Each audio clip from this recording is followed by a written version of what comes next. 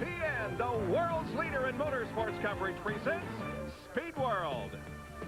And we are live at Talladega Superspeedway in Alabama, where the Winston 500 is just about to start. Boy, we have had some terrible weather here in Alabama the last 24 hours. We had rain this morning, but the track is drying sufficiently, and in about 5 minutes, the cars are going to fire up, and we're going to go 500 miles here this afternoon in the Winston 500. I'm Bob Jenkins. We welcome you to our coverage of this event. Now, it's been very difficult for us to entertain ourselves here in the past 24 hours with all the rain. We played little cards, and earlier today, when it looked like we were going to get rained out again, our two pit reporters engaged in a little song and dance, a little singing in the rain. Now, we've had body shaping and bodies in motion and bodies by Jake. Let's go to Jerry Punch, bodies in traction. Jerry, what's going on at pit road? Exactly, Bob. I guess we have to do something to try to pass the time when it rains. And after talking to Darrell Waltrip yesterday, I think it's contagious. What he had, maybe I got and gave to John Kernan. But the good news, fans, is that no more dancing from Punch and Kernan. We're going to have racing NASCAR style. You look behind me here, the drivers are getting in their cars. Dale Earnhardt is climbing his car, Rusty Wallace. And, of course, right here, Ricky Rudd, the current Winston Cup point leader, is climbed in the Tide Chevrolet. Waddell Wilson getting him buckled in. We're going to set the Go Racing, the 22nd annual Winston 500. The drivers are eager for racing, as are you, and I'm tired of dancing. So let's get ready and have the big dance here at the big speedway, Bob. Well, everybody certainly is anxious to get this thing started. Benny, it has been a long 24 hours for a lot of people. And especially the drivers, Ned, because yesterday they were keyed up. The adrenaline was flowing. They were ready for the Winston 500. Now, 24 hours later, they're still ready, but the adrenaline has subsided somewhat. Now it's going to take about 30 or 40 laps to get that adrenaline flowing again. Well, we see Ernie Irvin buckling up in his car. He'll be on the pole position. And indeed, let's take a look now at the die-hard starting grid for today's Winston 500. Ernie Irvin will start from the pole, qualifying at 195.106. He is in the Kodak Film Chevrolet number 4. Harry Gant starts alongside. He's from Taylorsville, North Carolina, and driving the number 33 Skoal Bandit Oldsmobile. Second row is Kyle Petty in the mellow yellow Pontiac number 42, and Davey Allison from Hueytown, Alabama, in the Haviland Ford number 28. Darrell Waltrip starts in 5th position in the Western Auto Chevrolet car 17, and then Ricky Rudd from Chesapeake, Virginia, in the Tide Chevrolet car number 5. The number 2 Miller Genuine Draft Pontiac, driven by Rusty Wallace, will go from the 4th row. Alongside him will be Dale Earnhardt in the GM Goodwrench Chevrolet car 3. Bill Elliott starts in 9th position in the Coors Light Ford. He's from Dawsonville, Georgia. And then Lake Speed in the number 66 Trop Arctic Pontiac. He's from Jackson, Mississippi. The Budweiser Ford, driven by Jeff Bodine, starts 11th this afternoon. And the number 12 car of Hut Strickland, the Revestus Brakes Buick, will start in 12th position. Rick Mast will go from 13th in the Skoal Classic Oldsmobile car number 1, flanked by Bobby Hamilton. The 8th row consists of Alan Kowicki and Brett Bodine. In the 9th row will be Chad Little, number 19, Ken Schrader, number 25. The 10th row, 22, Sterling Marlin, and 30, Michael Waltrip. In the 11th row will be Mickey Gibbs in 24 and Dale Jarrett in 21. Row 12, Derry Cope in 10, Terry Labonte in 94. The 13th row, 47, Greg Sachs, 43, Richard Petty. The 14th row consists of Phil Barkdahl in 73 and Mark Martin in number 6. Going to row number 15 is Jimmy Spencer in 98 and Rick Wilson in number 8. Stanley Smith and Wally Dallenbach Jr. in cars 49 and 90 go from the 16th row. Morgan Shepherd and Joe Ruttman in row 17. The 18th row consists of Bobby Hill in the number 20 and Jimmy Means in 52. Row number 19, Buddy Baker and Ted Musgrave. The 20th row, Jeff Purvis and Larry Pearson. And starting in 41st position, taking a provisional to get into the field, number 71, Dave Marcus. And the sun is about to peek through. Believe it or not, there was a time that I thought I'd never see the sunshine again. It's been a while. Man, I tell you, we rained about 3 inches here at the racetrack yesterday in about a 3-hour period. And as I said, it rained this morning, and it looked for a while as if we may not be able to get this race in. However, it looks good now as the cars are about to fire up. I heard some comments that Larry Pearson in the Kellogg's car had a dead battery, and I wonder if NASCAR is going to allow them to charge the battery, change the battery, just exactly what mechanically these drivers can do to their cars, because, Ned, the race never was started, was it? No, the green flag never fell, and so it was not officially started, but they certainly had certain rules that they went by as far as what they could do on pit road, and it did not include changing those kind of things. But I'm sure they didn't expect that type of situation, so who knows what they will be allowed to do. For all you race fans that are watching, stay with us because we're going to have flag-to-flag uninterrupted coverage this afternoon. The regularly scheduled programming on ESPN during the afternoon will be preempted so that we can bring you every lap of this 188-lap event known as the Winston 500 from Talladega Super Speedway. In about 5 minutes, they're going to fire the engines. The track is looking very, very good. And despite the fact that we're 24 hours beyond where we wanted to start it, there's a good crowd on hand here, set to watch stop number 9 on the Winston Cup Tour for 1991. Our Speed World coverage is being brought to you by Budweiser, the king of beers, with that clean, crisp, cold taste. Nothing beats a Bud.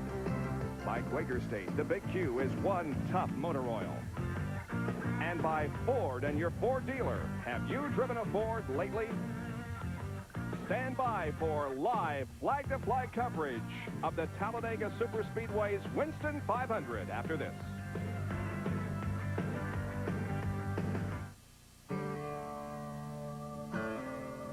You know, for the smallest jobs to great American homes, the paint more people count on is Sears Weather Beater. Guaranteed to last for 15 years, no matter where you live, no matter what the weather. For the paint, for the craftsman tools, guaranteed to last. Count on Sears, the home of America's craftsmen. And during Sears' Best Weather Beater paint sale, this satin finish is on sale, only $17.99, only at Sears. There were over 100,000 people here yesterday, and I would estimate the crowd at about 60% of that. Quite good for a Monday afternoon, as the cars are lined up on pit road, 41 strong, and even more people are making their way out of their campers and their motorhomes and working their way toward their seats to watch this exciting contest of speed here this afternoon. Well, let's go now to the starting line and our national anthem as we get set for today's race.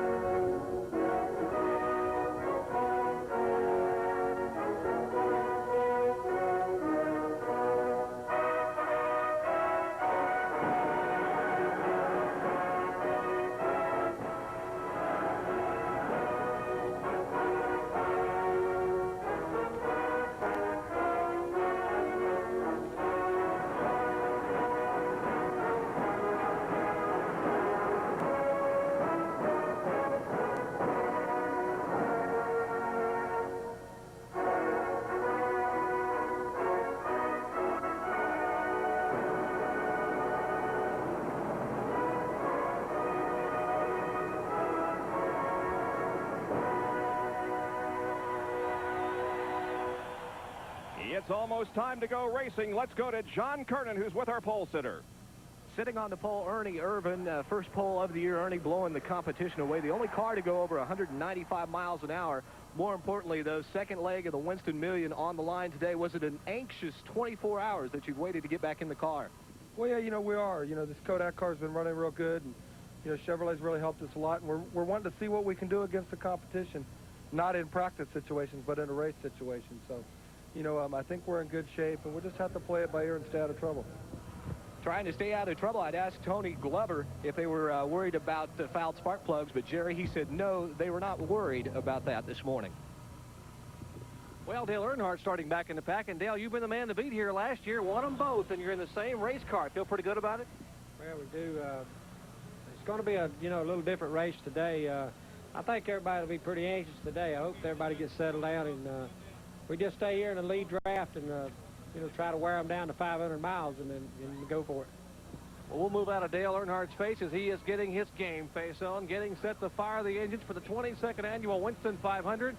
Bob, the drivers are in their cars. They're suited up. The crews are ready, and so are we, getting set for racing NASCAR style from Talladega Superspeedway. Back to you. And I can guarantee you that the fans that have gathered here, who have been very, very patient during the last 24 hours, are also ready to see some racing. Yesterday, the cars were on the track. They were just about to take the green flag. In fact, they had been given the one more lap signal when the rain began to fall, and it fell hard for about 3 or 4 hours. Well, even though this is a 24-hour delay, ESPN is presenting the Right Guard Halfway Challenge. The driver leading at the halfway lap will win a $10,000 reward from Right Guard's Sports Stick Antiperspirant, and you will have a chance to win a Pontiac Grand Prix SE. To enter, call 1-900-737-1100 before the halfway lap. If your entry is selected and you are called at home, you must name the driver who won the Right Guard Halfway Challenge award to win that Pontiac Grand Prix SE. We're awaiting the command to start the engines. We've been waiting for a long time, but NASCAR promises that in just a moment, as they get their service vehicles and their emergency crews in place, as soon as that happens, drivers will be given the command to start engines. Well, it's almost 24 hours since we been waiting for it. Well, we heard gentlemen start your engines yesterday, and we even saw cars on the racetrack, as you said, taking slow laps behind the pace car. Anyway, we were talking a little bit ago about what they were allowed to do to the cars. We still don't know if they allowed Larry Pearson to change the battery on his car, but what they were told this morning is that they could change the air cleaners on the cars because they do collect some moisture overnight. They could re-air the tires, and if they wanted to drain the fuel tanks in case they were afraid of getting moisture in there, they could do that and refill them. Don't know if any of them did that or not, but that's one thing they could have done. All right, while we await the command to start engines and while we await the start of the Winston 500 here at Talladega Superspeedway, we'll take this break and be right back. Again, stay with us because we're going to have flag-to-flag coverage all afternoon.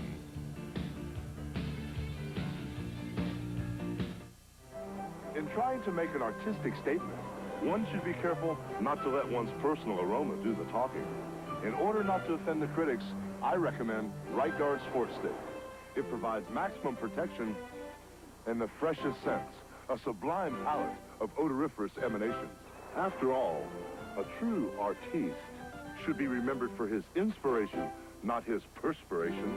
Right Guard Sports Stick. Anything less would be uncivilized.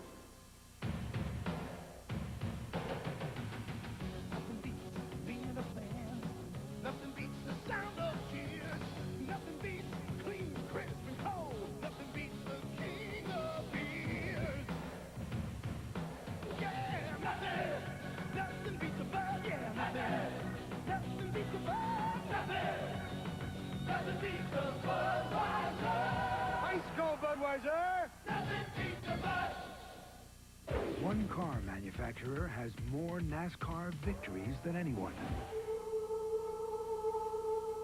Winning over 350 NASCAR races, over 4 decades of racing. That car manufacturer is Ford. And that kind of winning performance goes beyond the winner's circle. I'd like to present Mickey Nutting, the Vice President of Operations of Sports Marketing Enterprises, with those famous words. Gentlemen, start your engines.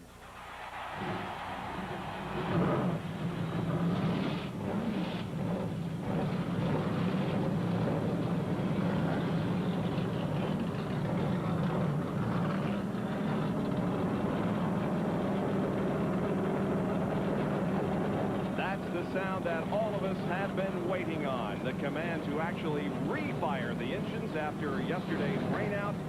The drivers are getting set to go 500 miles here at the world's fastest speedway, Talladega Superspeedway. And Bob, I'm sure there were some of those drivers in those cars, there may be most of them, that were very anxious.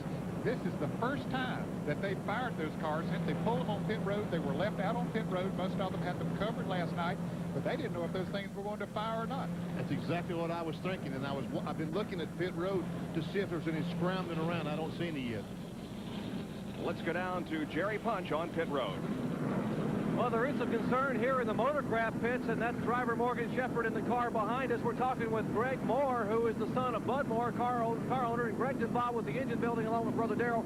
Greg, yesterday you ran some laps with the rain on the track, and then you were concerned that the car may be on 7 cylinders. What happened? Well, Jerry, you know, we run so many laps under the caution, you know, before they gave the green. There is a possibility that we've fouled a spark plug. We're going to crank it up and run a few laps and see how it runs, and hopefully it clears out, but right now we just don't know. Will NASCAR allow you to come in and change the plugs without being penalized since you're going to run 3 or 4 laps of warm-up? I believe they will. I believe we can do that, but we're hoping that we're not going to get in that situation. We hope that it will clear out. We go ahead and start. You know, if we do come in under the caution, we will have to start in the rear, but we are starting back pretty far back anyway, so it shouldn't make a lot of difference. Some concern here in the Motorcraft pits for Morgan Shepherd and the Motorcraft team. Let's go up to John Kernan, who's standing by with Gary Nelson. John? Thank you, Jerry. You know, it has been 24 hours since these cars were last out on the racetrack. A lot of rain out there, Gary. You were unable to make any adjustments to the cars this morning. From a crew chief's point of view, how do you play out the strategy in the early laps? Well, there's been a lot of compromises here. You know, Kyle and I talked. We didn't get any practice Saturday afternoon because of rain. That's really our most important practice. Then yesterday we almost got a few laps in before the rain came, and then we didn't get any high-speed laps there. So really we had to compromise on the jetty. We had to compromise on the setup. Hopefully we guessed it just right. And then today there's a higher pressure and cooler temperatures. So we're kind of concerned about the jetting and the carburetor. Hope we have enough fuel in it. Hope we're not too lean for the current conditions. But I think we're going to be okay. And really, it's the same for all the teams, so it's going to be an interesting day. On the track, though, do you tell them to take it easy at first just to feel things out? Do you think that's what everyone will do? Well, that's pretty typical here for Talladega. You know, everybody runs so close together.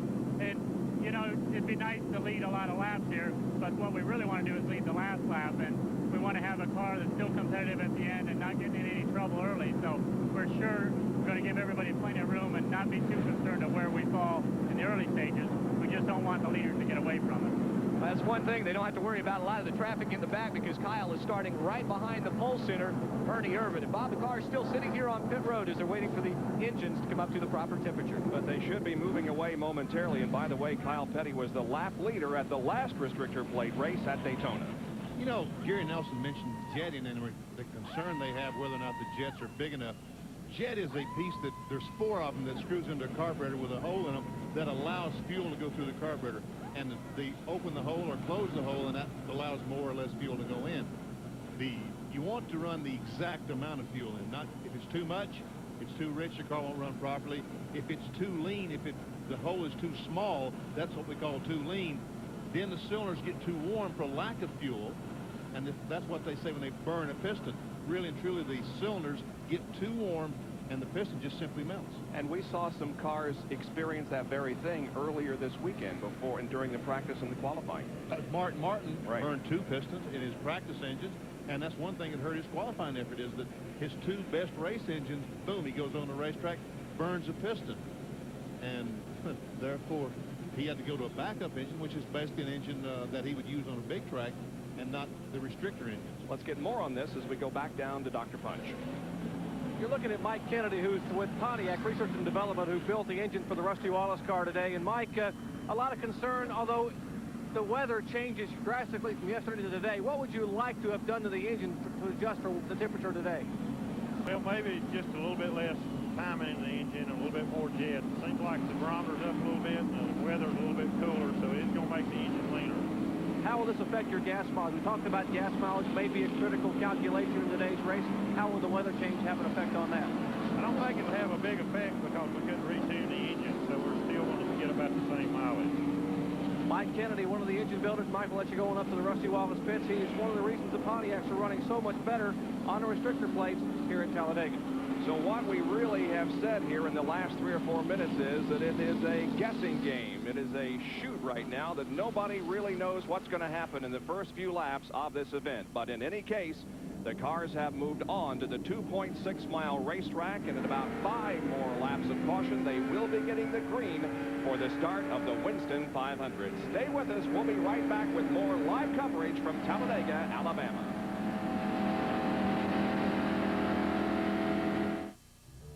Of all the personalized services offered by the American Express Gold Card, maybe the most significant is the first, application.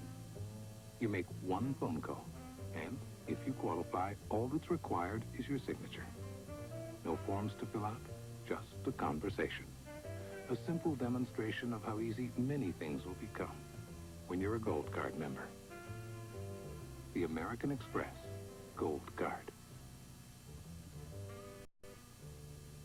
To get an idea of the kind of personalized service you can expect when you carry the Gold Card, call up and apply. Everything is done for you over the phone.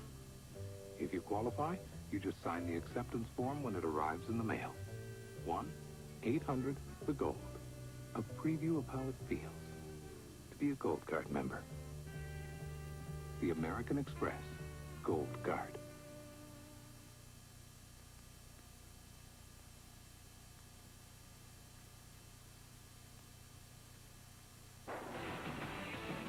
Man and machine race against the clock at the Indy 500 time trial. The speed, the drama, the excitement of qualifying for the greatest spectacle and richest motor race in the world, the Indy 500 time trial. Beginning Sunday, May 12th, live on ESPN. The field has just crossed the starting line for the first of about 5 warm-up laps that we will have before the actual green flag is dropped and the start of the Winston 500. And you're talking about warm-up laps. We're not talking about really to drive the racetrack. We are talking about warm-up laps. We've talked, these cars sit on pit road all last night. They have to get everything up to operating temperature. The transmission, the rear end, and the engine, all those lubricants have to be up to operating condition. If not, they're going to have trouble with the race cars. Pace car takes him out of turn number 2 and begins to flatten out on the backstretch. Ernie Irvan, the pole sitter for today's race, and Harry Gant speeds down about 4 miles an hour from last year. And there's Tony Glover, the crew chief, on the Ernie Irvan car as he has conversation with his driver on the racetrack prior to the start. The Unocal bonus money is up to $22,800. That's the bonus amount that Ernie Irvan will win if he should go on to win today's Winston 500. And if he should not win, it will be another $7,600 will be added to the purse. And in Charlotte, the winner would be able to win $30,400, I believe. Is that right? Probably. You can see the heavy rain that fell here overnight. This was the scene yesterday afternoon as, again, about 3 inches of rain fell here in the Talladega area.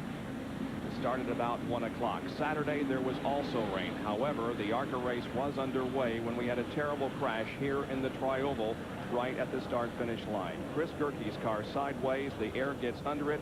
It rolls down the straightaway here right at the start-finish line. The car comes to rest on its wheels in the middle of the racetrack. Several cars coming down toward the car, and Carl Miscotten Jr.'s car hits Gerke's, and both drivers were seriously injured. An update on their conditions from Dr. Jerry Punch. Well, Bob, we spoke to Bob Logo, the president of ARCA, just this morning, who has been in close contact with both families. And the further information we have is that Chris Gerke's condition is still listed as critical at Caraway Methodist Medical Center, just on the north side of Birmingham here. His injury is primarily that of a head injury. Remember, he had surgery on Saturday night. He has tolerated the surgery very well, has no other internal injuries to speak of.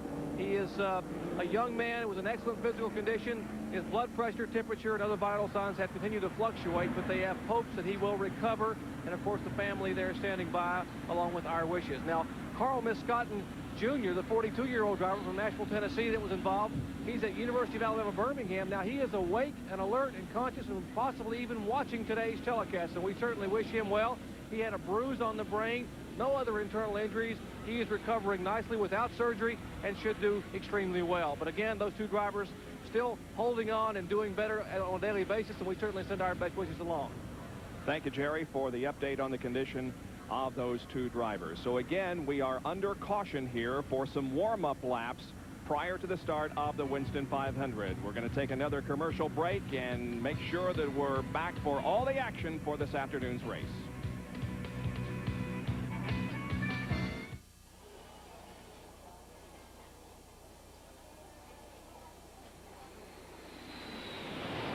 The Suzuki GSX 1100G. Fly without excess baggage. It's tough enough to take you 250,000 miles. Tough enough to take you from Akron to Atlanta, on to Fort Worth and Fargo. It's the Quaker State Guarantee. A guarantee so tough, your new car's engine is protected against oil-related breakdowns for 250,000 miles or 10 years. Hartford to Hollywood. Enroll free at your Quaker State Service Center. You could run out of roads before you run out of Quaker State protection, because Quaker State is one tough motor oil.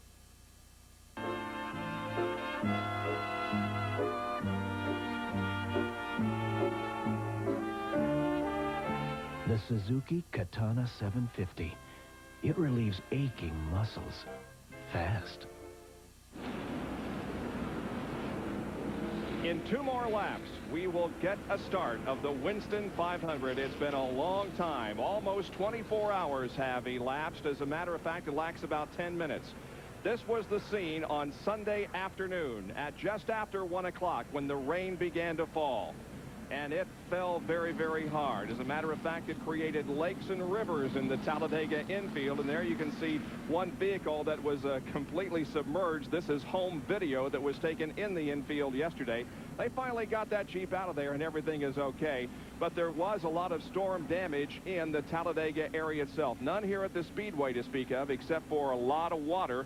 But there was some damage to some apartment buildings over in the Birmingham area, which is about 40 miles to the west of us. But we are now about ready to go racing here at Talladega for 500 miles. And you can see that, again, there were about 100,000 people here yesterday, and I am absolutely amazed. They continue to pour in here, and I would say we have probably somewhere between 70 and 80% of the crowd that we had yesterday. I would think easily 70, 80%, and maybe even more than that. The place looks pretty full to me. We talk about all the rain, and we saw the Jeep in the mud puddle. Well, obviously, if these fellas do happen to have a problem and pull off in the infield, they're not going to be able to. They're going to get stuck. They're not going to be able to move.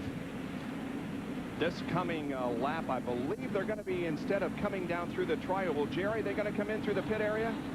Exactly, Bob. They are going to bring them down pit road. You see behind me up pit road, there's still a few areas that may be a little bit damp on the margin of pit road out toward the grass. So what they decided to do for safety reasons is to bring the field out of turn 4, and they will turn them and bring them down pit road here. One time they've gone by and warned all the crews to make sure everyone is off pit road. They're going to be coming now down the short chute, and the Pontiac pace car will bring them down pit road. And remember, the pit speed can be only about 56 miles an hour, so they will slow the pace car down, and all the crews will be able to tell their driver, look at the tachometer right now. Make sure you know exactly how many RPMs you're turning. This has to be your speed during pit stops on race day. Now Ernie Irvin in the field. Pass and review. 40 starters here. They will get some air, and the drivers now signal their crew members to try to drive pit road, and we will, next time by, they look for the green flag. Bob? Boy, these drivers have got to be very antsy. How would you feel, Benny, at this point, having waited 24 hours? You've been out there 5 laps now. I imagine you're ready to go, aren't you? Well, not really. As I said a little bit ago, the adrenaline, you was pumped up yesterday, and the adrenaline kind of went away. Now, it's going to take 20 or 30 laps to get that adrenaline going, the adrenaline that you need to win a Winston Cup Stock Car race. Dale Jarrett carrying one of our in-car cameras. So is Lake Speed, the Phillips 66 in-car camera. Lake with an excellent qualifying run begins from 10th position. And our third in-car camera this afternoon is being carried by Hut Strickland, the Ray-Vestas Buick car. The channel lock in-car camera will be showing us the pictures from Hut Strickland's machine. As you can see, the lights are out on top of the pace car as the field now heads for turn number 3. And within just a matter of moments, we will get a start to the Winston 500, and it's going to be almost 24 hours. Looks like they're going to get the green flag at about 5 minutes to 1 on Monday instead of 1 o'clock on Sunday. That is, of course, Central Time. Hard to believe we're actually going to see a race down in turn 1 after we've been in this booth. Seems like we've lived in here for the last 24 hours. As I said, there was storm damage, even report of tornadoes. We were told to get out of the booth yesterday. They evacuated the grandstand because of the potential of 45 to 50 mile-an-hour winds, but all that is behind us. And now the only thing we can think of is 500 miles of competition. The fans are back for the start of the Winston 500. The pace car pulls off the racetrack and heads for pit road. The 41-car field moves through the trioval. Now remember, the starting line here is down toward turn number 1, past the trioval. Here comes Ernie Irvan and the others. They begin to accelerate toward the green flag. It is out, and the Winston 500 is finally underway.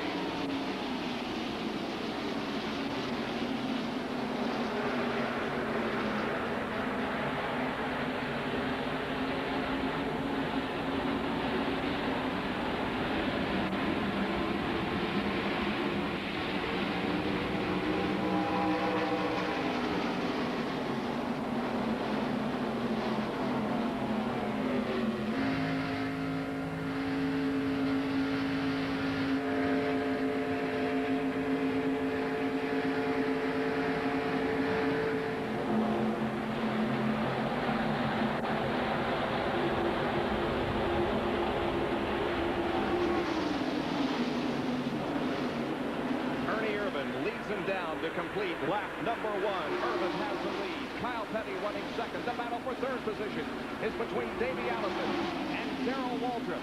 2 by 2 into turn number 1. Boy, look at Darrell Waltrip on the end. Kyle Petty on the outside. Ernie comes down. They're going to be a 3 abreast. Ernie gets sandwiched by Darrell Waltrip on the low side and Kyle Petty on the outside. Remember, drafting is so important here. You don't want to get out of the draft, and it looks like Ernie may be out of the draft in the middle. Now Darrell Waltrip 3 deep in the middle going in turn 3. Back to the lead. Kyle Petty, Davey Allison, Ricky Rudd, and here's Earnhardt up to 4th already. Very seldom you see them get out of the draft in the middle of the pack. Usually it's only either the outside or the inside. Here they come down to complete lap number 2. It's Kyle Petty leading Davey Allison. Ricky Rudd has moved up to 3rd, then Earnhardt, then Lake Speed, and running side by side, Harry Gant. And here's trouble going into turn 1. It's Larry Pearson down on the inside. Pearson is sliding hard back up into the wall. Ooh. Of course, when you hit that grass, it is so wet that it really accelerates the car, and that's exactly what happened as he slid through the grass, went up the banking, hit the wall hard with the rear end of the car, but he did not get upside down. That was our fear, but he did have heavy contact with the wall. The field will be taking the yellow flag as it comes down here. They'll be racing back to the yellow, and Kyle Petty will come down and receive the yellow flag, the first of the afternoon.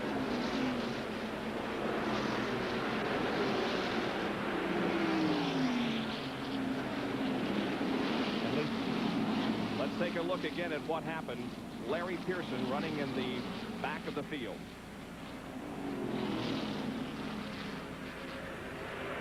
There we're seeing he's already sideways, and when he got in the mud, literally looks like the car picks up. There's no grip at all, and up in backs in the retaining wall. Boy, what a roller coaster ride that was for Larry Pearson. And King Richard Petty comes in, and the right front isn't moving. Looks like the fender is laid back on the right front tire, not allowing it to turn. So there's some pretty serious damage to Richard's car. And Richard was looking forward to a good run here. He ran good at Daytona back in February and was looking forward to a good day today. Let's go to the pits. Jerry Punch. Indeed he was, Dan, after running so well in the qualifiers at Daytona, finishing second there, and now they spend so many hours massaging the body on these cars to try to get them to run so slickly at 190 plus miles an hour. And now Robbie Loomis and the rest of the STP crew go to work on the right front fender. You hear them in the background now they will try to change those right side tires. Richard sitting quietly and calmly in the car, but apparently they will have some work cut out for him to try to pull that sheet metal and fender away. And although they probably will be able to get the car back in the race, they certainly will have an aerodynamic disadvantage with that crumpled sheet metal on the right front. Also some damage to the suspension on that right front because the tire just can't take that hard a lick and not bend something, the ball joints, the steering, some of the mechanism. And the field is coming around now as they continue to work on the STP Pontiac. He is about to go a lap down. So Richard Petty, one of 2 cars damaged in an accident toward turn number 1. Larry Pearson, of course, the other one. As you can see, the field is passing by, putting Richard down 1 lap here in the early going. So our first caution period is out here at Talladega Superspeedway in the Winston 500. We'll be back with more live coverage right after this.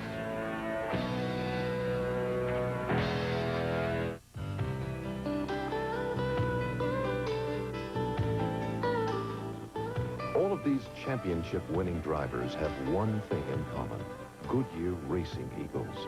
The race-winning technology that's found in the Goodyear Racing Eagles can also be found in the world's best-selling line of high-performance street tires, Goodyear Eagle Street Radials. The champions know, and it's why we say the best tires in the world have Goodyear written all over them.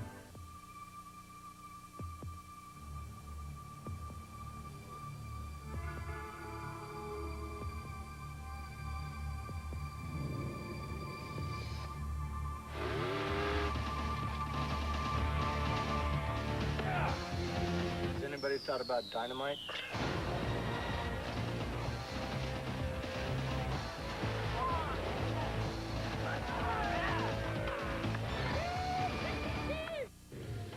Ever wonder what I do when I'm not racing? I'm at Western Auto, kind of checking things out, and you should too. Hey guys. Hi, Daryl. Because now you can enter our exciting We Win, You Win $1 Million Racing Sweepstakes. There's monthly drawings for Chevy Luminas, race trips, plus if I win the championship, one of you will win $1 million. And while you're at Western Auto, pick up AC spark plugs for just 59 cents each after rebate. AC spark plugs. It's like buying time. You think he's got a chance?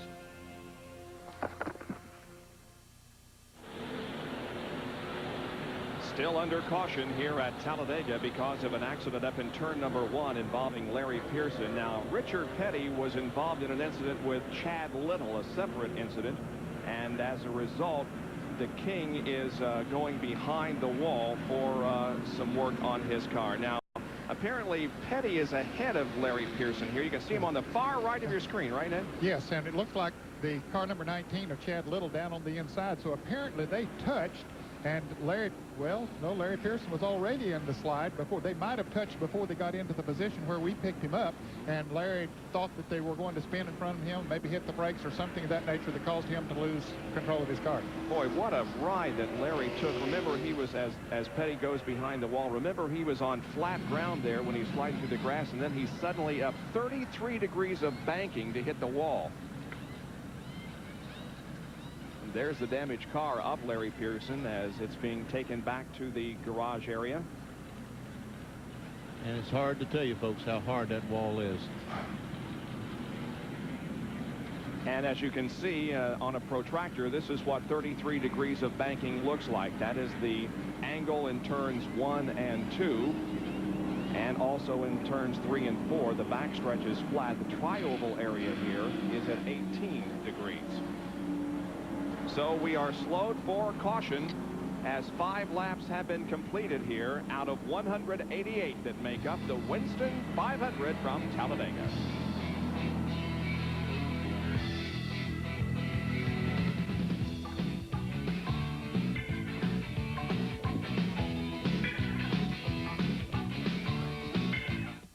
I watched what I ate, worked out on my Easy Glider, and lost 75 pounds. This is actual footage of Keith's home video showing his dramatic weight loss. All across America, people have found that 20 minutes every other day works to firm all major muscle groups and helps to lose weight aerobically. I'm using my arms, my shoulder, my back, my tummy, my thighs, my legs. I get it all. Dual resistance allows you to adjust tension for both legs and upper body. I have tried bikes, jogging, even racquetball, and Easy Glider is definitely the best. And this handsome unit folds down quickly for easy storage. Call toll-free like I did to shape up and slim down with Easy Glider. Call toll-free 1-800-972-3400. We'll bill your credit card 3 easy payments of $19.95 each. You get a full 60-day home trial with a money-back guarantee. The total price, $59.85 plus $9 shipping and handling. Call 1-800-972-3400 now. Still under caution as the pace car completes another lap, and there was no indication from the Doyle Ford, the starter, that we would go green next time around, so it'll be at least 2 more laps before we can go back to green. Larry Pearson involved in a crash up in turn number 1. Richard Petty And Chad Little also with a separate incident. And here is Morgan Shepherd moving on to pit road. And it looks like one of the crew members is in the front, maybe putting some tape over part of the grill of the car. There's Dave Marcus in the pits as well. Might not be coming up to temperature, so they put a little piece of tape on there to stop some airflow going in there. Morgan comes out of the pits, as does Dave Marcus. And just ahead of Morgan Shepherd is the 55 car of Ted Musgrave. Remaining on pit road at the moment is Chad Little. Now again, Richard Petty's car has been taken back to behind the wall to get some work done, but there is Chad as they try to work on it. You can see that there was some contact there on the left front of Chad's car. Yeah, you can see it right behind the left front wheel and even in front of the wheel, so he has rubbed with someone, and it apparently was Richard Petty. They are using a smaller restrictor plate here at Talladega than they did a year ago, and that's going to make passing very difficult. Benny asked several drivers earlier, how do you pass here with the new restrictions? I'm still trying to figure it out, Benny. We've been out there practicing. I can't get around nobody else. You know, once the race starts, you start working traffic, and somebody moves one way to try something, and it opens up a whole different. It'll be easier to pass come Sunday. When you get a couple cars that are the same speed, you're just not going to pass. You know, I don't think it's going to be a whole lot different than Daytona. It's just, you know, the cars are got to handle good. If people get where they're trying to make the cars loose enough to go fast, then they're going to start getting where they can't hold it wide open. So I think that's when we're going to figure out when we can pass them is, you know, the cars start getting loose and things like that. And I'm just going by what it did at Daytona, and we're a little less power now, but not a whole lot. You hope they back out of gas. That's about the only way right now. You know, if somebody gets a little bit out of shape and they live, if they don't and you don't have somebody to help you, then there's no way. You get alongside of them and you're hung out to dry. That's a good question. Ask me Sunday afternoon how you pass here. Have 50 more horsepower. That's what I've been telling Leo.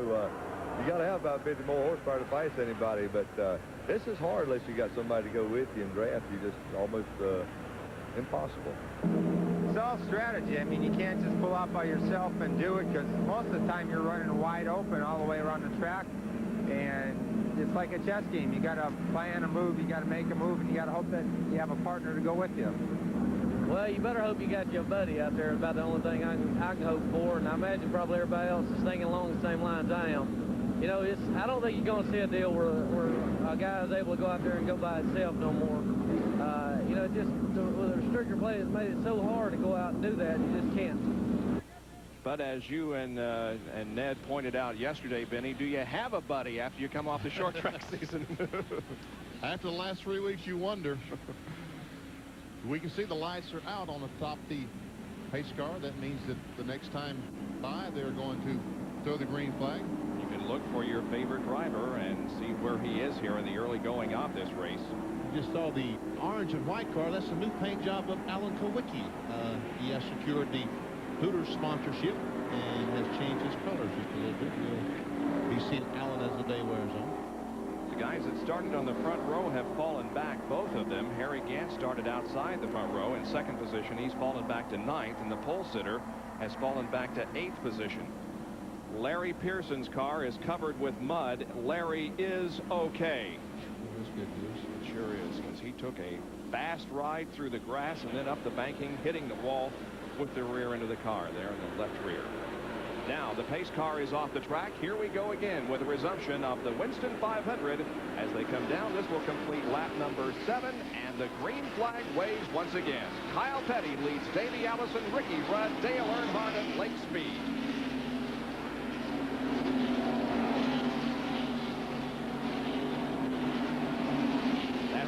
Headed for the top of the bank. That's Rick Massey's on the outside of. He goes by Mass. I'll tell you, there were a lot of car drivers that were not quite ready for that green flag because there's a lot of distance between a number of the cars. They'll have to close them up, though. Yeah, they have strung out quite a bit. The first 3 cars have separated themselves from 4th, 5th, 6th, and 7th that you were looking at right there. The surprising thing is Earnhardt, who usually gets that great jump on the restarts, is a few car lengths behind.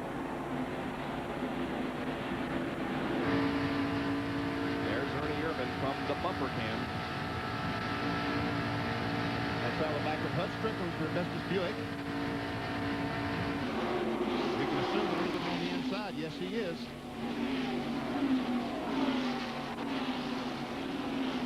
He had nothing to lose trying to make that pass, because if he had failed, he'd only went back to where he was. Now they've got Davey Allison on the outside. The chain is going by on the inside. 7 cars in this lead draft as we take a look from Hut Strickland's Channel Lock Race Cam. Now we see Davey get low. I thought he and Ernie touched a little bit. Ernie falls in behind Davey as they head to the 33-degree banking of turn 3. You noticed when Lake Speed went into that turn, you didn't hear any differential in the engine. He didn't back off. No, the runner wide open in there.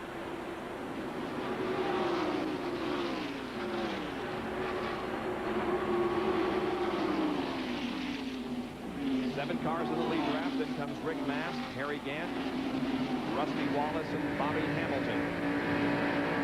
As we look at Davey Allison, who's back in 6th spot, who got a pass for the lead. Ricky Rudd is now leading the race, and there's Ernie has gotten by Davey. Pulls up right on the back of Lake Speed. Dale Earnhardt has also moved to 2nd. There's the number 5 of Ricky Rudd out front. Earnhardt right behind him. Then Kyle Petty, Lake Speed, and Ernie Irvan. Well, Ricky Rudd is the current Winston Cup point leader. He would like to lead at least one, because he would like to lead a lot of laps, but he would like to get 1 lap in early so that he'll get 5 bonus Winston Cup points. And he's blocking Earnhardt. Earnhardt took a look at the inside. Ricky said, I need those 5 points, and he will take the lead and pick up those 5 bonus points. Right now, he extends his Winston Cup point lead over Earnhardt to 47. It was 42, but with the 5 now, he makes it 47. Ernie Irvan once again on the high side of the racetrack, trying to take 4th spot away from the 66 of Lake Speed as they rumble down the backstretch.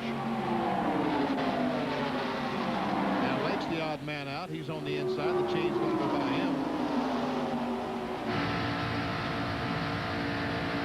Here, that was the first lap that Ricky Rudd has led in the Winston 500 since 1982. And you'll notice that inside his car is Getwell Pop A. That's Pop Allison, who is ailing. And, of course, Bobby Allison is the owner of this car. Davey Allison now moves to the inside, takes a look around Ernie Irvan, but decides to fall back into the draft. As Allison tries to take now, Ernie is going to head up the banking once again and challenge Kyle Petty for that 3rd spot. Boy, those passes make you nervous when you wonder, does that fellow know I'm out here? But Kyle Petty did. Davey Allison gets hooked up with Ernie. And now Kyle falls back into the draft, but in 5th position. And Earnhardt takes a look at Ricky Rudd for the lead, and he is going to get it. He has help from Ernie Irvan, who falls to the bottom and comes with Dale Earnhardt, and Davey Allison is going to do the same thing. Well, these fellows down on the inside, they say, we'll just team up together and let's see what we can do. But Earnhardt will lead this lap, and he'll get himself those 5 bonus points. He's in 2nd in the Winston Cup points. Now Ricky Rudd's lead is back to 42 points. What a science this drafting is. Now Hud and Ricky Rudd, Ricky backs off and let Hud go up in front of him because they were in jeopardy of losing the draft. Here's a pack of cars running together. Ken Schrader, Darrell Waltrip, Bill Elliott. Now, Bill Elliott, Dale Jarrett, and a group of cars had dropped back about 300 yards on the racetrack, but Elliott led him up through there. Jarrett was right on his bumper now. He is pulled out the outside of Bill Elliott, now trying to go on the outside of Ken Schrader down there as he follows Rusty Wallace through. Citgo in-car camera with Dale Jarrett currently running in 15th position, right behind Ken Schrader and Darrell Waltrip. I said Rusty Wallace, that's Darrell Waltrip. The black car in the back. There's Rusty Wallace just flashing on the screen. He's in front of this group of cars. Bobby Hamilton down on the inside. He's trying to follow Rusty Wallace through. As is Ken Schrader. There's 6 cars up in front of this lead pack. This group you're watching there now is about 10, 11, 12, 13, 14. You can go right on up to 20 some. You didn't follow that group back through there. Because they're all running right together. Big pack. Lake Speed following in front of that group. That is a huge pack of automobiles. Yeah, Dale Jarrett got caught on the high side there, and that went backwards for a little bit. Now he looks like he's catching back up to Darrell. Now, Darrell needed a little help up there because he was up there by himself. Ooh! Darrell Waltrip and Rusty Wallace touched for a moment. It's like they've been doing in North Wilkesboro and Martinsville in the past weeks, but you don't want to do that here on the high speeds of Talladega. boy, this group is really running close together. Look how tight they are. They are really tight, and one thing that they've got to be concerned about, you know, they can touch a little bit like we saw there on the side, but they hope that nobody touches anybody going into the turn and gets them out of shape, because if they do, that could be a big mess. Neil Jarrett coming right up on the back bumper of Darrell Waltrip. Now that's drafting at its best. You've got to be at the close. I'm not saying because it's Dale Jarrett, but the closer they can get, the better it is for the car in front of them. Well, let's go down to John Kernan while the action continues on the track. He's with Larry Pearson. Larry has undergone his mandatory check at the infield care center, and he is okay. Larry, you say it's just a little bit wet? It's a little bit wet still out there? Yeah, there was a stream of water running across the racetrack, and whenever Richard got up into the wall there, I seen him hit it, and I went down low, and I just happened to be right in that stream of water when I decided to turn, and it just sent the car sideways. I know it's got to be a big disappointment being here with Kellogg's and then the Chevrolet Women. Yeah, it was a big disappointment. I mean, they had some guys, some people come down from Battle Creek up there where Kellogg's cornflakes are, and you know, it was a big disappointment for them, but at least they got a little bit of excitement today. Unfortunately, it was the wrong car. Well, and Larry will get set to pack it up. I guess, are you going to think about maybe trying to fix it? It looks pretty much damaged. No, it's tore up too bad. I guess we'll just load it up and go on the Charlotte from here. That's the word from the garage area. Larry Pearson okay after a crash in the early going of the Winston 500. They continue to draft here in this second group of cars. The first six there have separated themselves quite a bit from the pack that you just saw. The first six are Earnhardt, Irvin, Allison, Strickland, Petty, and Ricky Rudd. That's the way they run here with 17 laps completed after 188 laps. Davey Allison is making a move for second, and he may challenge for the lead as Hut Strickland comes along with him on the bottom of the racetrack. Kyle Petty also is on the inside, and yes, Davey Allison is going to get the lead coming out the fourth turn. And a couple of Alabama guys, Davey Allison and Hut Strickland, hooked up in a drafting buddy type situation. Now they're three abreast here in the tri-oval as Allison will lead this lap when they come down. Earnhardt is second, and then for third, they're three abreast. And here comes Ricky Rudd up on the outside. They're still three abreast now. Back to two abreast, but Rudd is still on the outside of Hut Strickland. Meanwhile, Davey Allison and Earnhardt are checking out on these guys running side by side. There we see Rudd back off and pull in behind Hut Strickland. He didn't do that because he was slower, because he felt like he needed to get in line so he could catch up. Davey Allison leads Dale Earnhardt. We're glad you could join us on this Monday afternoon from Talladega Superspeedway in our live coverage of the Winston 500. Fact: Ford offers performance that's supercharged and turbocharged. Fact: Ford offers 16, even 24-valve engines. Fact: Mustang GT, Probe GT, Thunderbird SC, Escort GT, and Taurus SHO make up the best-selling line of performance cars, American or import. Call it leadership, call it winning. The simple fact is, Ford is #1. Have you driven a Ford lately? You know, for the smallest jobs to great American homes, the paint more people count on is Sears Weather Beater. Guaranteed to last for 15 years, no matter where you live, no matter what the weather. For the paint, for the craftsman tools, guaranteed to last. Count on Sears, the home of America's craftsmen. And during Sears' Best Weather Beater paint sale, this satin finish is on sale, only $17.99, only at Sears. One of the six cars in the lead draft is headed for pit road. That's the current Winston Cup points leader, Ricky Rudd, who has brought the Tide Chevrolet in for an unscheduled pit stop. Here's John Kernan. Waddell Wilson and the crew will go to work under the hood. The car is missing. It's running on 7 cylinders, so what they're going to do, check the plug wires. They hope that it's a problem as minor as that a plug wire has come off and that they can put it back on and get the car away. Cars are now in turn 3 of the field. And let's listen to the cars.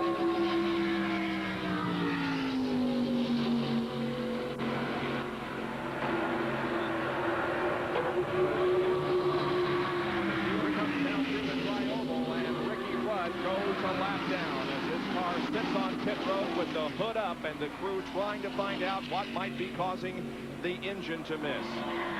so that now there are 5 cars in the lead draft, and Dale Earnhardt has retaken the lead over Urban, Kyle Petty, Hut Strickland, and Davey Allison.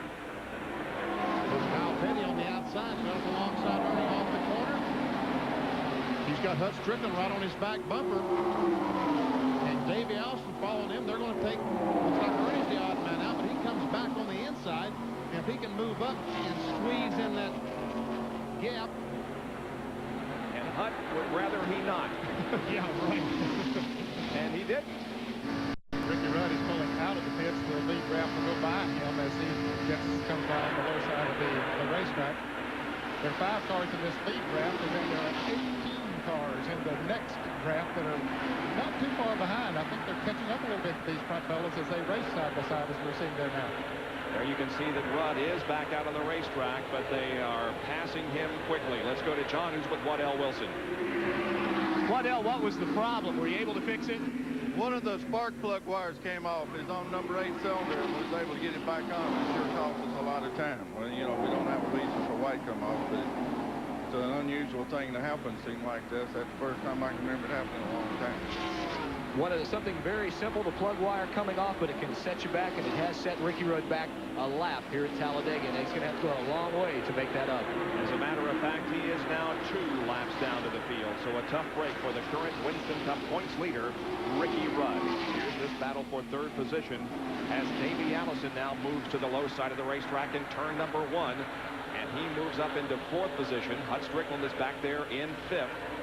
Kyle Petty and Dale Earnhardt have separated themselves a little bit from those 3rd, 4th, and 5th place cars, but if they fall in line, they'll probably be able to catch up to Kyle. Once again, here's how to enter the Right Guard Halfway Challenge sweepstakes. Call 1-900-737-1100 before the halfway lap.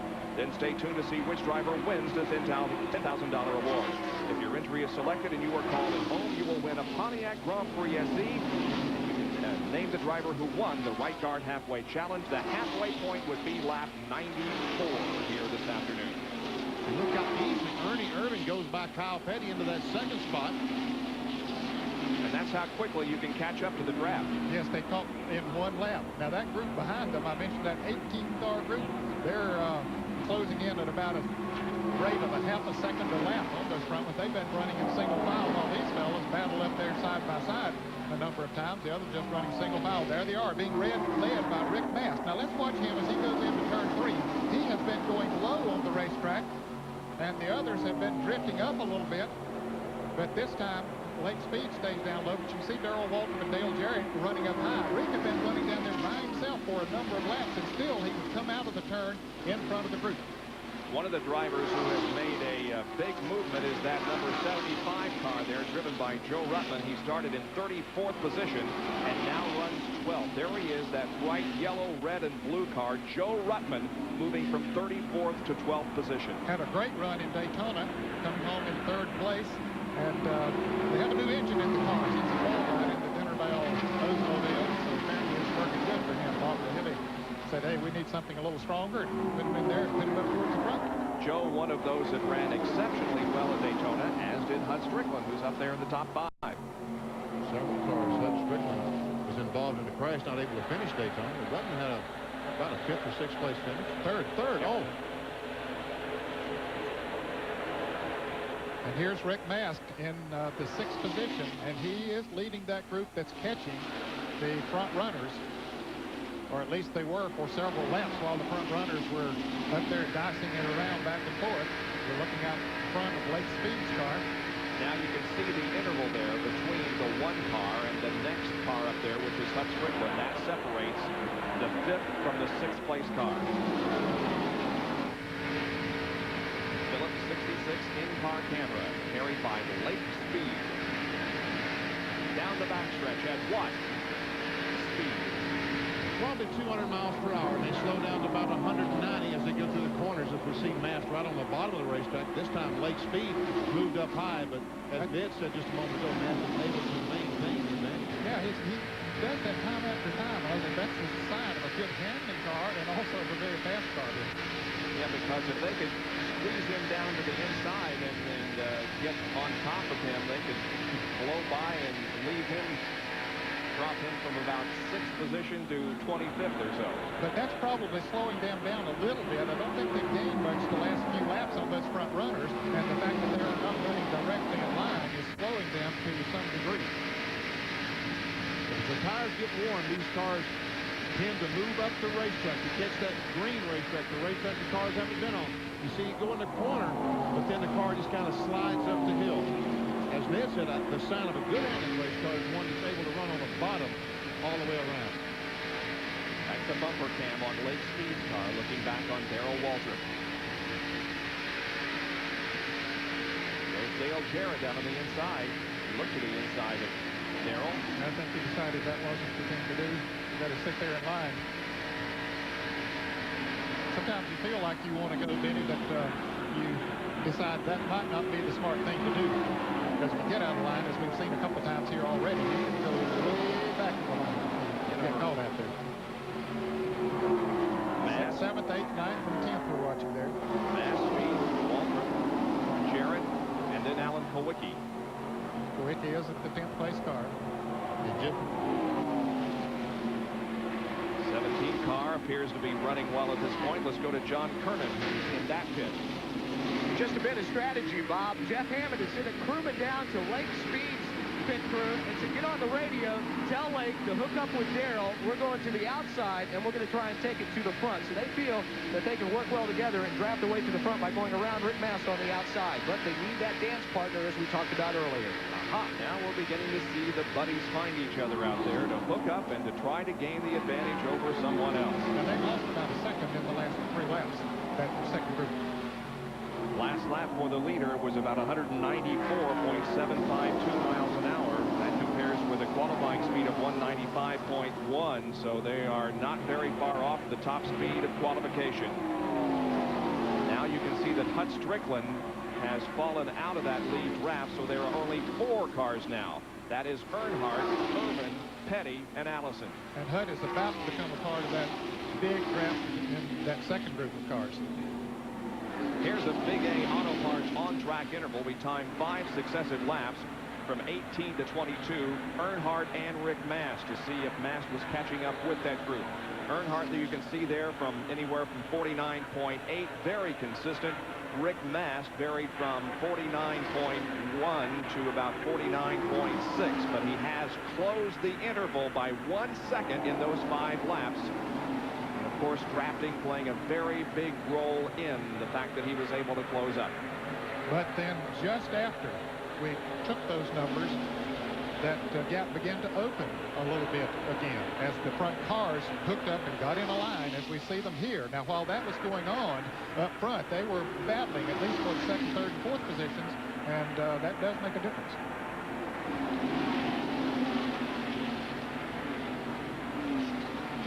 These fellows right now are content, as they should be, content to stay in line and just pull away from that back group. Why race with 15 cars when you can race with 3 cars? Certainly cuts your chances down of anything going wrong or getting bumped or something like that when you're out there with just 3 other cars. 31 laps have been completed in the Winston 500 here at Talladega Superspeedway. The top 10 as we take another break from Talladega.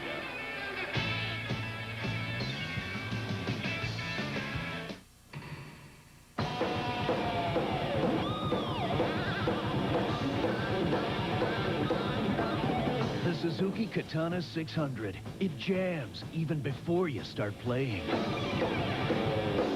In the last 5 years, one truck manufacturer has won more off-road races than anyone, including 4 class championships in 1990 and the mini and heavy metal championships. That truck manufacturer is Ford. And that kind of winning performance goes beyond the winner's circle.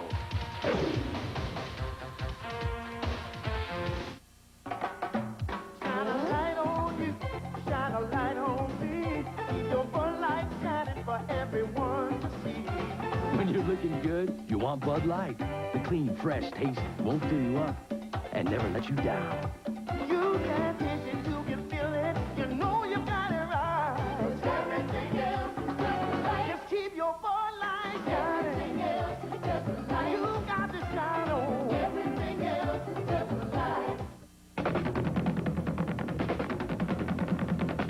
matter how hard you play. You can't beat the financing you've been waiting for. Now at your Suzuki dealer.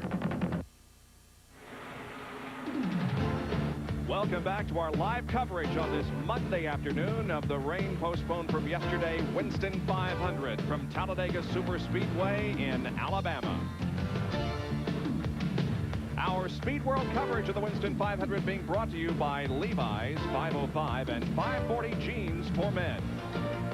By Ace. Ace is the place with the helpful hardware man. And by Channel Lock, made in America for you who want the best. 4 cars in the lead draft right now. Dale Earnhardt, Ernie Irvan, Kyle Petty, and Davey Allison. And we understand that Dale Earnhardt has radioed to his crew that there might be some oil in turn number 3. Well, Stanley Smith was in the pits just a little bit ago in the interstate battery car, but he went back on the racetrack. And the yellow flag is out. Whatever the situation, there must be oil up there. NASCAR has observed it, so the yellow flag is out. Could be coming from the 47 car of Greg Sachs also. In any case, the yellow does come out for the second time this afternoon, slowing the speed of the Winston 500. Yellow out on lap number 35. There's the 47 car that's being driven by Greg Sachs. We've approached almost 100 miles in this race. They had pit stops coming up before too long, so this will be an opportune time for them to come in and change those tires and take on a tank of Unocal gasoline. The 47 car, Greg Sachs, this is exactly the same car Rich Bickle has been driving previously this year. That may be the car from which the oil. We see some oil on the back of the Norway Insurance name. The discoloration on the back of that car tells you that there's some oil coming out of the car. So the pace car has not yet picked up the field, and so they will not be coming down for a pit stop this time. The pit should be closed because the pack has not been formed behind the pace car. So we will take a quick break and come back for the pit stops during our second caution period here in the Winston 500. Back in a moment.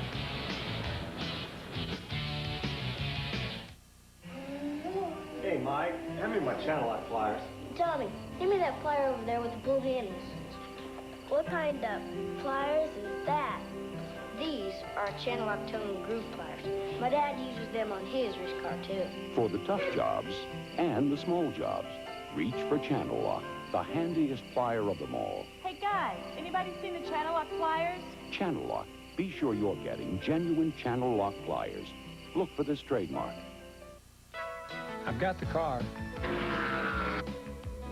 I've got the team. And I've got the drive. I'm off to a great start. McDonald's has everything under the sun to get your day off to a great start. Hot, fluffy biscuits, scrumptious Egg McMuffin sandwiches, and griddle fresh hotcakes. You know, when you get off to a great start, there's just no telling how far you can go. Attention, advanced photographers. You're witnessing something never possible before. The miracle of microfine grain. For the sharpest detail in color print film. Kodak presents Ektar Film. Now this is my kind of do-it-yourself project. Want to know any more? Ask Ace. That's what I do. These white resin stacking chairs are only $6.77 each. Ace waterproofing sealant protects for just $6.99 a gallon. Hey, let me tell you, Ace is the place for me. ESPN Speed World live coverage of the Winston 500 from Talladega Superspeedway in Alabama, with the Winston hot air balloon circling overhead. Pit stops will be occurring here in just a moment as the field comes down behind the pace car. Now remember, with essentially no pit rules except that it is responsibility of the driver of the car to make a safe entrance and exit onto and off of pit road. They're staying at about 56 miles an hour as they move down here and now begin to flank off into their respective pit positions. Here comes Dale Earnhardt. Davey Allison is already into his assigned spot. Here comes Ernie Irvan in, Bill Elliott, Lake Speed, and the whole camp over Dale Earnhardt. Let's go to Jerry Punch. We're a bird's eye view of the Goodrich crew working. Now they have already changed the right side tires. They will change left side tires. You will not see a lot of tire changing today because track position is so very important. So they get the chance to change 4 tires here under the caution flag. Earnhardt now hustling to get back out. Remember, as Bob Dickens mentioned, the critical speed exiting the pits. The crew really a traffic jam as they head down pit road at no more than 56 miles an hour. Looks almost a little bit unusual to see these guys taking their time down pit road. Bill Elliott is also in and out. Almost everyone taking advantage of this caution flag to put on 4 tires and top off the tanks. Bob? Boy, there was a huge jam of those cars coming out of the pits. Yes, there was. There were some cars coming in as they were going out, and that did further jam it up. I don't think Rusty Wallace took on any tires because he was the first one of the front-running cars that I saw come out of the pits. I think they just put fuel in it. One advantage, though, look, there's a big jam of cars at 50 miles an hour, not 100 miles an hour. And if you get bumped at 50 miles an hour, you have a chance to say, watch these cars. There's Jeff Purvis coming to his pits as the cars slowly go down pit road. Yeah, you got to compliment those guys because they performed very well. Terry Gant almost got off in the mud, but yes, they did. They performed very, very good. Guys, you did super.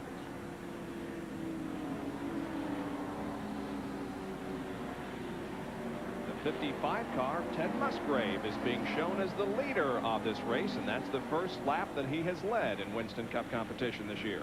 And he is the leader in the rookie point standings. He was able to take over the point lead from Bobby Hamilton a couple of weeks ago. So, again, the caution is out for debris and oil on the racetrack. We'll take another break and be back live in just a moment.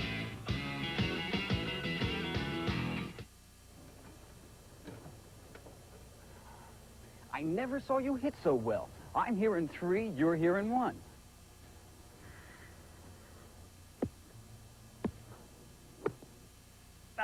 Bill. Yeah, how'd you do, Jack? In 3, out in 3. What are you doing? You're playing your best golf, and every time I look up, you're staring at TV. Saturday cartoons make you so good? It's a special Golf Digest instructional video. The Golf Digest schools pulled 10 instant golf lessons from their 10-cassette collection. Graphics, instruction, real professional advice, 10 instant lessons? A half hour of the best stuff for a golfer. It's priceless. It's free. Free? With my subscription to Golf Digest. Get a full year of Golf Digest for $19.77. Call 800-367-5800 now and get our free half-hour instructional video with your paid subscription.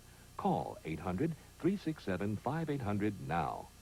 If you plan on watching the America's Cup in '92, don't miss the same yachts you'll see there face their first real racing test, the World Championships, live from San Diego Saturday afternoon only on ESPN.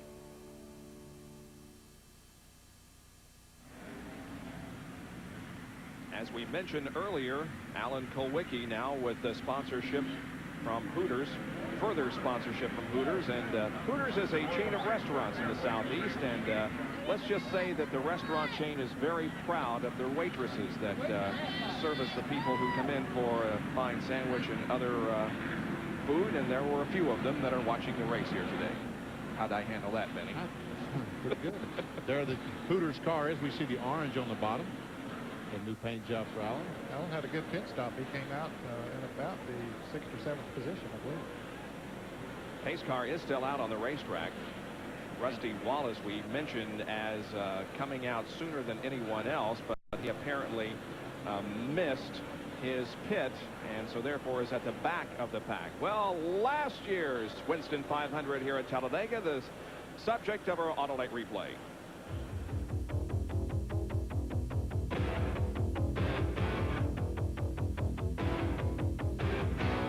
Winston Cup replays are brought to you by Autolite Spark Plugs, guaranteed for 2 years, no matter how far you go. Talladega Superspeedway, the Winston 500, May 1990. Bill Elliott had his first pole of the year. It became evident early it would be a battle between Dale Earnhardt and Craig Sachs.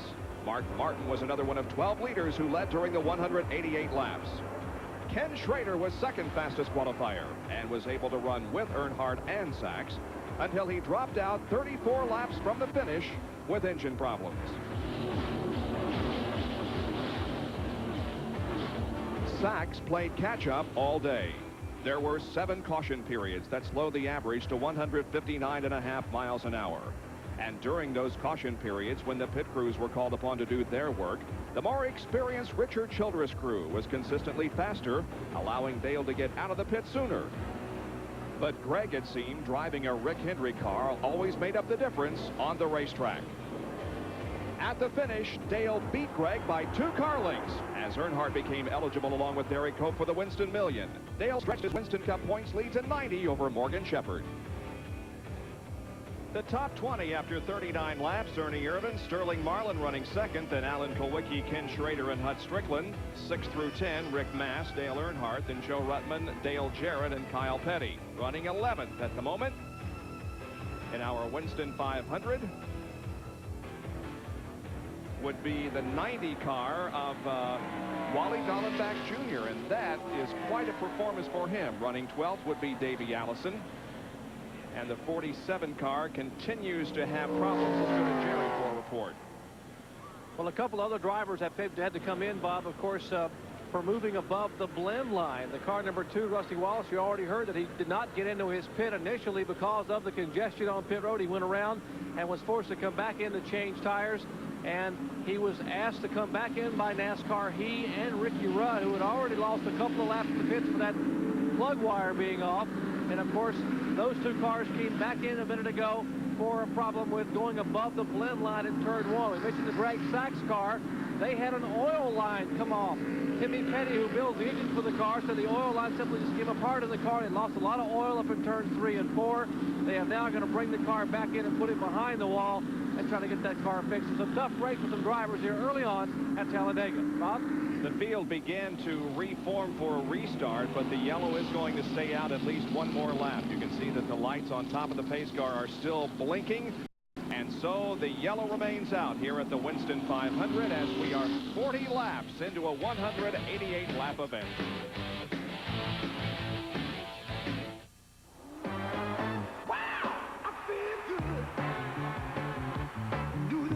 20 times last year, the world's best top fuelers fired it up in the final. And all 20 times, the outcome was exactly the same. Every single NHRA winner was powered by the same spark plug. Autolite, we feel pretty good about that.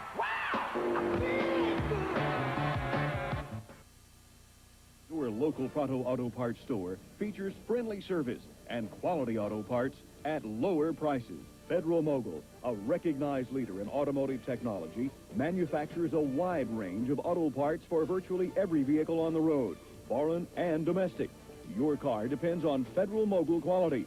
Don't be fooled by anything less.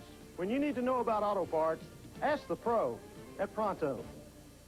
Oh, here we go!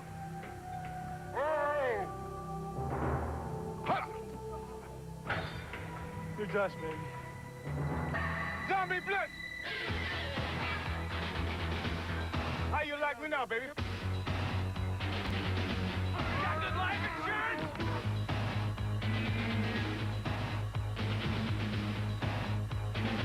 All in one word! Fact. Ford outsells Chevrolet and every other American competitor. Fact. Across the country, Ford outsells Honda, Nissan, and Toyota combined. Fact. Every year for the past 4 years, Ford has had the best-selling cars and trucks in America. Call it leadership. Call it winning. Call it anything you want. The simple fact is, Ford is #1. Have you driven a Ford lately? Well, we thank those that came up with this banner welcoming us here to Talladega Superspeedway. We hope that it extends to today. Now, this says May 5th. That was yesterday. Are we welcome today? Well, we'll make sure that we are as we insert electronically a 6 over the 5 to make sure that we're welcome here at the world's fastest speedway, Talladega, for our live coverage of the Winston 500. Next time around, we'll be getting the green flag, and next weekend, we will begin our coverage of the time trials at the Indianapolis Motor Speedway for the 75th running of the 500-mile race. Our coverage begins at 5 o'clock Eastern Time next Sunday afternoon. We'll also have coverage the following Saturday and Sunday as the 33 cars qualify for the 500-mile race. Of course, the track opened for practice yesterday, or rather a Saturday in Indianapolis, but as of last night, they had not gotten one green lap of practice in because of some rain. And there is Wally Dallenbach Jr., who, of course, gained most of his experience in Indy cars, but is currently in this Winston Cup race here and running in 11th position in a fine showing for that number 90 Junie Donletti car. All right, we're about to go back to green. The pace car pulls into the pit area, and here comes the field. Those 4 cars on the inside, Ricky Rudd, Mickey Gibbs, the 52 car of Jimmy Means and Stanley Smith. All those cars are lapped down. Rudd, we witnessed that, and Mickey Gibbs pitted just before the caution flag came out. That's why he's a lap down. Rudd will be trying to get one of his laps back, but it isn't going to be easy as the green comes out on lap number 43, and Ernie Irvan pulls ahead of Ricky Rudd. Ernie Irvan in his pit stop put on 2 right sides. 2 right side tires only. We saw Earnhardt in his pit stop put on 4 tires. And they're running radials here for the first time. The Winston Cup cars have never run radials here at Talladega until today. We'll see Rick Mast alongside Mickey Gibbs. The blue car in the middle of the screen is Sterling Marlin, and I think he intends to run the entire race today. Remember, he was burned in Bristol a month ago, but looks very good and said he feels good. Here comes Earnhardt on the inside of Mast, take that spot away. He said he can't pass the disrespect place. He didn't have any help, did he? No.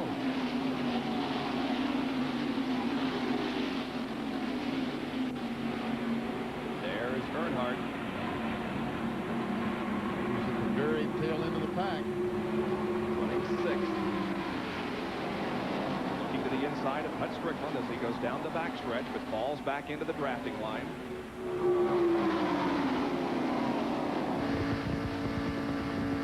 Great shot from the bumper cam carried by Hut Strickland. Now here's Kyle Petty on the inside of Dale Jarrett, and Wally Dallenbach Jr. will move down behind Kyle Petty as they come out of turn number 4. Davey Allison had just passed them on the last lap in turns 1 and 2 down on the inside. He did like Earnhardt by himself, just went right on by him. Earnhardt's going to go by Alan Tuwicki. He's going to give it a shot at least as they go into turn 1. Earnhardt picks up another position, and Rick Mast will try to do likewise and does. Now Hut Strickland's going to try to follow, but Hut, there's no one down there to follow. I don't know if he's got enough momentum to go back to Wicki or not. It doesn't appear as though he does. But he's helping Davey Allison, who is right. But there's Davey Allison coming in the strength. He was getting some, 3 abreast. Davey has gotten on that inside and has taken off down there. His car is working. He has a lot of horsepower, and just motor car out. Meanwhile, there's still 3 abreast as Kyle Petty pulls out on the inside. Watch this. They sure are 3 abreast. Coming down, Kyle Petty on the inside. Hut Strickland in the middle, along with Wally Dallenbach Jr. Looking back from Hut Strickland's car. And folks, this is at 190 miles an hour as we're watching this. Hurry up, Dale Jarrett. Get out of there. Go on past him in a hurry. That's the 6th car. Bart Martin, Joe Rudman behind these cars. Bud has the car on the outside of it now. He's looking at the 6th car on the back bumper.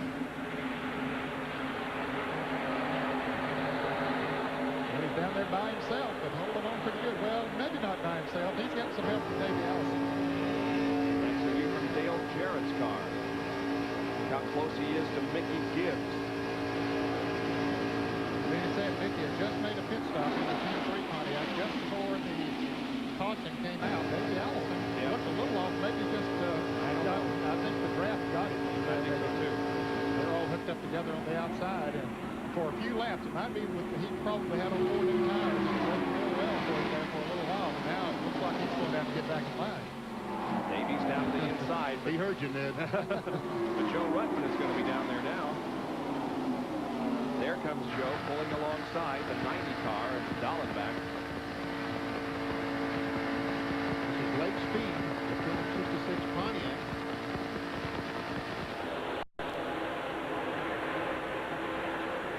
still on the inside of Dallenbach. That's Harry Ginter outside pole sitter. Behind Dallenbach, Rick Wilson, Kyle Petty.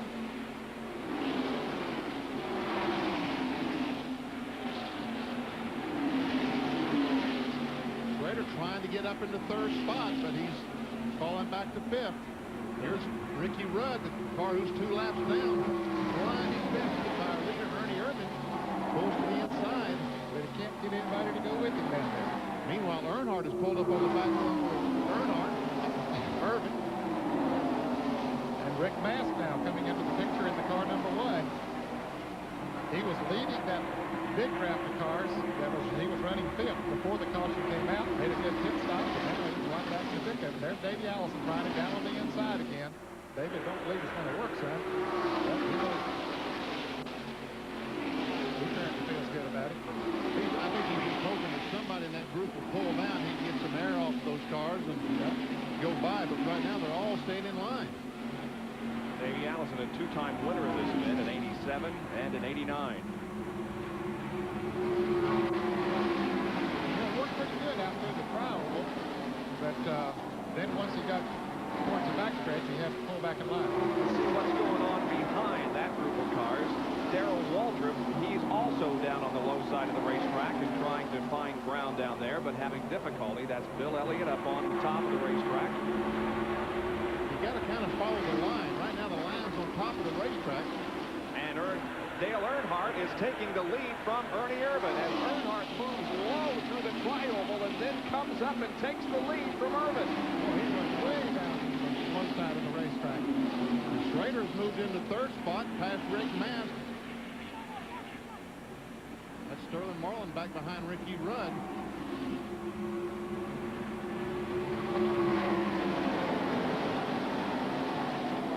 Mast trying down on the inside now. He sees there's Mark Martin and Davey Allison have hooked up down on the inside. That might be the ticket that Davey Allison needed.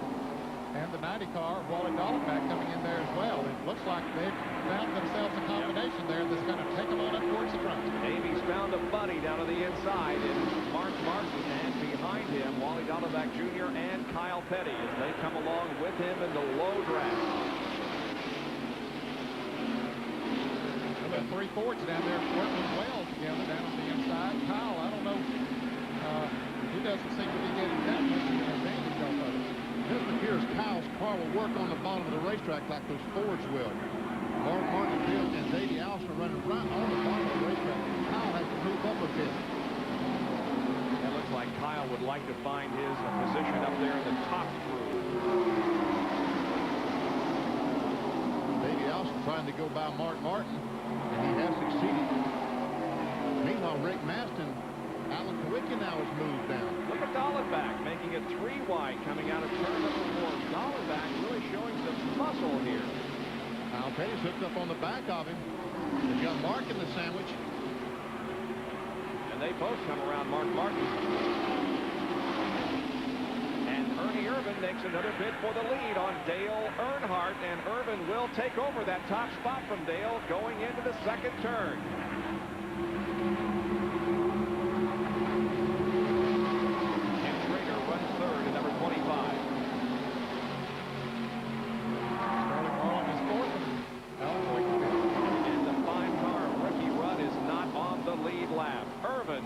Dale Earnhardt here in the Winston 500 live on this Monday from Talladega. We'll be right back. Shine the lights on you, shine the lights on me. Keep your Bud Light shining for everyone to see. Shine the lights on this, shine the lights on that. Oh, shining all the others is with Bud Light. When you're looking good, you want Bud Light. The clean, fresh taste won't fill you up and never let you down. You can taste it, you can feel it. You know you got it right. Everything else is just the light. Keep your Bud. I see your true colors shining through. True colors shining. Because the world gets more colorful every day, Kodak introduces a more colorful film. New Kodak Gold 400 film. It now has the richest, most saturated color available in high-speed film. New Kodak Gold 400 film. Hey, Mike, hand me my channel lock pliers. Tommy, hand me that plier over there with the blue handles. What kind of pliers is that? These are channel lock tone and groove pliers. My dad uses them on his race car, too. For the tough jobs and the small jobs, reach for Channel Lock, the handiest plier of them all. Hey, guys, anybody seen the channel lock pliers? Channel Lock. Be sure you're getting genuine Channel Lock pliers. Look for this trademark. We're back live at Talladega, where Ernie Irvan leads Dale Earnhardt, Ken Schrader, and Rick Mast and Sterling Marlin in the Winston 500. Now that's Mast to the inside of Ricky Rudd, now falling in behind him. Mast showing some very good speed in that #1 car. He lost a little momentum as he came off the 4th corner, slipped up in front of Sterling Marlin. Unfortunately for him, Sterling let him back in line.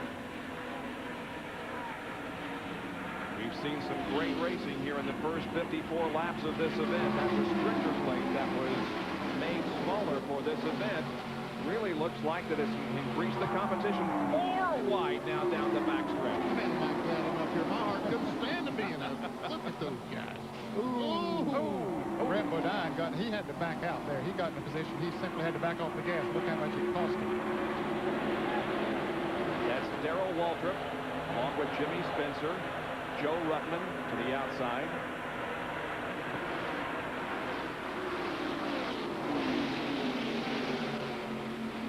Getting closer to the halfway point. It's lap number 94, and we're on 55 to enter the Right Guard Halfway Challenge Sweepstakes. Call 1-900-737-1100 before the halfway lap. You're called back during today's race, and you can name the driver who won the Right Guard Halfway Challenge Award. You will win a Pontiac Grand Prix SE. The Right Guard Halfway Challenge coming up on lap number 94. Now note that is a new number to dial. 1-900-737-1100. Look at Wally Dallenbach and Joe Rudman. Close together coming off turn 4. Oh, boy, are they. Real close together. Buddy Baker behind Dallenbach, that dark blue car.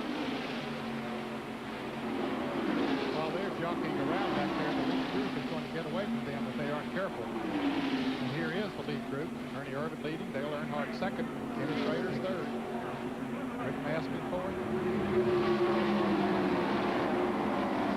Getting on back now to catch this action. That's Terry Labonte running alongside Harry Gann and Brett Bodine right there also making it 2 wide. 88 car is Buddy Baker, who is a 4-time winner here. Buddy running 21st. The car is owned by an Irishman. Something or other. I met him the other day. Don't remember his last name. Now we move up to catch the lead draft. As again, we see 3 abreast competition. Kyle Petty, Alan Kowicki, and Dale Jarrett make it 3 abreast as they head for the 33-degree banking. Let's go to Jerry Punch, who has a word on the 42 car of Kyle Petty. Well, Bob, we've always seen spotters being used to alert a driver when there's a problem on the racetrack. Well, behind me, Gary Nelson and Kyle Petty is driver, and the spotter right up here on the grandstand are working a little bit different system today.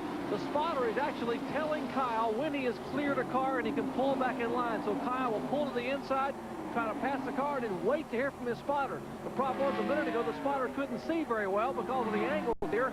Kyle didn't hear, and thus he got shuffled back about 8 or 10 spots, and now he's trying to make his way back to the front. Well, we talked all year long about the importance of the spotters, and that's a perfect example of it right there.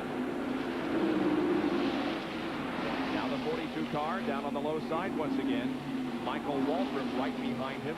Now what he's talking about, see, the spotter can say you're clear, move up. There's no one on the outside of you. My son used to do that so good for me, Kevin. Really? Yeah. Dale Earnhardt has taken the lead.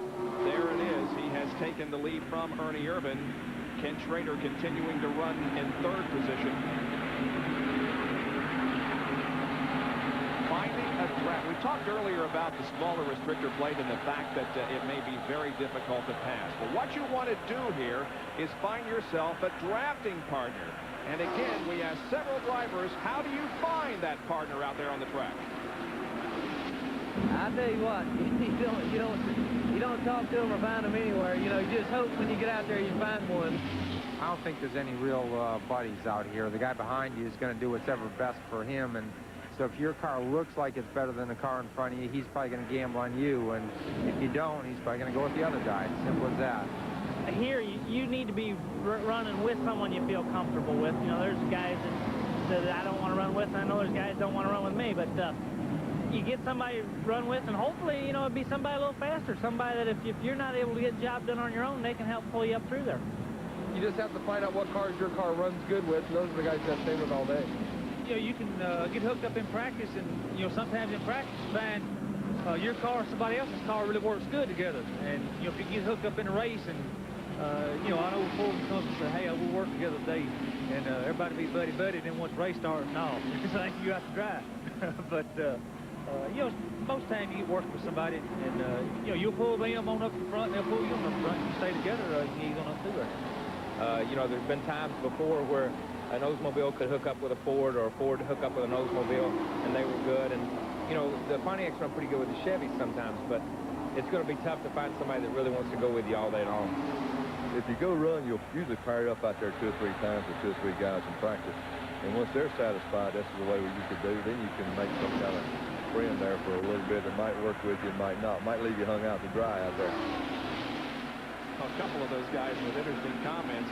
So they're saying that a guy that was a buddy in practice may not necessarily be your friend during the race. And Ricky Rugg just got hung out to dry, even though he's a couple of laps down. He's been up there battling, trying to get back in the lead lap. And here comes Davey Allison. Is he hung out to dry, or is he has a lot of horsepower? He might be able to make that pass. If you're just joining us, welcome. It's about 3 o'clock Eastern time on a Monday afternoon, and we are live at Talladega Superspeedway for NASCAR Winston Cup racing. This event was postponed yesterday because of a torrential downpour that hit the area, and we are now 61 laps into this 188-lap race at Talladega, and there are blue skies now beginning to be shown overhead the speedway. The first time in about 5 days we've seen blue skies here in central Alabama. Back in a moment.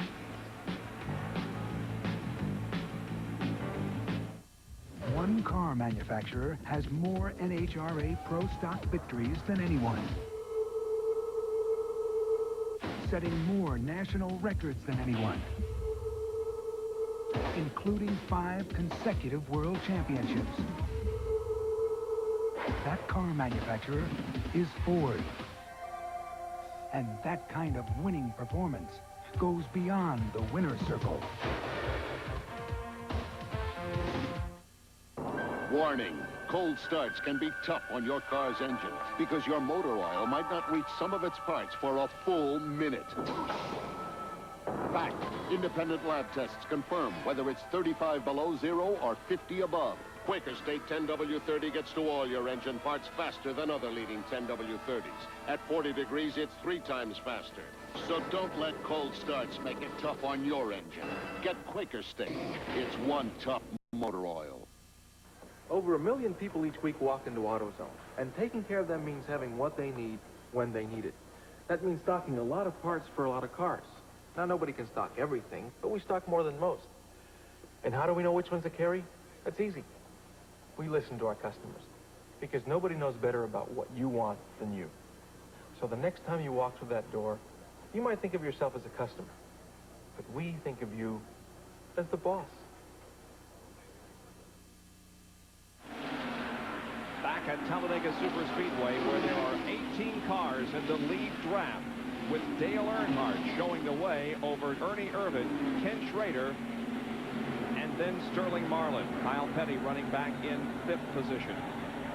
Now, not all of those cars, of those 18 are in the lead lap. Ricky Rudd, we pointed out, is one of those that's 2 laps down. Mickey Gibbs is in that group as well. He is at least 1 lap down. There are 34 cars that continue to be in the lead lap, and the average speed of the race is 146.720 miles an hour, and the last lap for the leader was over 193.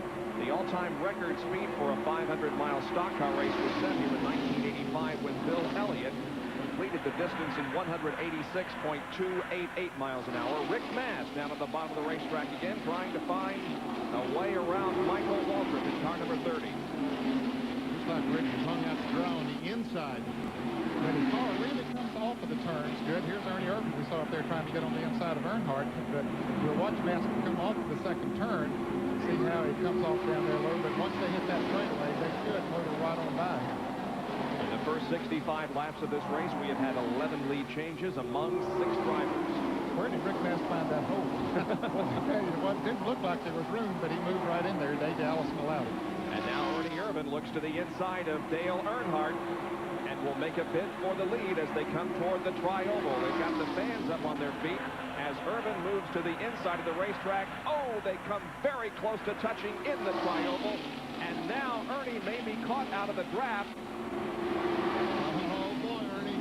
You could be in big-time trouble now. Harry Gant talked about leaving down the drive. Well, they just left out the drive, but there's a group of cars down on the inside. There they come. Bobby Hamilton and Darrell Waltrip that are coming up on the inside. Now, if they can catch Ernie, they might be able to help him a little bit. Let's see who's going to be the buddy to let Ernie go back into the line. Nobody yet. Now he's trying to find his space there between Kyle Petty and Sterling Marlin, or between Marlin and Michael Waltrip, and everybody's saying, stay down there. Biden said, Ernie, you have that spot. Now, Ernie Irvin rode down here on Michael Waltrip's airplane. Dale Jarrett was with him too. Now, Sure, there's a buddy. Right.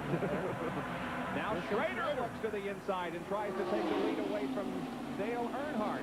As they come toward the stripe, Schrader has the advantage by a half a car length. They go into the first turn side by side, and now 2 distinct drafting lines. Ernie got him. Oh, look here, Ernie. Don't go in the middle of those guys, Ernie, please. Thank you. Here's Bobby Hamilton on the inside. He's making 3 abreast. I'll tell you, he is impressive. Those Tennessee boys, Darrell Waltrip and Bobby Hamilton, they took them together and come from nowhere up to the front of the pack. And they're bringing Jimmy Spencer with them. Ernie Irvin said just a couple laps ago I was so comfortable up there riding along behind Earnhardt, and look what kind of mess I'm in now. Yeah, we got a picture behind him, and now he's in the middle of the street. Well, he did get out of that and come down south. He's in a big pack of cars. Terrific racing. Unbelievable. Oh, Davey Allison and Ernie almost got together at the start-finish line. And now Allison is the odd man out in a 3 abreast formation through the first and second turns. That's Jimmy Spencer down on the inside. That back and through. Chevrolet has some great runs in short racing. This isn't the start of the race, friends. We've gone 68 laps. And look at Bobby Hamilton. He is going to go into second position, or is trying to. On the inside, he's got Darrell Waltrip with him to draft.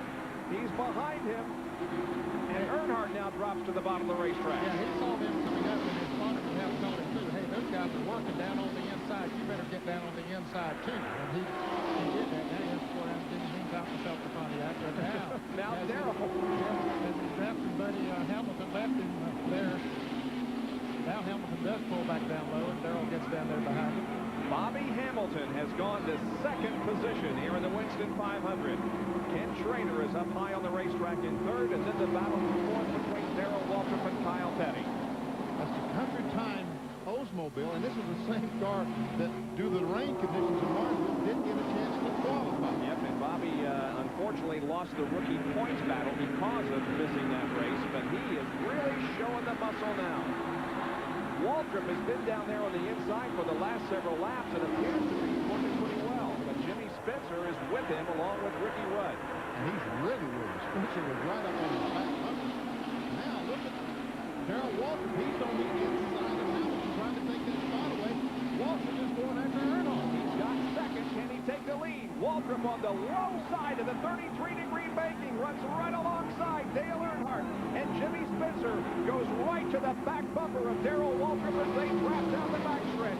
Tremendous side-by-side racing and a crash. Mark Martin's car lifts off the ground but does not go over. But this crash is going to involve several cars. You see Hut Strickland in the mud. There's a man on the inside, and they're still running.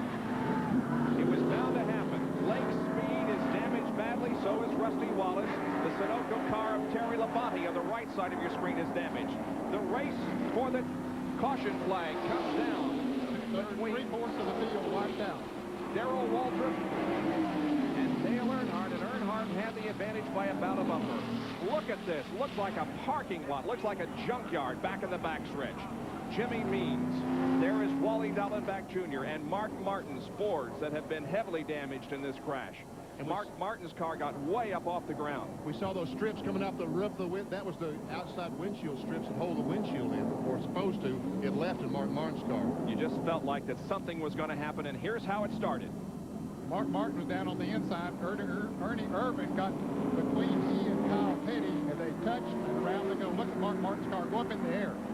Comes back down on all four wheels, and meanwhile, behind them, those fellows have no place to go. Ernie Irvan is now spun up in the outside wall. Kyle Petty spun the first three cars. And another angle now in this crash that has taken out several cars. Watch Ernie Irvan. Yeah. And Ernie Irvan got into Kyle Petty. That was the first thing that happened. And watch we see the windshield fly to these automobiles as they turn backwards. And then several cars become involved, sliding into that wet grass and into the mud puddles. There's Hut Strickland throwing up a big spray as his Buick moved through. Rick Mass slides through the wet grass. Bill Elliott might have drove through there. There was Terry Labonte, Rusty Wallace looking at their cars, trying to figure out how much damage there is. There's Davey Allison in the pit. He has extensive damage to the front end of that Hamilton Ford. And the pit crew going to work for it. Mark Martin's car is on the hook, or just about to be. He was one of those that... there is Wally Dallenbach Jr., who is out of his car. We may go to red here because the backstretch is essentially blocked. You can see there at the end of the backstretch, there are cars all over the place, not only in the grass, but also on the racetrack itself. There's Dale Jarrett's car up against the wall at the end of the backstretch. Dale had almost got through, and a couple cars that were spinning in front of him came down and hit him and knocked him into the outside wall. There's only 21 cars of the 38 made it back to the start-finish line, so there's probably at least 17 cars. There's Chad Little. Chad Little is out of his car. That's Kyle Petty's number 42. I don't think he is out of the car yet. We saw Kyle's hand come up out of the car. Meanwhile, I guess they are going to red flag the race. Well, I don't know. The yellow is still out, but they are leading him down pit road instead of on the racetrack. Here it is once again. Contact between Ernie Irvan and Kyle Petty triggering this multi-car crash. Look at Mark Martin's car go way up on the air, but it came down on all fours. But behind him, everybody gets on the brakes, slides, spins into each other down to the infield grass, creating a chaos on the backstretch. Rick Mass must have been running 100 miles an hour. Benny, you mentioned that the several cars had windshields pop out of them, and that's something that we have talked about in the past, how these windshields pop out of cars. We have a further examination in this week's Track Fact, and for more on that, let's go to Dr. Bunch.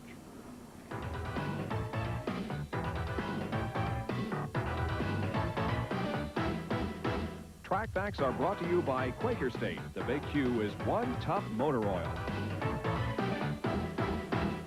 This year, NASCAR's asked all Winston Cup competitors to install straps like this that are 1 inch wide and 1/8 of an inch thick on the outside of the windshield of all Winston Cup race cars.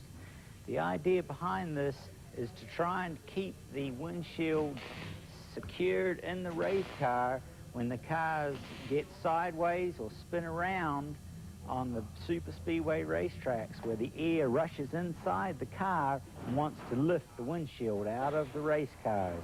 And we've all got our fingers crossed that this is the answer to keep them in there. And that is an explanation of why they use those straps on the race cars. A fabricator for the Rick Hendrick team explaining the situation. And he's not from North Wilkesboro, North Carolina. He's from New Zealand. Tony Price. Jimmy Means there stuck in the Alka-Seltzer Pontiac trying to get out. By the way, the red flag has come out. The field has been stopped here on pit road as the drivers gather together to try to talk about what happened that has knocked everybody out of this race. There are only about, 15, 18 cars that made it through. A replay from the in-car of Hut Strickland.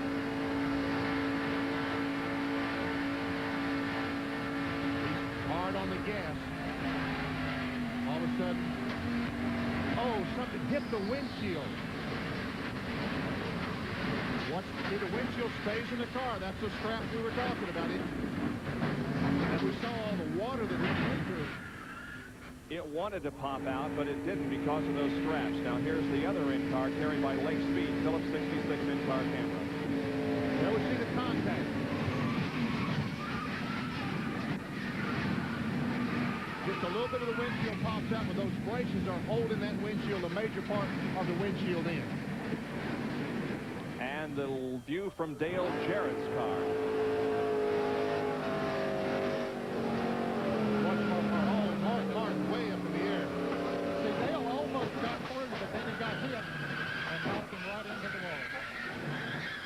That camera continued to work, though. You know, Ned, that crumple hood is altogether too much. I mean, it's becoming too familiar. It really is on that 21 and car. there's nothing he could do about it. Let's go to John Kernan, who's with Davey Allison.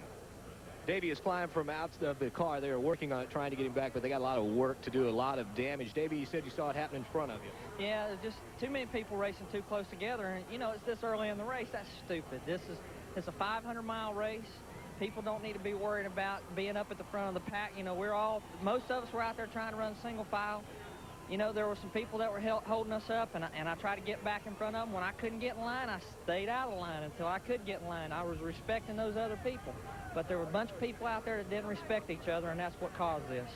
They will go to work on the Texaco Haviland Ford, try and get them back out, but they do have a busted radiator. The front end is pretty well demolished. Also some damage in the rear end, but the Robert Yates crew has gone to work and are going to try and get Davey back out there.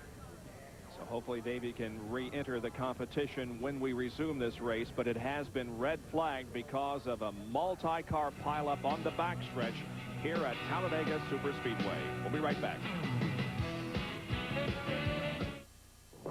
Warning, cold starts can be tough on your car's engine because your motor oil might not reach some of its parts for a full minute. Fact, independent lab tests confirm whether it's 35 below zero or 50 above. Quaker State 10W30 gets to all your engine parts faster than other leading 10W30s. At 40 degrees, it's 3 times faster. So don't let cold starts make it tough on your engine. Get Quaker State. It's one tough motor oil. Do you know what open-end mutual funds are? The Wall Street Journal Guide to Understanding Money and Markets tells you in clear, simple English. Do you know how to spot trends in stocks? And what stock options are? And zero coupon bonds?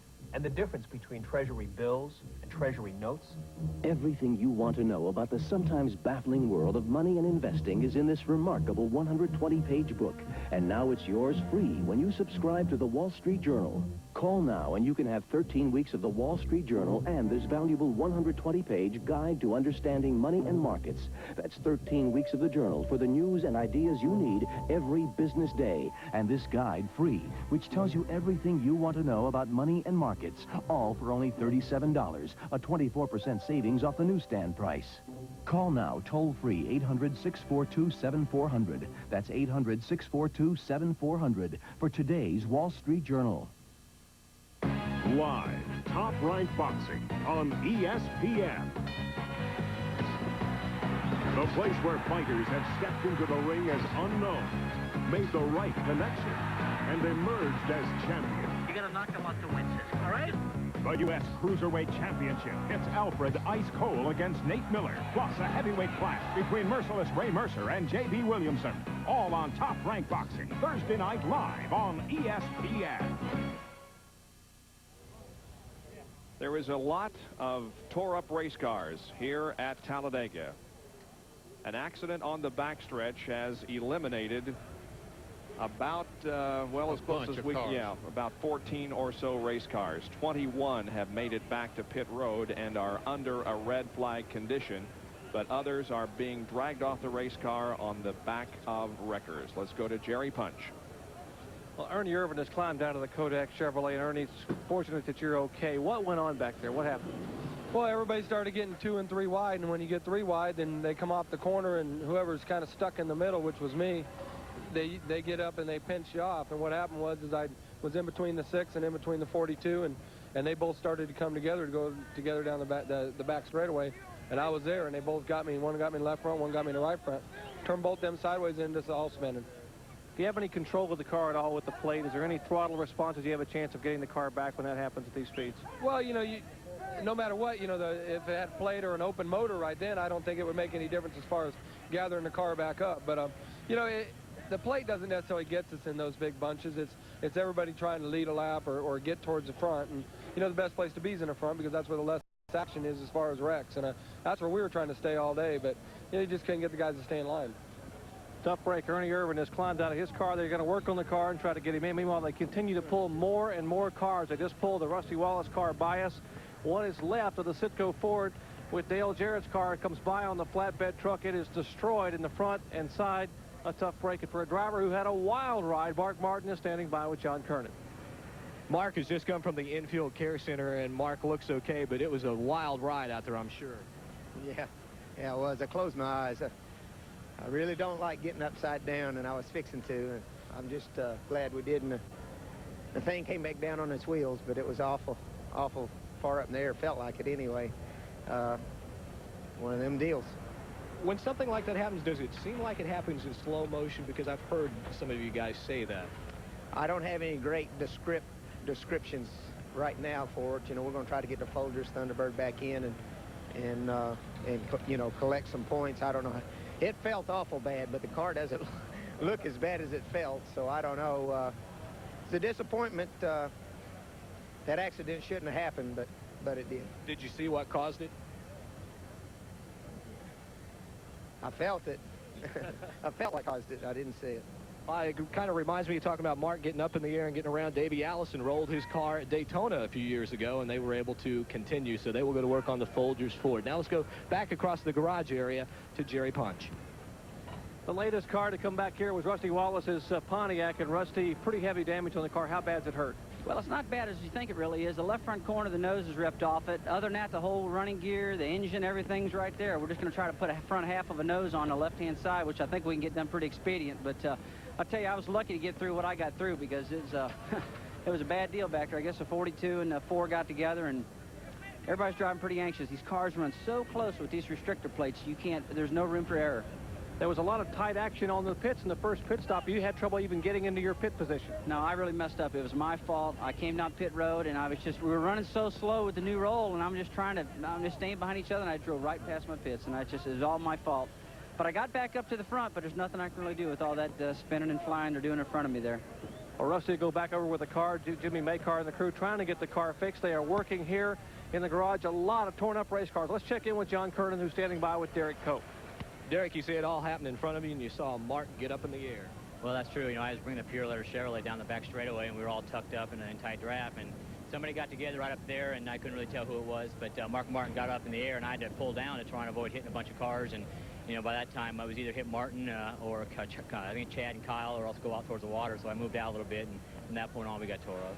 Just not enough patience among some of the drivers. A lot of 3 and 4 abreast racing out there. Well, like I say, I didn't see it, but from what the guys were saying, that, you know, there's a few impatient people up front, and, you know, they just tried to move into a spot where there's no spot, and, you know, it's very tight quarters out there right now. You going to try and work on your car? Do you know what the extent of the damage is? Yeah, I looked at it when I got out of the car, and the back quarter panel's pushed in, the rear end's probably bent a little bit, and the front nose is pulled across, but I think we can get it taped up and fixed, and my guy's going to work hard to get that Pure Letter Chevrolet back out there. Derek, who had one of the quick running cars in practice over the weekend, is out of it for the time being. As you said, are a lot of other cars too.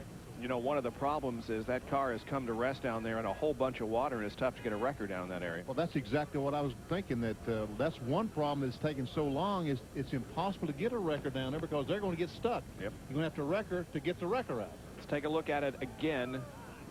Right in the middle of the screen, Ernie Irving, Kyle Petty, and Mark Martin get together, make some contact, and look at all those cars behind them with nowhere to go, and watch the windshields fly out, and watch Mark Martin's car fly through here.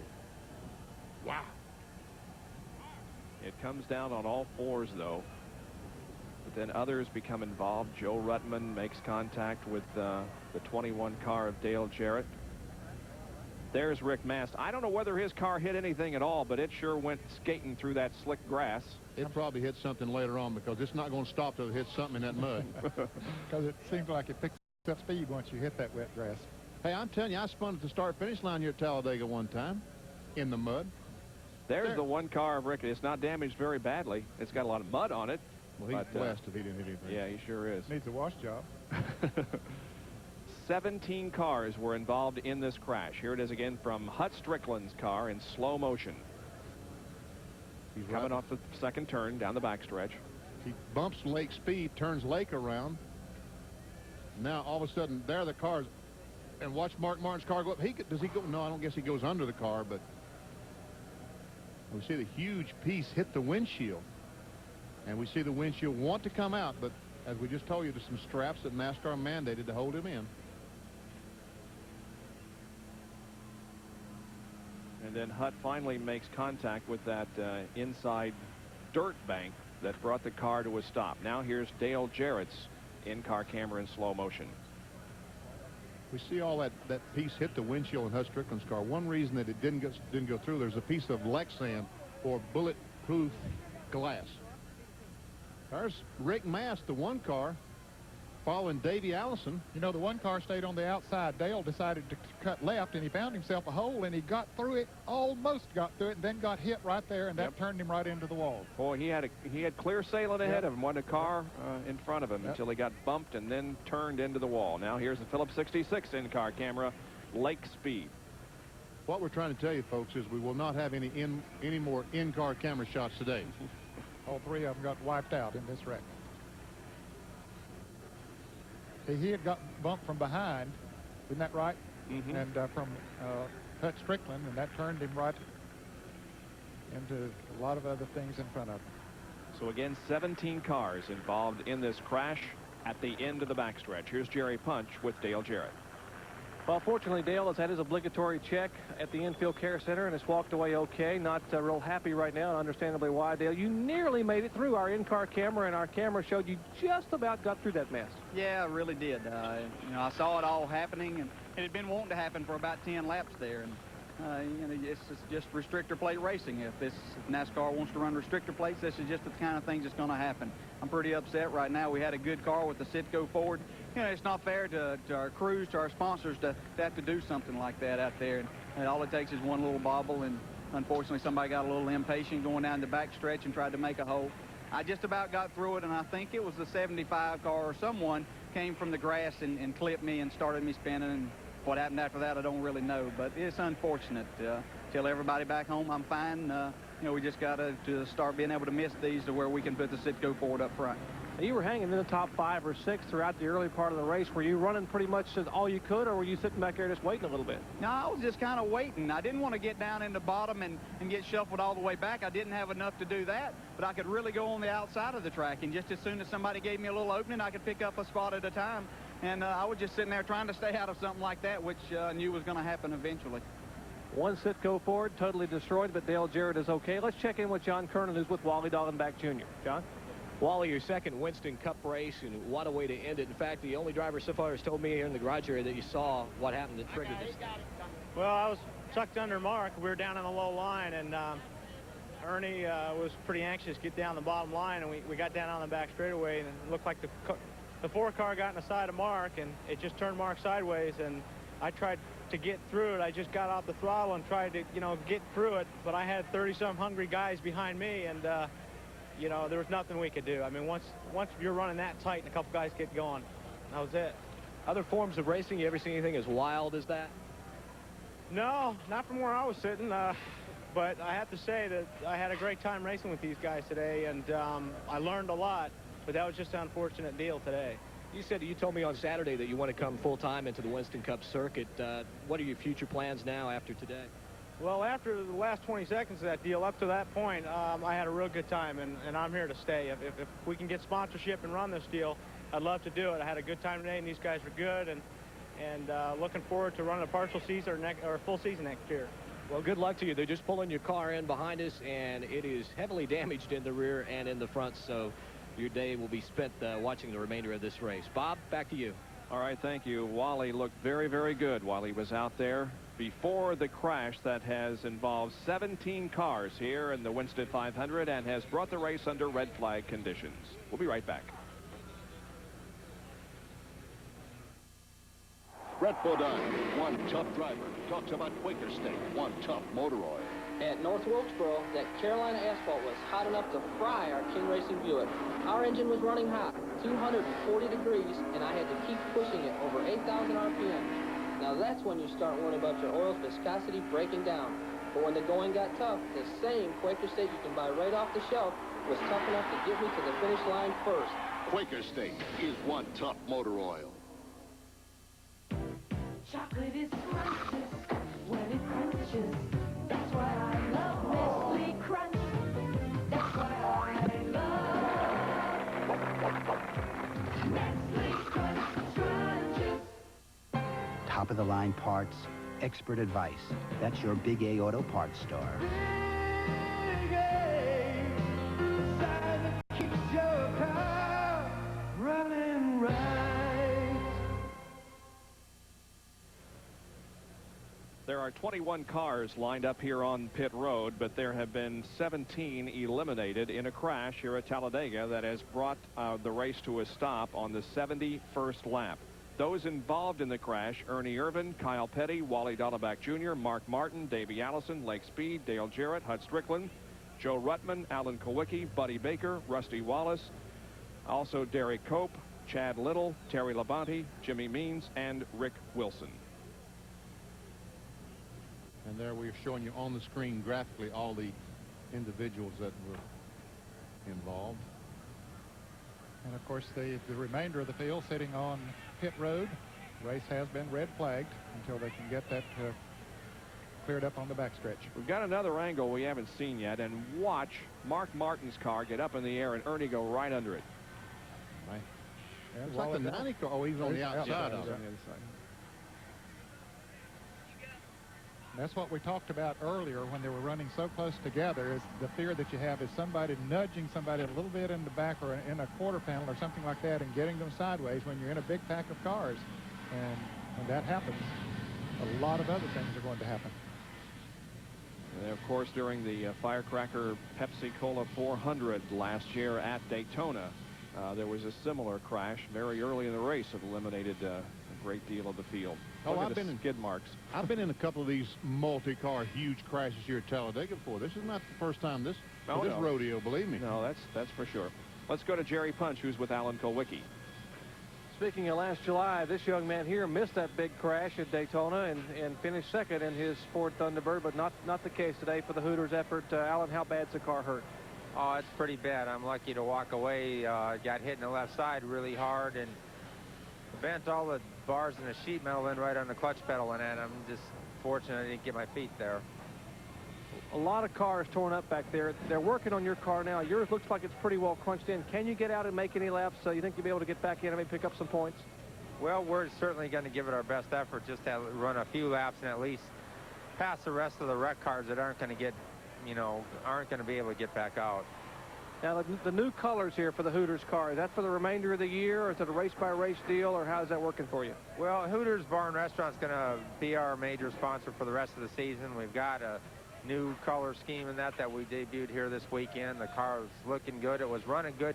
Everything was fine till, a bunch of guys got caught up and everybody started driving like idiots, running 3 and 4 abreast. And it's, I'm pretty upset about it right now. I mean, it's just, you're stuck out there. It's like playing Russian roulette. It's not a matter of are they going to crash. It's a matter of when are they going to crash. Indeed, they did, Alan. We'll let you get back to your race car and work. It looks like a junkyard here in the garage area as cars continue to be pulled in pieces. Let's check in with John Kernan, who is standing by with Felix Sabates. Felix has just come from the infield care center where Kyle is being treated. How is Kyle? He's got a left broken leg, broke right in half. It popped like that. And we put him in a helicopter and take him to the hospital in Birmingham for some more observation. So he'll have to go to Birmingham first before you know how badly broken, or it was. No, we know the leg is broken pretty bad. We don't know what else is. We don't know. We got a helicopter on their way here now, and you got to go to the Caraway Hospital in Birmingham. Is he conscious? Yeah, I talked to him. Other than the okay spirits, what did he say to you? Can't say it on national television. He said that Ernie Irvin just got out of control, and I think he hit the 6 car, and the 6 car hit the 28 car. He doesn't know. He just he's pretty upset. I think the restrictor plate situations, they got to do something about that before somebody gets really bad hurt. Thank you, Felix. So there's the word on Kyle Petty, who will be airlifted to Caraway Medical Center over in Birmingham for further treatment of a broken right leg and possible other injuries. So we, of course, wish Kyle the best in his observation that he will undergo at the hospital. Let's take a look at the top 20 as we are under red flag. It's Earnhardt and Waltrip and Spencer, Michael Waltrip and Bobby Hamilton running in the top 5. 6 through 10 include Schrader, Marlin, Bill Elliott, Bobby Hillen, and Morgan Shepherd. These cars, of course, escaped the crash. Gant, Purvis, Jeff Bodine, Rick Mast, and Brett Bodine are 11 through 15. 16 through 20, Ted Musgrave, Phil Barkdahl, Dave Marcus, Mickey Gibbs, and Ricky Rudd. So the fans continue to be patient here at Talladega. He's ready to go racing, and so are we, but we're not quite ready to go back yet. We've had rain delays, and now we've had a delay because of a 17-car pileup here at Talladega. Mission: create the ultimate automobile polish. Mission accomplished. Liquid Crystal, the most technologically advanced automobile polish ever made. A dull, faded blazer, the shine instantly restored with no rubbing, no buffing. And after 104 car washes, water still beads. Liquid Crystal will shine and protect better than any car wax you've ever used, or your money back. Liquid Crystal, quite simply, the best shine and protection money can buy. Ford Trucks. The best never rests. The first vehicle Henry Ford sold was not a car, it was a truck.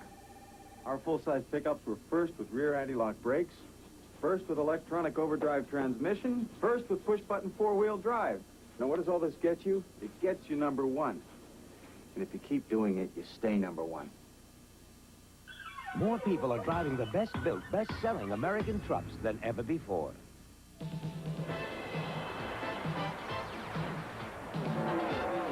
This is where America gets together.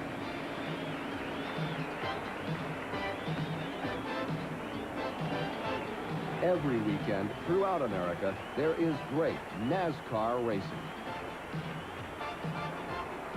I wouldn't be anywhere else.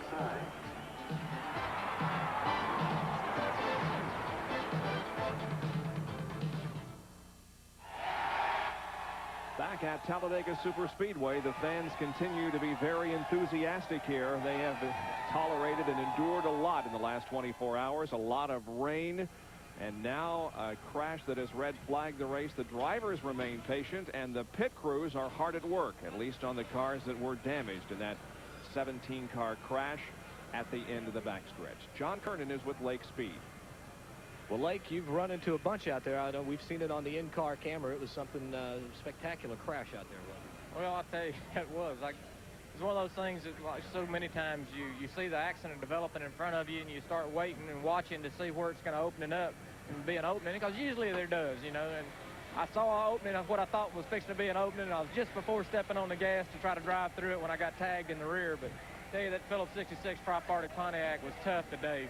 We were just sitting there cruising, riding with them, and just waiting for the laps to wind down and be able to really get up there and do something with those guys. But it's a terrible shame, and there's a lot of good cars torn up, but luckily, majority of people weren't hurt. I understand maybe one driver may have been hurt a little bit, and we just, you know, offer our prayers up for him, hope it's not anything serious. But all in all, it's a testimony to how well these cars are built when you see that many of them running that fast, getting into the wall and getting into each other and whatever, and not come away from it any worse than we did. You guys are working on it. Are they going to try and get it back out, or are you just working on it to get it cleaned up to put into the hauler? Well, really, I don't think we're going to be hurt that bad. I think we should be able to get out, be able to get back out and get some points. It doesn't appear to be any major frame damage, just mostly cosmetics, some of the oil coolers and things of that nature that can be replaced, and we get back out there and get some of those valuable Winston Cup points. What about your future with the team? Have you and Cale discussed the remainder of the year? No, we really haven't. It's been kind of a race-to-race deal, and just go out there and run hard as I can every day and let the cards fall where they can, you know, and that's the best I can do, just go out and do the best I can do, period. Well, I know he told us yesterday he thought you were getting along really well with the crew members. We really have a real good chemistry here. The guys, we all see eye to eye on things, and that helps, you know, when everybody's pulling in the same direction. they have welcomed me with open arms and really given me some good race cars under me. And look forward, hopefully, to be able to go into Charlotte and see if we can't turn them around up there. Okay, thank you, Lake. Now let's go to Jerry Punch, who's with Hut Strickland.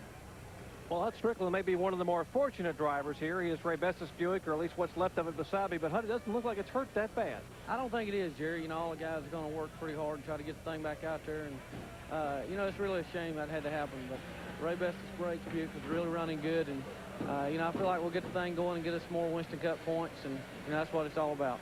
Now, 2 in a row at Daytona, the same thing. You had a great run in the qualifying race, and you were coming hard in the 500, and then, boom, you lost a race car. It's a brand-new car, or at least it was a brand-new car today. And but they really had this restrictor plate racing figured out there at Bobby Allison Racing. Well, they really do. You know, they started out in '88 with Bobby running the restrictor plate there, and, you know, they hit on it right off. And, you know, I feel like the run we had going at Daytona, and even here today, I feel like we had a top 5 car, or maybe even a car that could win. And it's just one of them deals that, you know, unfortunate thing that had to happen, and, you know, nothing we can do. One of the survivors of a major crash here at Talladega, Hut Strickland, will try to climb back in this car. Hut will let you go. They're going to work on the car. The rest of this Bobby Allison, Jimmy Fittick crew have their work cut out for them, but this car will probably race more this afternoon. Bob? We're still red. Let's take a look at our in-car camera replays once again. This is from Hut's car.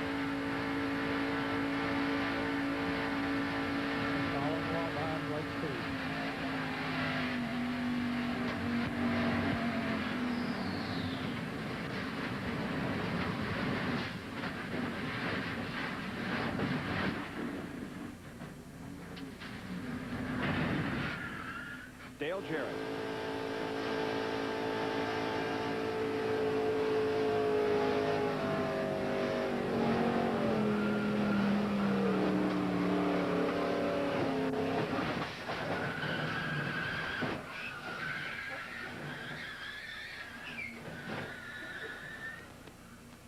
And finally, Lake Speed.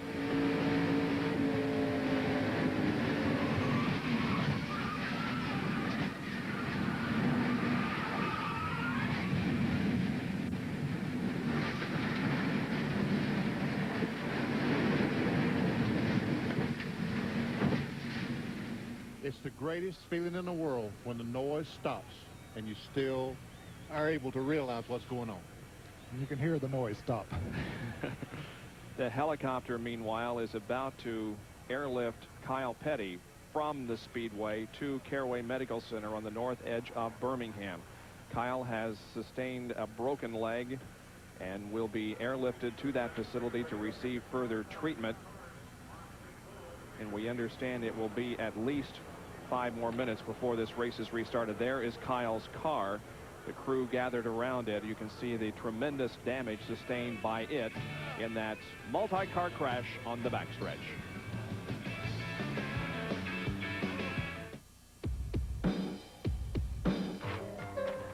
This is never going to work. Hey, relax. Anybody can send them roses. Excuse me, we didn't order these. Ian, what's this?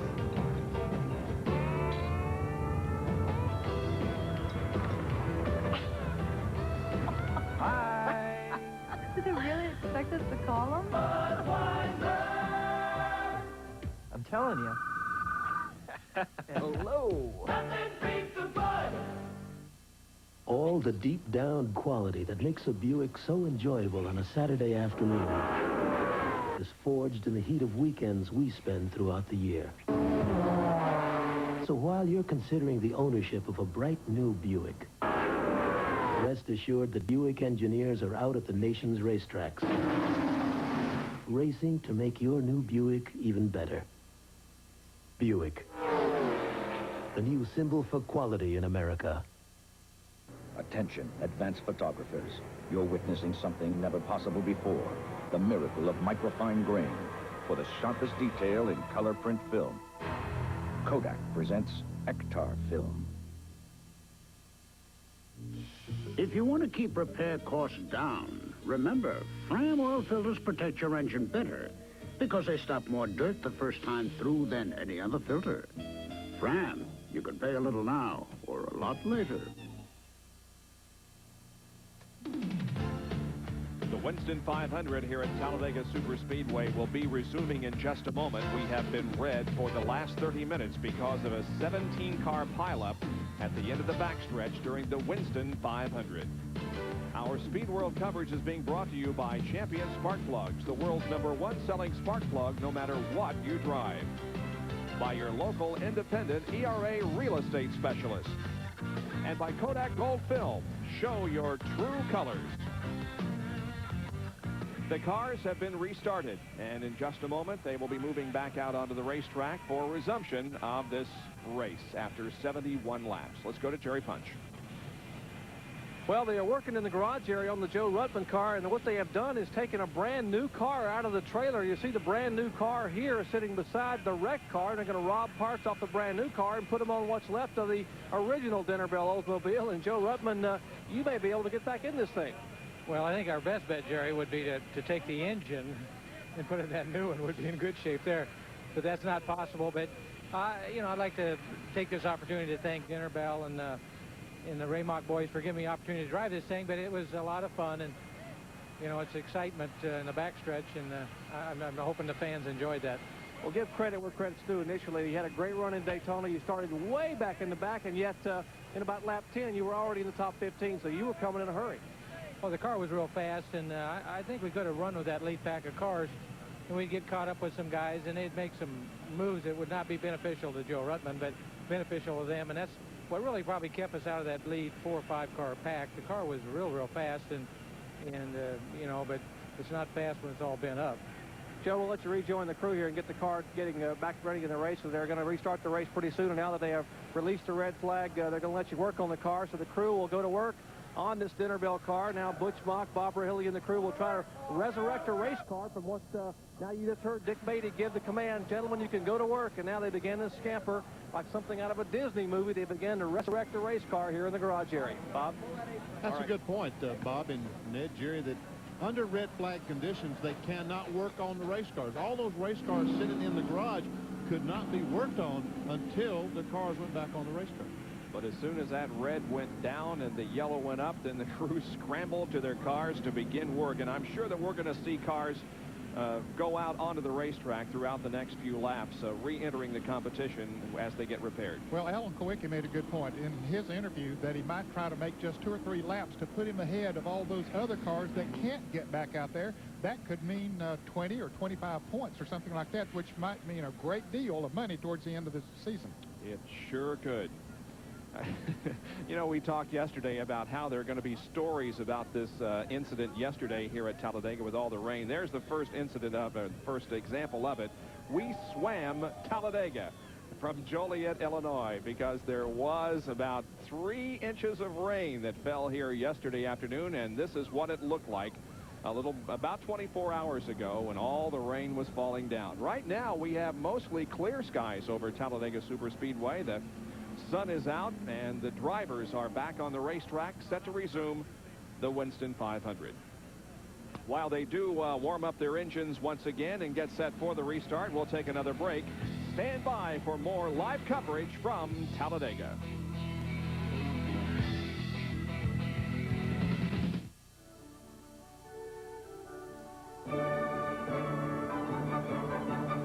The music you love is part of your life. Now there's an easy way to collect the world's most beautiful music. Announcing great composers from Time Life Music. Start with the greatest music of Mozart. More than 2 full hours of his best works. At the low price of only $9.99 for 2 compact discs or 2 double-length cassettes. Great Composers brings you the most memorable music of Bach, Beethoven, Tchaikovsky, Chopin. Every volume features 1 great composer, yours to preview at no risk. Keep only the albums you want. There's no minimum to buy, and you may cancel anytime. So call now to enjoy Mozart for a 10-day free audition and discover music you'll enjoy for a lifetime. Here's how to order.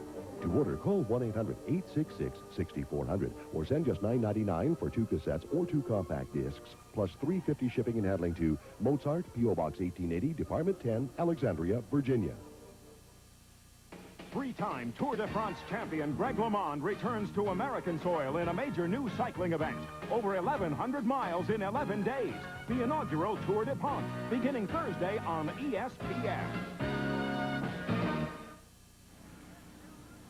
in case you're just joining us here at Talladega, we have had an interruption, a red flag condition for about 33 minutes because of a crash on the backstretch that has taken out 17 cars. They are working on several of them on pit road and back in the garage area. There's the Quaker State Buick driven by Brett Bodine that is receiving attention at the front end of the race car. Doesn't look too heavily damaged, but nevertheless, the crew working on it. The pits are officially closed at this time, but crews have been allowed now to go to work on their cars because the red flag has been lifted. As Phil Bartendall we saw in the pits behind Brett Bodine working on his car. We did see some damage to that automobile. 20 cars are on the track. There's Phil in the number 73 machine. 20 cars are on the speedway and set to resume the action. We started 41, and there were about 3 of them that were eliminated before the crash. And so we begin again with a greatly reduced field. These laps are counting. We've now completed 73 laps. Bunch of pit boards out down pit road lead us to believe that a lot of cars will go in the pits. We'll see.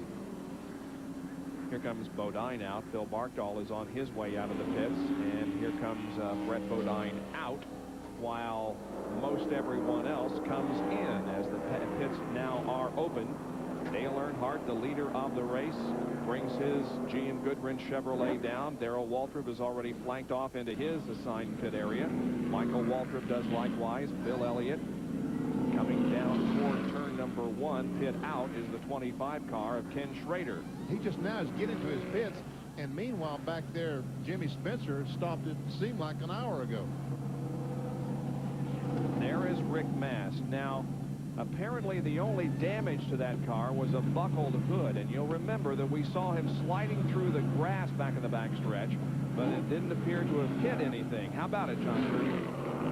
Well, besides the buckled hood, as he pulled in, you can see the grill was pushed back just a little bit, but not a whole lot, so they beat that out with a hammer. Bob Johnson Hal has the hammer on the hood as they try to beat it up back into shape. It really didn't look that bad, but then again, as we've said, they take a lot of time in wind tunnel testing to get the shapes of these cars just right. So the aerodynamics, they put the hood down, it wasn't shaped just exactly as they would like it, so now they put it back down. They will try again, go one more time, but they're having problems getting the hood all the way down so they can put the hood pins in. Rick had a very strong car in the first 71 laps of this race before the red came out. He stayed in the top 10, I think, all the time, and was mostly in the top 5. Yeah, the car was very strong, especially down on the low side of the racetrack. And it might not be affected that much. The pace car, though, is coming into turn 3 now. They're still in the pits. Of course, they know where the pace car is. Their spotter is telling them. So they'll get that hood pin back and get him back out before the pace car gets here. One of the cars we listed as involved in the crash, Jimmy Means, he really wasn't, but parked back there on the backstretch and got stuck in the mud. But now he's on the racetrack and will restart. As we watch that one car go, you know, at Darlington just about a month ago, I said hello to Hugo Phelps, the longtime scorer for that automobile. Well, the news from Christiansburg, Virginia, Hugo passed away yesterday. I talked to some of the boys down on the Stowe crew. Our condolences to his family. From everyone here at ESPN. Well, Rick did not go a lap down. They got the car out, and here comes the field down, but we'll go at least one more lap before we resume the Winston 500 live here on ESPN. The Wilsons tried almost everything to make their house more attractive to buyers, but it just didn't sell until they called our ERA office. I told them about the ERA home warranty plan that would help their house sell faster by giving the buyer peace of mind. It helped make their house the most appealing buy on the block. The ERA home warranty plans, just the kind of help you'd expect from a friend. It doesn't take long to sell a house if you call the right people. List your house with an ERA broker. ERA, first in service.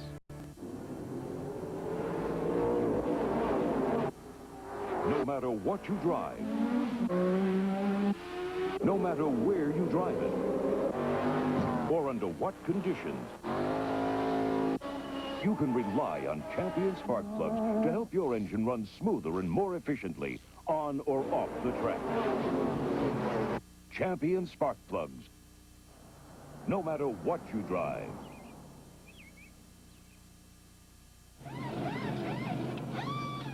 Rick Mast comes back into the pit area. They're working on a piece of metal there at the front end of the car, trying to get it secured. What they've got to do is they've got to put that... John Kern will tell us what they're doing. Okay, Benny, the hood would not close exactly, so it left an opening that air could get up under the hood. So they've had to cut a piece of metal and put it on. They're going to have to secure that down to close off the air hole to keep the air from flowing up under the hood. It looks like they've got it down. They may have to come back in and do a little taping around it, though.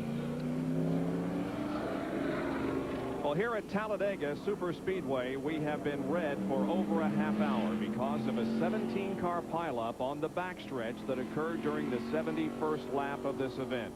Virtually the entire field was running in 2 and 3 abreast formation off of turn number 2, and then the incident occurred.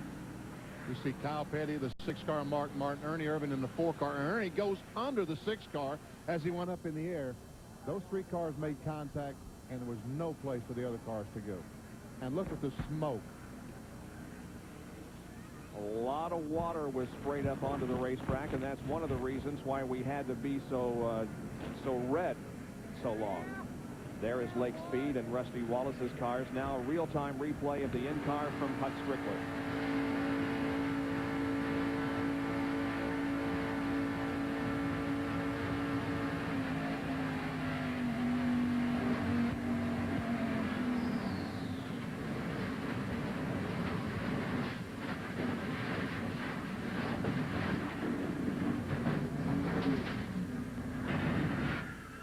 Same thing from Dale Jarrett's car.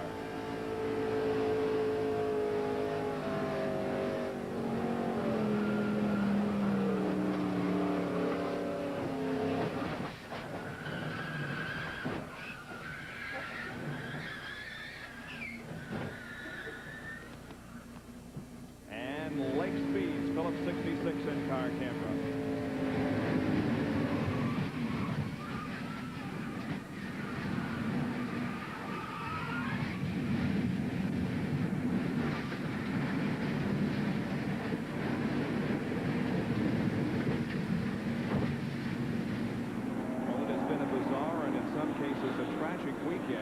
Here at Talladega as we get set to go back to racing. Of course, a very terrible accident during the ARCA race last Saturday that has Chris Gerke in a critical condition. Kyle Petty has been airlifted from here to Caraway Medical Center in Birmingham for treatment of injuries sustained in that crash. Let us hope that the remainder of this race can go without incident whatsoever as the pace car comes in and the Winston 500 goes back under green flag conditions.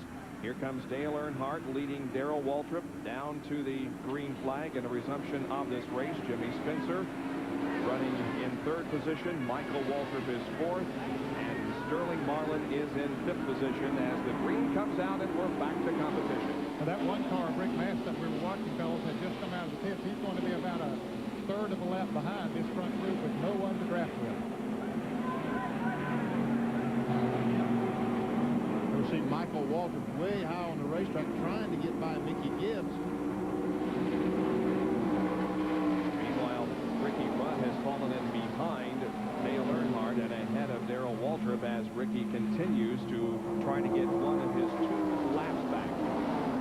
Mark Martin, there's the first of the battered machines that was involved in that multi-car crash back on pit road as he tries to re-enter the race and gain some valuable Winston Cup points.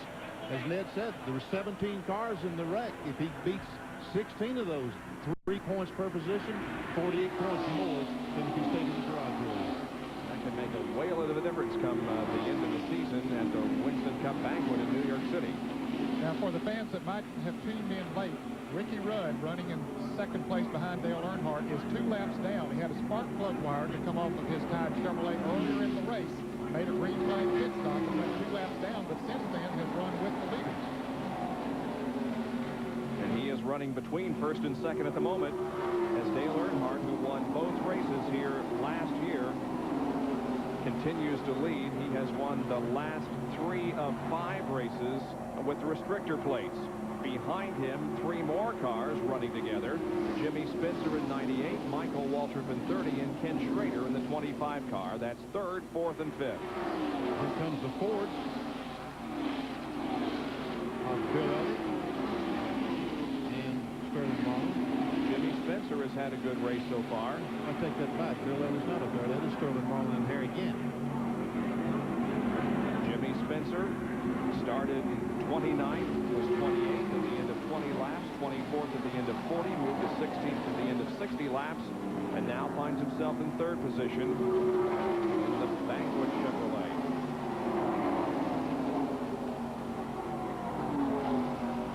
Closes in on the back of Darrell Waltrip. Now is in the lead draft. There goes Davey Allison. Repairs on his car has been made. He goes, look at that, Bob. No nose at all on that automobile.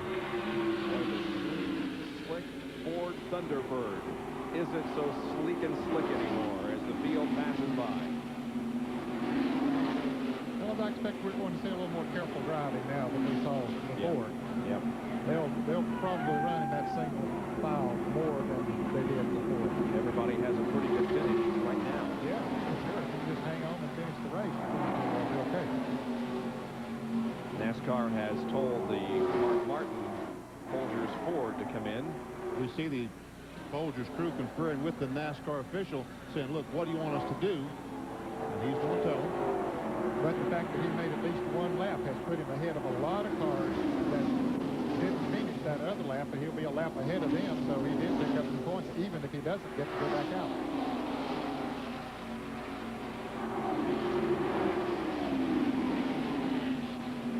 Darrell Waltrip showing some good patience just riding behind Ricky Rudd. Obviously, he knows Rudd is 2 laps down, and if he was up behind Earnhardt, maybe he could pass Dale, and I think he pays $100 a lap to lead here. He can get up and go up and get some of that lap money, but he's showing good patience, not worried about Rudd. He's making the big money on that last lap. That's correct.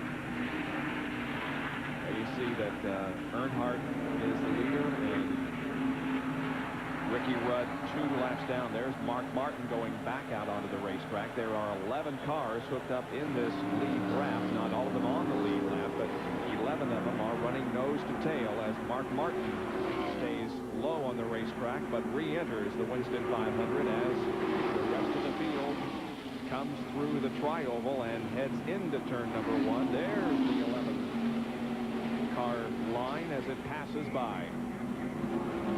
I think the only car in that lead draft that is not in the lead lap is Ricky Rudd.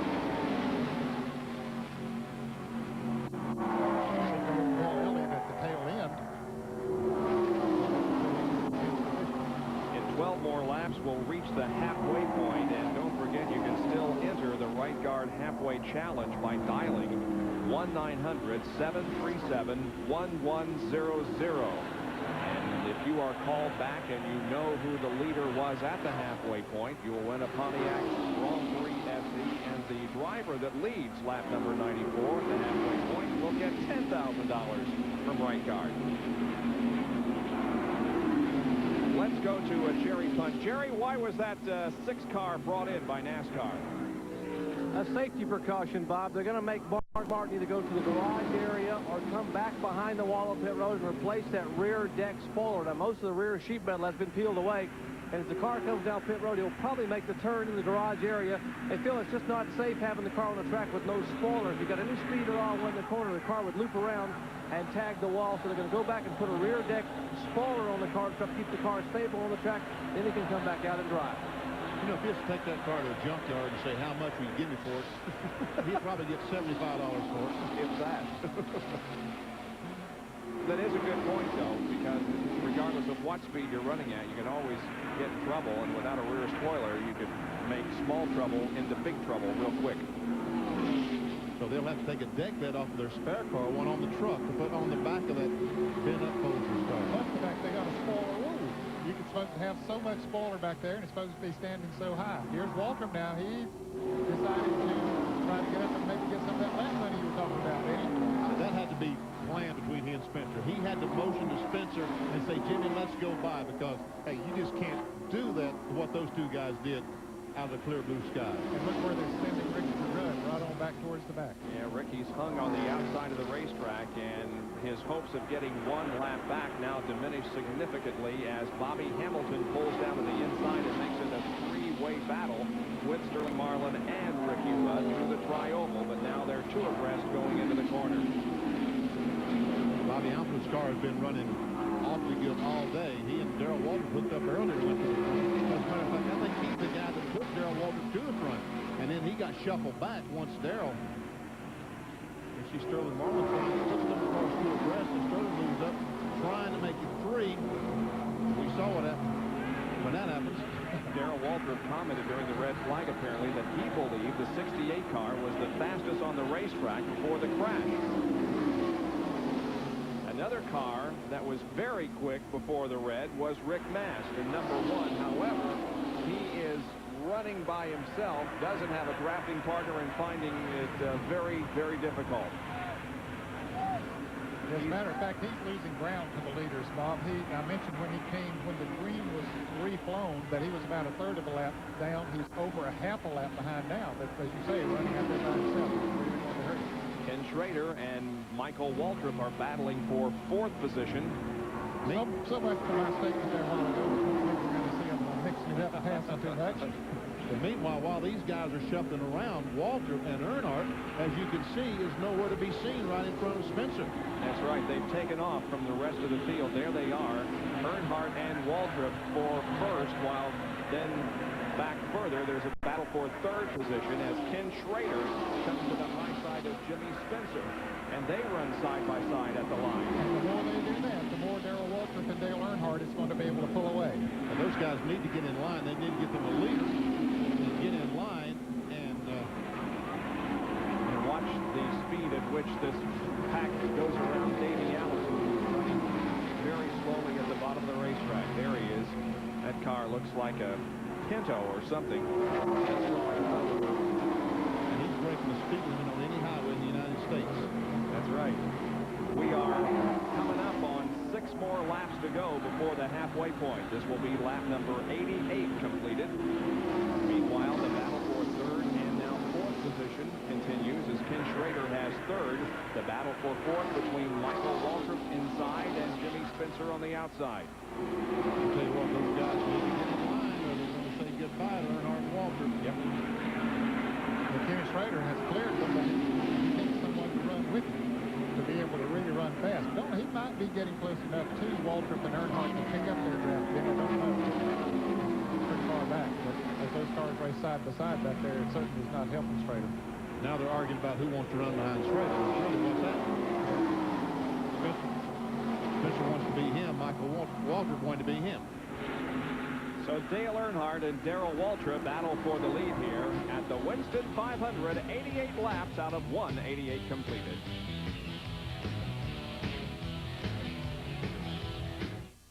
Engine repairs can cost you. So remember, Fram oil filters protect your engine better because they stop more dirt the first time through than any other filter. Fram, you could pay a little now or a lot later.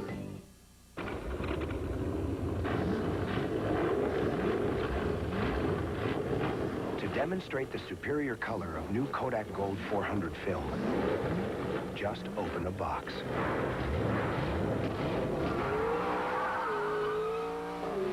It has the richest, most vivid color available in a high-speed film. New Kodak Gold 400. Fast film. True colors. Plumb bobs, T-squares, tape rules, what do I know? Zip. Want to know more? Ask Ace.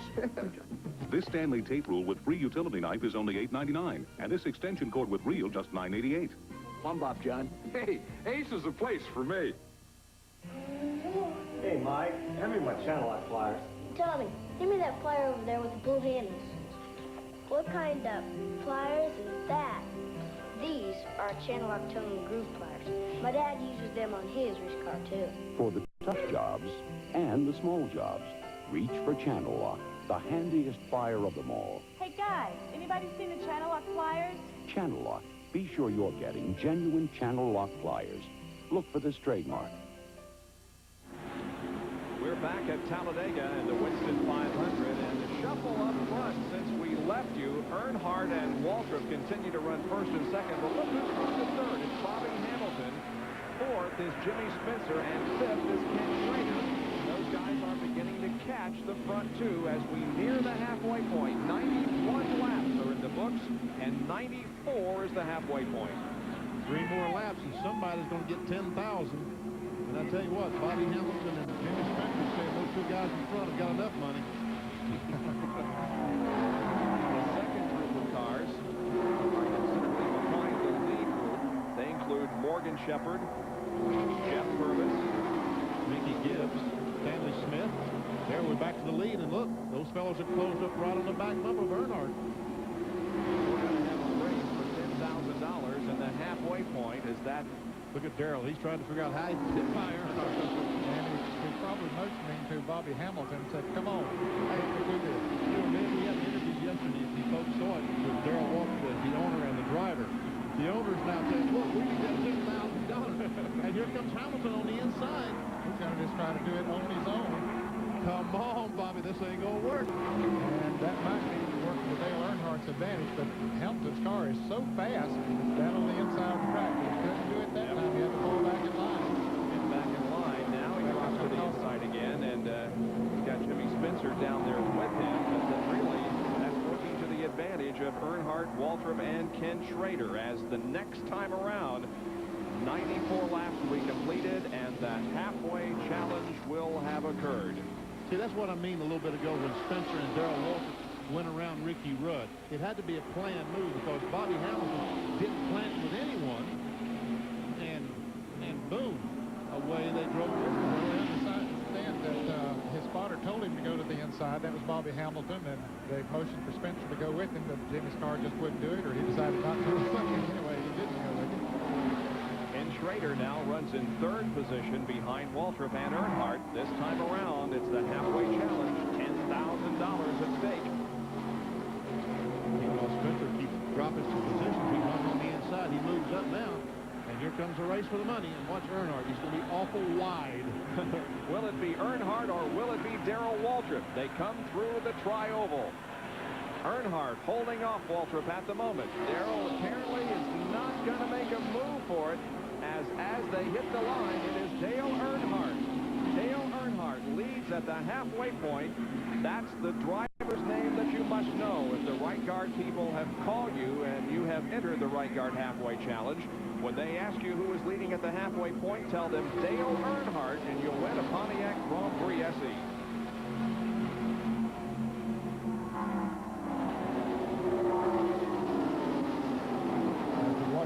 Jeff Purvis is off the pace going down the back straightaway. Phoenix racing. Darrell beginning to run a little high here now. Here's the Big A Auto Parts on-track interval between Dale Earnhardt and Bobby Hamilton.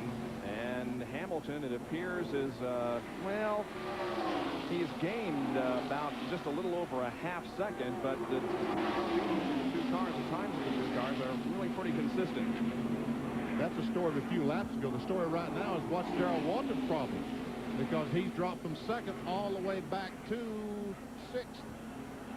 He just all of a sudden started running high on the racetrack, and several cars, in fact 3 cars, have gone by him. You know, Ned, I just figured out what the deal is. When he couldn't win the $10,000, he said, hey, you know, what could be. Yep, he's just hanging back, knowing that he can challenge perhaps later, but right now chooses to fall back a little bit. Yeah. He's trying some different lines out there, seeing if the car will work as well up high as it does down low. And his engine might have heated up just a little bit as we see Phil Purvis coming into the pits. Darrell's engine might have heated up a little bit as close as he was running behind Dale Earnhardt there, trying to maybe draft past him. This is the Neil Bonnet-owned car driven by Jeff Purvis. Number 51 and Joe Ruttman, one of those involved in the 17-car crash on the backstretch, is also back out on the racetrack. Mark Martin, by the way, is out there.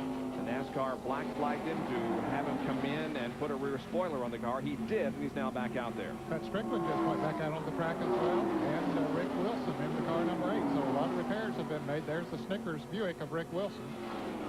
And Darrell Waltrip is back on the move toward the front. He's working alongside his younger brother, Michael. Man, can you imagine his brother doing something like that to him? Wouldn't let him in. Called him right out there and said, big brother, you're going to have to fall in behind him. He said, we'll not tell Leroy about this. Of course, Leroy's the father. So Waltrip is back to 5th position.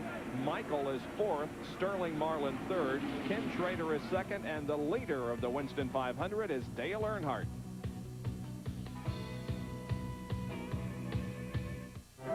In trying to make an artistic statement, one should be careful not to let one's personal aroma do the talking. In order not to offend the critics, I recommend Right Guard Sport Stick. It provides maximum protection and the freshest scents, a sublime palette of odoriferous emanations. After all, a true artiste should be remembered for his inspiration, not his perspiration. Right Guard Sport Stick. Anything less would be uncivilized.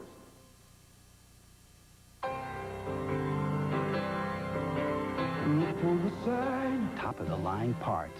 Red, blue, and white. Expert advice. It's a good sign. Your Big A Auto Parts store. Keeps your car running right. Where the pros go for auto parts. Big A, the sign that keeps your car running right. Someone to depend on when you need to depend on your car. Jenkins, Van Jarrett, Benny Parsons, Dr. Jerry Punch, and John Kernan back at Talladega Superspeedway in the Winston 500. The man on the move right now is Michael Waltrip. He's taken over second position. Man, he just went by Sterling Marlin and Ken Schrader right down on the inside and said goodbye. Didn't have any help. His brother Darrell was back there, and he expected him to come with him, but Darrell didn't do it or couldn't do it. Michael just went on by himself. Now he'll take Earnhardt in a lap or two. Wow. Michael Waltrip. He's had some very consistent finishes this year. He's been in the top 10 5 times this year, including a third at Darlington. So Michael Waltrip could be in a position to have a very good finish here this afternoon, if not a win. He's right on the rear spoiler of Dale Earnhardt. Mikey, as he's affectionately known in the garage area, which he does particularly careful. All those 5 cars in the lead lap. It might not be as easy to pass Earnhardt as it was to pass those other 2 cars. Don't know what made why it was so easy for him to pass those other 2 cars, but now they caught right back up to him and sitting there drafting. Behind this group of 5 cars, 6th at the moment is Terry Gant, then Bobby Hamilton. And Hut Strickland is on pit road with a lot of 200-mile-an-hour tape on the front of that Rebestos Buick, but he is ready to go back out there, and our in-car camera is continuing to work in his car. Those things take a living and keep on ticking, don't they? Top 5 coming down through the tri-oval. That is Davey Allison that they are passing. Davey with absolutely no aerodynamics whatsoever on that car, but he's still out there making laps and picking up points. Darrell Waltrip challenges Ken Schrader for 3rd position. He'll get it. Sterling Marlin goes to 4th, and Ken Schrader drops back to 5th. I wonder how Sterling Marlin is feeling. You know, he was this is the first race that he will have tried to run all the way since his burns, and I'll bet that perhaps that break we had, that 30-minute red flag period, if he was showing any fatigue, gave him some renewed enthusiasm. Now the partners are back together. I'd say Earnhardt's in trouble, wouldn't you? Brothers might gain up on him here. Yeah. We may see a real buddy situation. But the problem is, which brother do we let run in front? That's the question.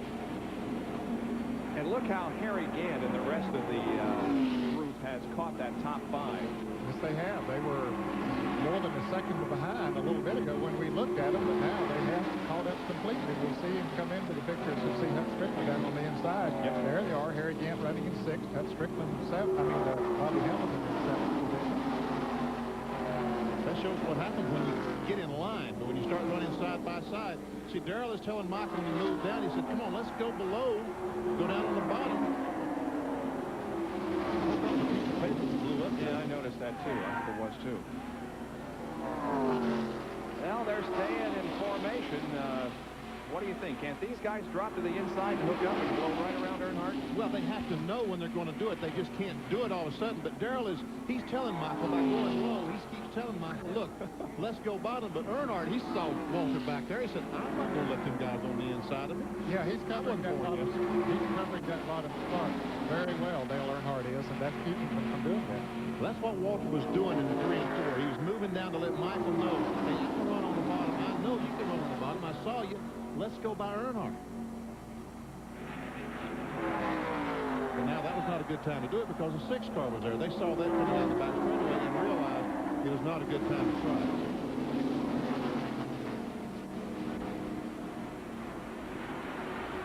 So they continue to run pretty much in single file formation as Earnhardt leads the string of cars.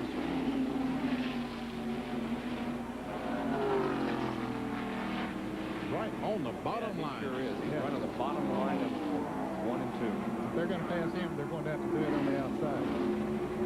He covers that inside. See Bill Elliott back in the back of that pack. He's just hanging on there. Just right 10 cars in this draft now. 9 of them in the lead lap. Earnhardt again is pasted right onto the bottom of the track.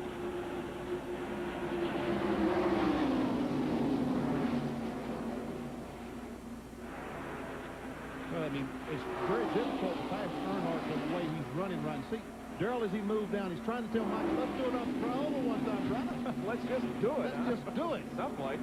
But see, Earnhardt's running low in the corners and letting the car drift up and out against the retaining wall. They're going to have to do it off the trial or entering the trial one time. Or a flat racetrack like the back straightaway. But they got to get a run off of 2 before they can do that. Exactly. Well, now here we go. Michael's going to try to go on the inside. Yep. Earnhardt took the spot away. Yes, he did. He just covered. Protected the position. We'll see if they do it in the tri-oval this time. No, he wasn't in position to. He came off the turn a couple of car lengths behind him and just wouldn't work. Now's the time they need to do it. As they come off the tri-oval, they need to hook up right now and try to go on the inside. But they just can't do it.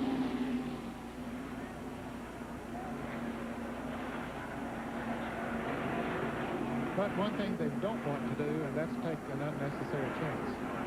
Because we've seen what happens. Yep. When these cars get 2 and 3 abreast. It's not pretty.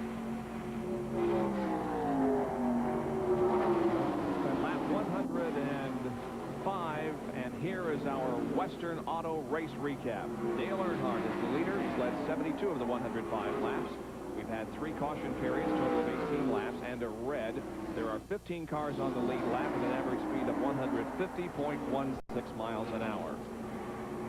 Our leaders have included Earnhardt, Kyle Petty, who has been taken to the hospital for treatment of a broken leg, Ernie Irvin, Davey Allison, Musgrave, and Rudd. Now here comes Darrell Waltrip making a bid for the lead. He's on the low side of Earnhardt, and he's got Michael with him on the bottom side. So if they're going to take the lead from Dale, they'll do it now, or will they? I think they planned that a lap ago when Darrell went by Michael. I think Michael did not resist him. Figured his car would run faster in front, and they could work together and distance. Marlin has gotten up there, helping Earnhardt. Now they knock Darrell out. Oh, Michael has went on behind Sterling Marlin and says, bye-bye, brother. Man, oh, man. Darrell might be able to do it on his own, fellas. Now it may be difficult for Darrell to get back in line. And Michael needs to pull down and help Darrell some there now. Now he decided he would help him a little bit, but it's too late. No, he's not going to help him. He's going to pull up and pass him. Follow those other fellas through. Well, that's brotherly love for you, isn't it? Okay, let's go back to the Western Auto race recap. Musgrave has led a lap under caution, also Rudd and Ken Schrader. Those cars out of the race, most of them because of the crash. Larry Pearson was the first out in a separate crash. Richard Petty also. Greg Sachs, Kyle Petty, Dale Jarrett, Chad Little, Terry Labonte, Wally Delamac Jr., and Buddy Baker, all out of competition. Now, our standings in the Western Auto Mechanic of the Year award have Waddell Wilson on Ricky Rudd's crew on top, but by just a small 3-point margin over Kirk Shelmerdine from Dale Earnhardt's crew, Larry McReynolds from Brett Bodine, and the others. Now, we have Sterling Marlin that has slid into 2nd position, Michael Waltrip 3rd, Darrell Waltrip 4th, and Ken Schrader in 5th position as they pass by Rick Maz. 109 out of 188 laps complete at Talladega. Ever wonder what I do when I'm not racing? I'm at Western Auto, kind of checking things out, and you should too. Hey guys. Hi, Darrell. Because now you can enter our exciting We Win, You Win $1 million racing sweepstakes. There's monthly drawings for Chevy Luminas, race trips, plus, if I win the championship, one of you will win $1 million. And while you're at Western Auto, pick up AC spark plugs for just 59 cents each after rebate. AC spark plugs. It's like buying time. You think he's got a chance? Basically, trucks are used for two reasons, hauling and towing. And for that, you need power. And the Sierra from GMC Truck has the most standard horsepower in its class, which gives you the hauling and towing strength you need. Plus, for 6 straight years, the full-size pickup from GMC Truck has retained more of its original value than any other in America. Sierra, powerful and durable. GMC Truck, it's not just a truck anymore, it's quality on the road. Warning, cold starts can be tough on your car's engine because your motor oil might not reach some of its parts for a full minute. Fact, independent lab tests confirm whether it's 35 below zero or 50 above. Quaker State 10W30 gets to all your engine parts faster than other leading 10W30s. At 40 degrees, it's 3 times faster. So don't let cold starts make it tough on your engine. Get Quaker State. It's one tough motor oil. Back at Talladega, where we've had a shuffling of the positions up front, Sterling Marlin has taken the lead from Dale Earnhardt, and Michael Waltrip has moved to second position, dropping Earnhardt back to third, then Schrader, then Darrell Waltrip, and then Harry Gant. Earnhardt took a look on the inside of Michael Waltrip, couldn't make the pass. Sterling Marlin, Maxwell House, 4 Thunderbird. And look at this statistic. The first lap that he has led here at Talladega Speedway, couple of years. Here comes Harry Gant back on the inside of Ken Schrader. That is the battle for 5th position. Schrader takes it. He's now 5th. Harry Gant moves back into 6th. And Michael Waltrip making a bid for the lead as he goes inside of Sterling Marlin, and it appears as if Michael Waltrip will go into the lead as he pulls quickly ahead of Sterling in turn number 2. Now they race nearly side by side down the backstretch. Michael drops way low on the racetrack, trying to catch a draft somewhere, but cannot do it. He pulls back in line in second, and now here comes Earnhardt to try to take second away from Michael Waltrip, and he does it easily. Darrell Waltrip will try to take third away, and he does, dropping his younger brother back to 4th. Michael said, what did I do so wrong? He pulled out of line, that's why. And Rusty Wallace did not give him enough draft to help him. And Earnhardt would like very much to have the lead of this race back. At the line, he is right beside Sterling Marlin. He drops that Chevy way down to the low side of the track and passes Sterling Marlin with ease to go back into the lead. Now here comes Michael. He thought he would get some draft off Earnhardt, but as soon as he pulled low, Dale pulled up. Now, you remember a while ago when he hung Darrell out to dry? Now, who's Darrell going to follow now, huh? I want to see him. He's trying to decide. Well, he chose to go with Sterling Marlin. I'm not sure that was smart. Now he's going to go down and... Now he's going to help him, isn't he? Yeah. This may move Marlin back a couple of spots.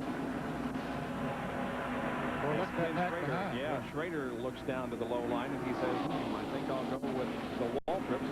But now they get kind of out of line. Now Mikey's going to try him on the outside. Has brother Darrell there to go with him. They might get him coming off of turn 2 and as they head down the backstretch. Michael Waltrip in a very strong performance. The top 6, 7 cars, right 6 cars, right there running 2 by 2. Earnhardt pulled way down, so they'll not get any advantage off his draft. Michael Waltrip has the lead, though. Now, we see Rick Master in the middle of that pack. They lapped him. He was out there running by himself, but once he got in with the pack, he can run with them. But unfortunately, he had nobody to draft with. He came out of the pits late on the last green flag drop. That just fouled him up. Michael Waltrip has a lead over Dale Earnhardt. We asked several drivers earlier, how do you pass here with the new restrictor plate? We asked several drivers earlier, how do you find a drafting partner? And now the question that Benny asked several drivers earlier in the weekends concerns this problem of drafting. The question, what happens if you're drafting a partner and he hangs you out to dry? That's just racing. You forget. You'll remember it the next day pretty strongly and all the night after the race, but 2 days next. You get back to the racetrack on the 3rd or 4th day later, just forgot about it. Hopefully you'll find that individual before a few laps to go, and you'll send your guy down to the pit and say, hey, you help us, we'll split the money with you. You know, so I don't know. A couple years ago, you know, finally got down, I think about 6 laps to go, and it's like a war. I mean, like Martinsville, just tires up, down the sides, everybody sideways, everything else. It's just, you know, it's just a cutthroat deal. I wound up by second on the white flag lap, wound up 6th. All fair and love war in the last lap. You're catching a pack and you say you wait for him to come on and you drop low and you go to pass him and you look in your mirror and he didn't drop. And you said, oh no. And you get halfway there and you end up about 20th. But you remember that when you come back up through the pack. And that guy goes, oh yeah, come on. And you go, he drops, you laugh, and you keep going. I guess, you know, the smarter you are, the less you let that happen to yourself.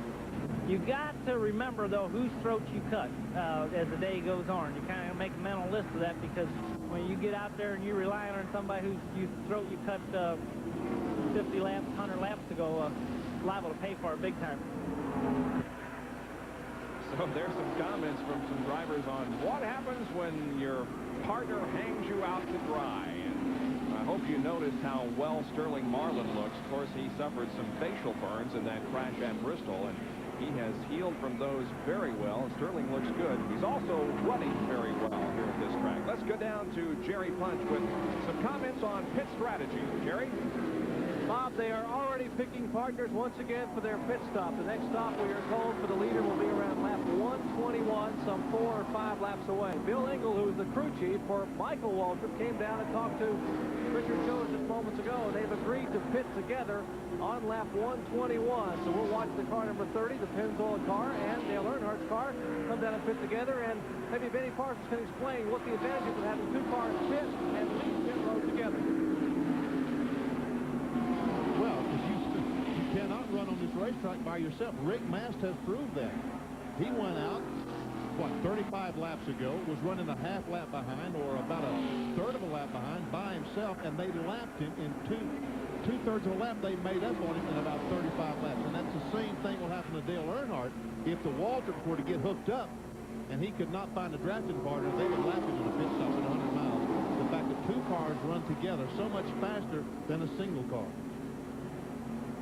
We last had pit stops on lap 73. So we will be seeing some pit stops momentarily within the next few laps. Earnhardt continues to hang on to the lead. There's Darrell Waltrip second, Michael Waltrip third. And Bobby Hamilton has moved himself back into 4th spot. Ken Schrader 5th. And then Sterling Marlin. Somebody might try to... Jerry Punch talked about lap 120, 121. If somebody tries to go to 130, they might make it on 1 more pit stop. If you can find a couple of cars that might make it on 1 more pit stop, they would have a clear advantage on. If they stop at 120, that leaves 68 laps to go. They're only going to run about 50 laps now, so I don't think that they can make it. If they stop at 50 laps, so I bet Darrell Waltrip will stay out there and run them all. If he can find somebody to run with. Yeah. If they all pit, then Darrell Waltrip has no choice but to pit as well.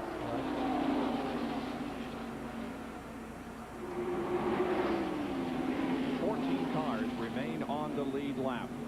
That one car that Rick Mast we were talking about, he is running in 15th place. He is now on the lap down. He's running with the lead pack, but is the one lap down. The 2 guys out front, Dale Earnhardt and Darrell Waltrip, each have 4 wins at this racetrack. Darrell has won this event twice and the July race twice. Dale Earnhardt has won this event once and the summer race 3 times. We saw that Purelator Chevrolet of Derek Cope being passed with these group of leaders. Here comes Earnhardt in the pits. Also the Waltrips, they're trying to crash coming in the pits. Wow, they got all jammed up there as they braked coming off the corner and headed toward pit road, but they're okay. They're coming in for their pit stops. Darrell Waltrip, Sterling Marlin, Michael Waltrip, and Dale Earnhardt all come in. Let's go to Jerry Punch in Dale's pit. Just as predicted, planned pit strategy, 17 on the bottom, 3 on top. Darrell Waltrip on the bottom of your screen as the Western Auto crew working on his car. Likewise, Goodrich's crew working right side tires. come around. No, they will just change right side tires. Waltrip is out. Now Earnhardt is off the deck, and they come down pit road. Earnhardt leaving. Here's Michael Waltrip, Darrell Waltrip, Sterling Marlin, and the board lead cars will go back up and hook up to the grass at the Benny Park and try to catch back to the front. Well, so much fun for my prediction that Darrell Waltrip wouldn't stop. He came by, boy, I'm hitting him today, Arnold. I think he was just terrified of losing that Earnhardt draft, man. I think you're right. Yeah, he probably changed his mind there at the last minute. That's why one of the things that created that traffic jam there coming off the fourth corner. Now, meanwhile, there's some cars in this pack that get excellent fuel mileage. Kenny Schrader, Harry Gant, two cars that is in the lead lap. They get great fuel mileage. If they ride for another 10 laps, Ned, they might be able to make it the rest of the way.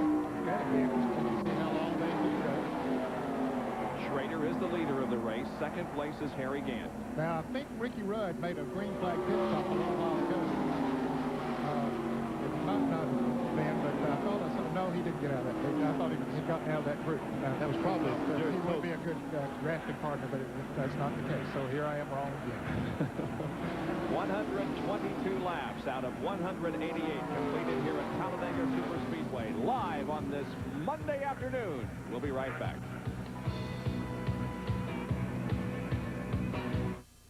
ESPN Home Video presents Bill Elliott, Racing into History. The only video that shows you why this man became a racer and how he became a champion. Hosted by ESPN's Benny Parsons, you'll feel the excitement of driving with Bill as he wins NASCAR's biggest prize, the Winston Million. Bill Elliott gets the checker flag. Bill Elliott has won an additional $1 million in 1985. Get an insider's look at the Dawsonville shops where Bill's cars are made. Ride with him at over 150 miles an hour and listen in as he and Ernie plan their race strategies. I'll be about 2 rails away to the left rear. Order your copy for only $19.95. Call 1-800-533-1800. That's 1-800-533-1800. Bill Elliott is one of America's premier NASCAR drivers and most popular heroes, and Racing into History lets you enjoy the excitement of driving with Bill again and again. Call today, 1-800-533-1800.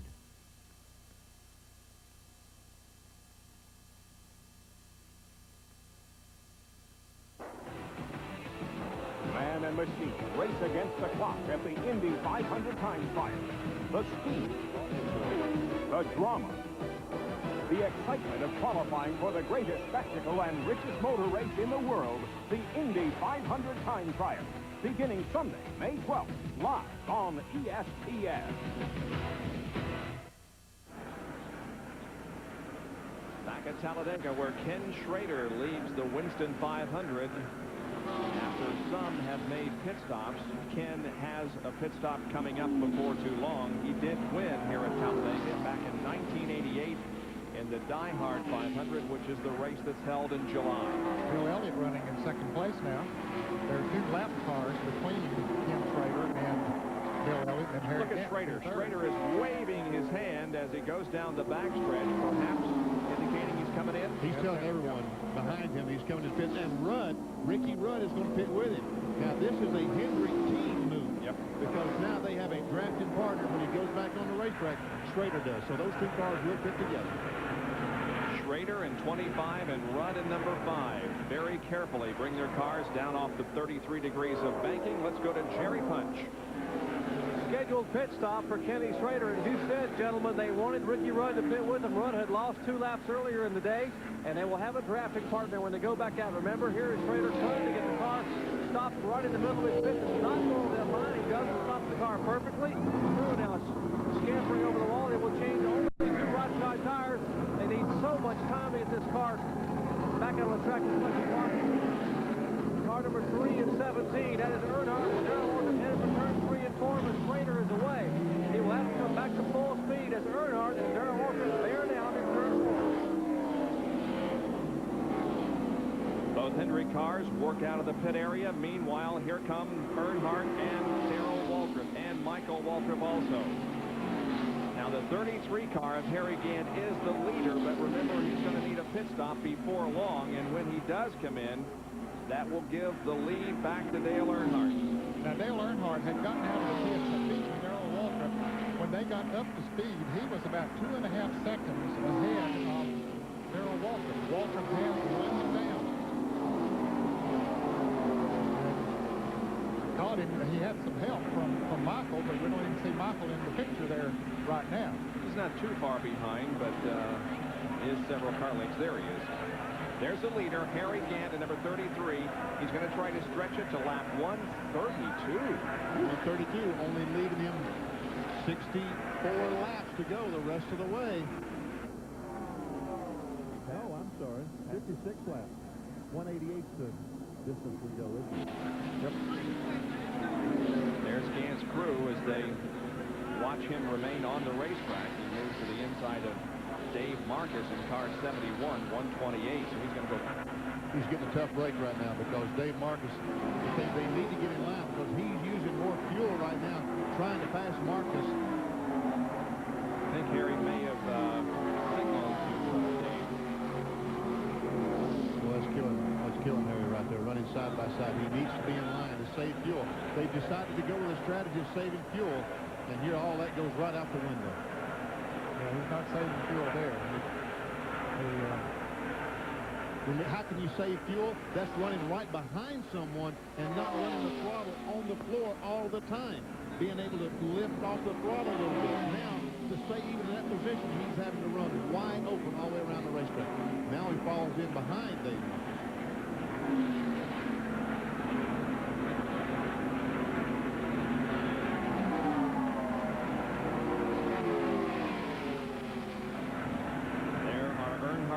And Darrell Waltrip, who are second and third. The leader, Harry Gant, who has not yet pitted. He's coming off in corner number 4. There he is with Dave Marcus.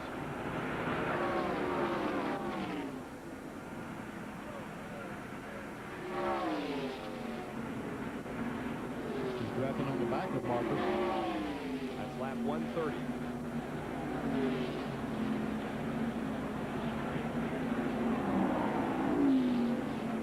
He is about 39 seconds ahead of the second-place car of Dale Earnhardt, which is not enough time for him to make a pit stop and get his speed back up. But what he's going to do is just take one green the rest of the way and making only one more pit stop, and that's it. He has to for him to do that. How many times have we mentioned this year on our ESPN telecast about how well Harry Gant has run this year now? The finishing positions don't reflect in many instances how well this car has performed. He has had 3 top 10 finishes, including 2 thirds at Richmond and Rockingham and a 5th last weekend at Martinsville, but he has been in the hunt every single race that we televised. So he should be coming in the next lap. This is 132 the next time by. There's his board to signal where he's located on the pit road. You might also mention that Harry Gant is 51 years of age. There are the cars that are running second and third. Yep. There's Michael Waltrip running 4th now when Harry Gant comes in the pits. Well, fellas, he might be able, there's some other cars there. Yeah, he might be able to pick up, he's coming into the pits, but that one car, that might be some planned things too. Exactly. Yep. That he can pick up and draft with. Yep. Both of those are good fast cars, teammates. Yep. And also, they're owned by brothers. Yep. They're owned by brothers. So Mast is in also ahead of Harry Gant, and these 2 cars will undoubtedly hook up as they come out of on the racetrack and hook up as drafting partners. That's the one thing I was going to say that Harry might lack was a good drafting partner, but he's sitting right in front of him. Let's go to John Kernan quickly. Okay, both of them have... Andy Petrie and the crew said all they need is a little luck to go their way. Remember at Martinsville last week, they were running second and going into the turn, hit some oil and water and spun out in turn 1. They said, hey, they came back and finished on the lead lap, finished 5th. Said all they need is a little luck. Well, they're trying to make some luck of their own by stretching this fuel stop. They should be able to go the 56 remaining laps if it remains green. And that should be the edge to win the race, and they should also hook back up with Rick Mast as a drafting partner. I don't know. Rick Mast is awful far ahead, isn't he, Ned? Yeah, he'd have to slow down. But Harry might be able to pick up some other cars. The Bill Elliott and Jeff Bodine and some of them are going to be coming into the picture with him before too long, so he might still have some good cars to run with. So with the pit stops completed, it is Dale Earnhardt who is back on top of the Winston 500 with Darrell Waltrip running in second spot. Back after these messages. There are things in this life we can all count on. Qualities that we have come to know and trust. Pride, good friends, and simple, honest values. These are the things we know we can depend on. Chevrolet. The cars more Americans depend on.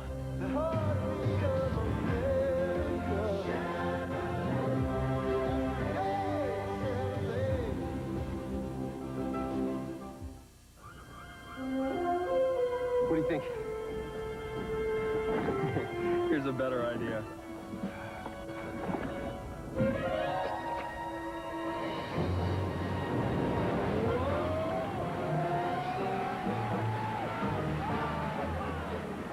Welcome aboard.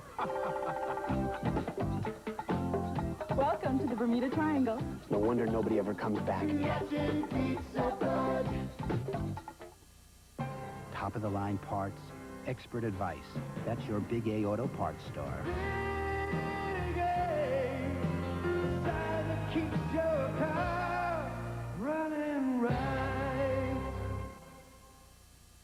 Now this is my kind of do-it-yourself project. Want to know any more? Ask Ace. That's what I do. These white resin stacking chairs are only $6.77 each. Ace waterproofing sealant protects for just $6.99 a gallon. Hey, let me tell you, Ace is a place for me.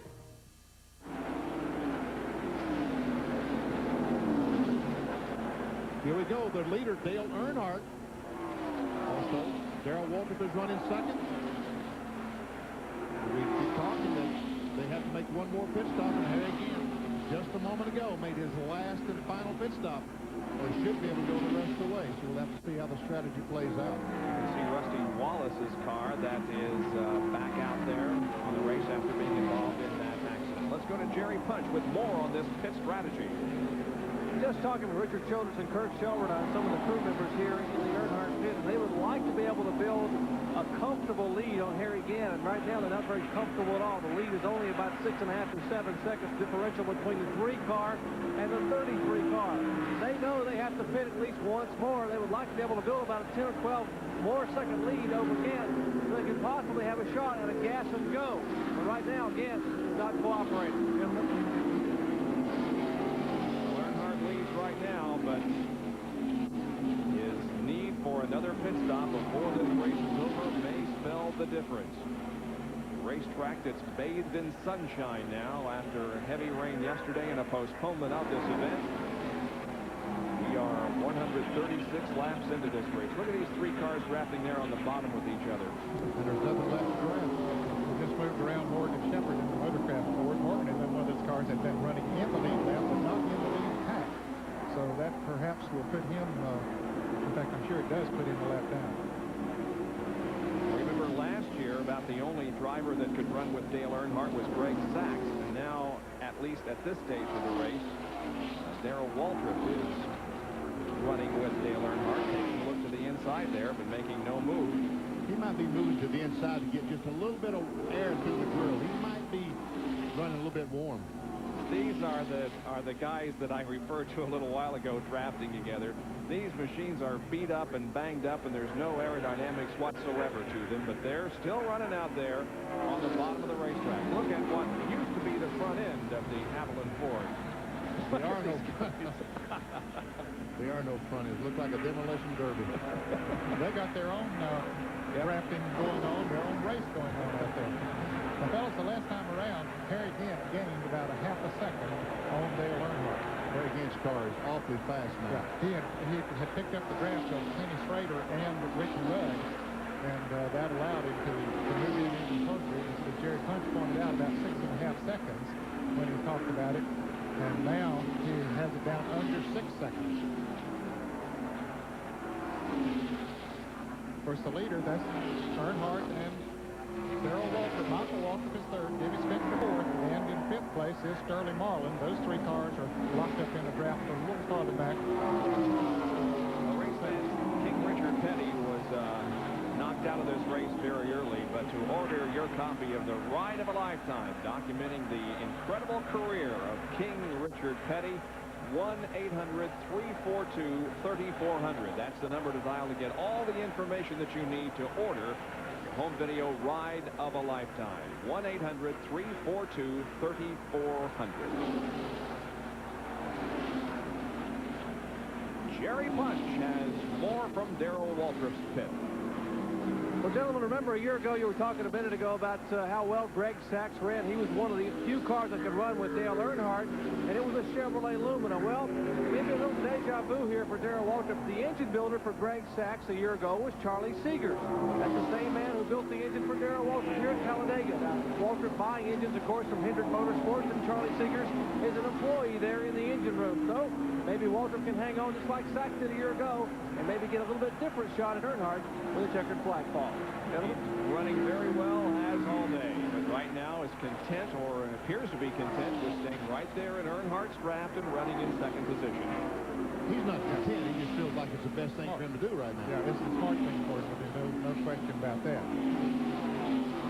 Now, Harry Gant has cut that deficit to about 5.5 seconds now, although he had moved up on the car number 25 was Kenny Schrader, was drafting him, but now he has dropped off. So again, I don't know if he has purposely slowed down or what has happened, but he has lost the draft with the cars that helped him to move to gain that second number. What happened is he passed Stanley Smith up in turn 3. Those other 3 cars got by Stanley clean and went in turn 3. Harry got home on the outside, had to get out of the throttle, and he lost 10 car lengths, 15 car lengths because of it. Okay. Darrell is moving around like his car is running a little bit warm.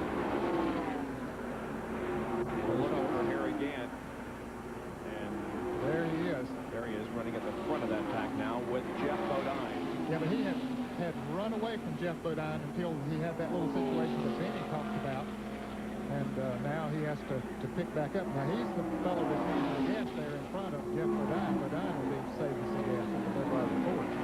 That's right, because Harry's having to run wide open right now, trying to catch up with that group of cars he was with just a moment ago. So it's 7th and 8th right here. Harry Gant is 7th, and Jeff Bodine in the Budweiser Ford is in 9th place, or rather 8th place on the lead lap. There are 11 cars that remain on the lead lap.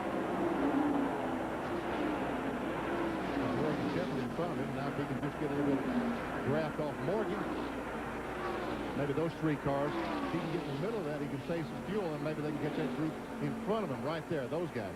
He was right behind him just a moment ago. There's the 1 car of Rick Mast that was going to be his drafting partner out of the pits, but it didn't work out that way. Well, it was. He had caught him back, and, 3 laps ago, he was right with this group of 3 cars. But as Benny said, he had to limp when he ran up on some lap tracks, and it just cost him. Harry Gant, the one that cost.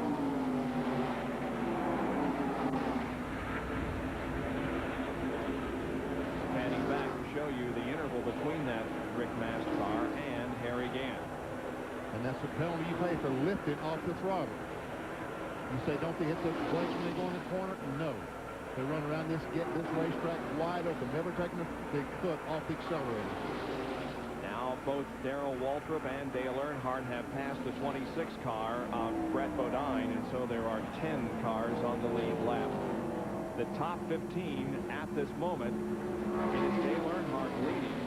Darrell Waltrip running in second position, followed by Michael Waltrip, Jimmy Spencer, and Sterling Marlin. 6 through 10, Schrader, Gant, Bodine, Elliott, and Hamilton, 11 through 15. Bodine, Shepard, Mast, Musgrave, and Marcus.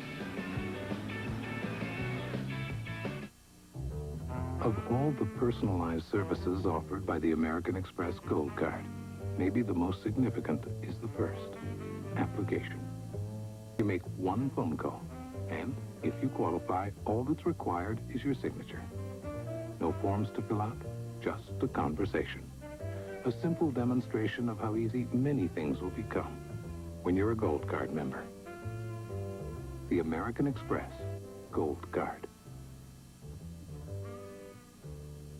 To get an idea of the kind of personalized service you can expect when you carry the Gold Card, call up and apply. Everything is done for you over the phone. If you qualify, You just sign the acceptance form when it arrives in the mail. 1-800-THE-GOLD. A preview of how it feels to be a Gold Card member.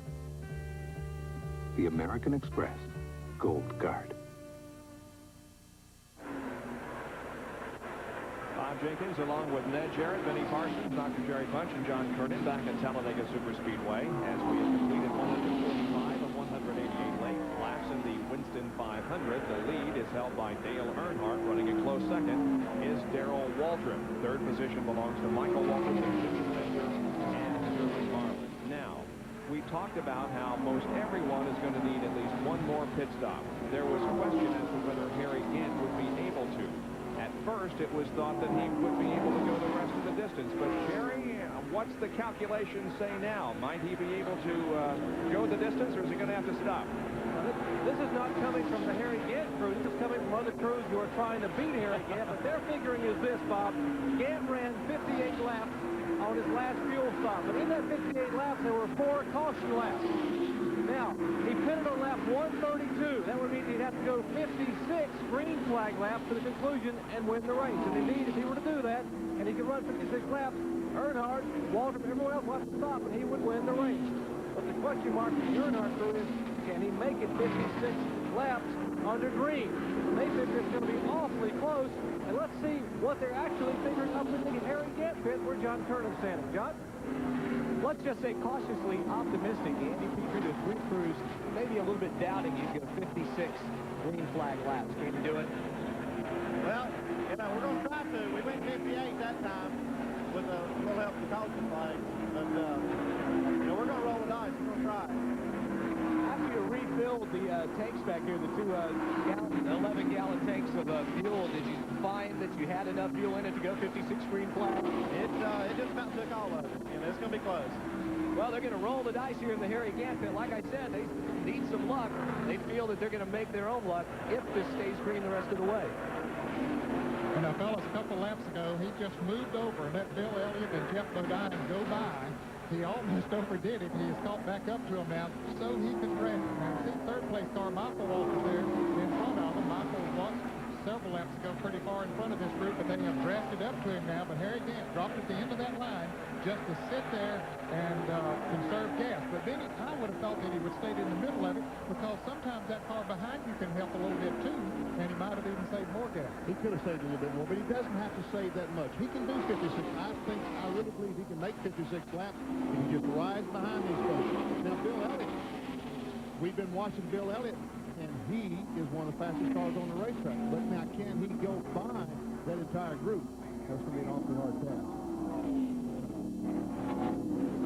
So the bottom line is, don't go away, because we have the possibility of a very exciting finish to this race here in the next half hour or so.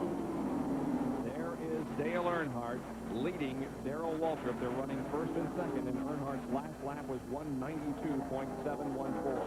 And here is the interval between the first two and third, fourth, fifth, and on back. And Harry Gant is right at the tail end of that tank, as we said, riding along, trying to save all the gasoline he can. Well, it's about 5.5 seconds back to that second group of cars.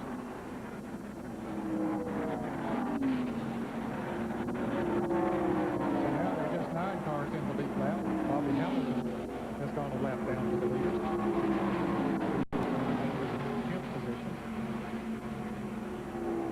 Rick Mass moving to the bottom of the racetrack to pass Joe Woodman, one of those involved in the 17-car crash. By the way, if you're just joining us, we did have a red flag. 17 cars involved in a massive pileup at the end of the backstretch that has sent Kyle Petty to Caraway Medical Center in Birmingham for treatment of a broken leg.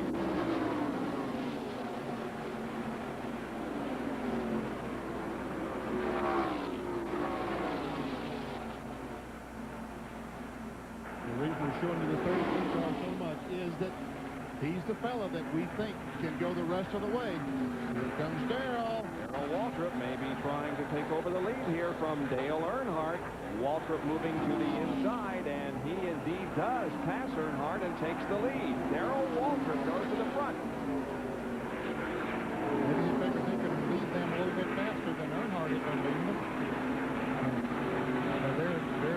enough to make a pit stop. We know that for sure. And so they will probably make their pit stop together, but I guess they figured that maybe Darrell might pull them. They're going to test it to see if he can pull them a little bit faster than Earnhardt was pulling them, because they're not getting away from that second group of cars. And they need to build up some distance. 37 more laps to go in the Winston 500. Darrell Waltrip has moved to the front. Dale Earnhardt runs second. Back after these messages with more. 1985, 86, 87, 88, 89. For 6 straight years, the full-size pickup from GMC Truck has retained more of its original value than any other in America.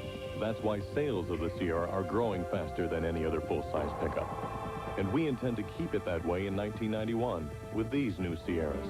And in 92, GMC Truck. It's not just a truck anymore.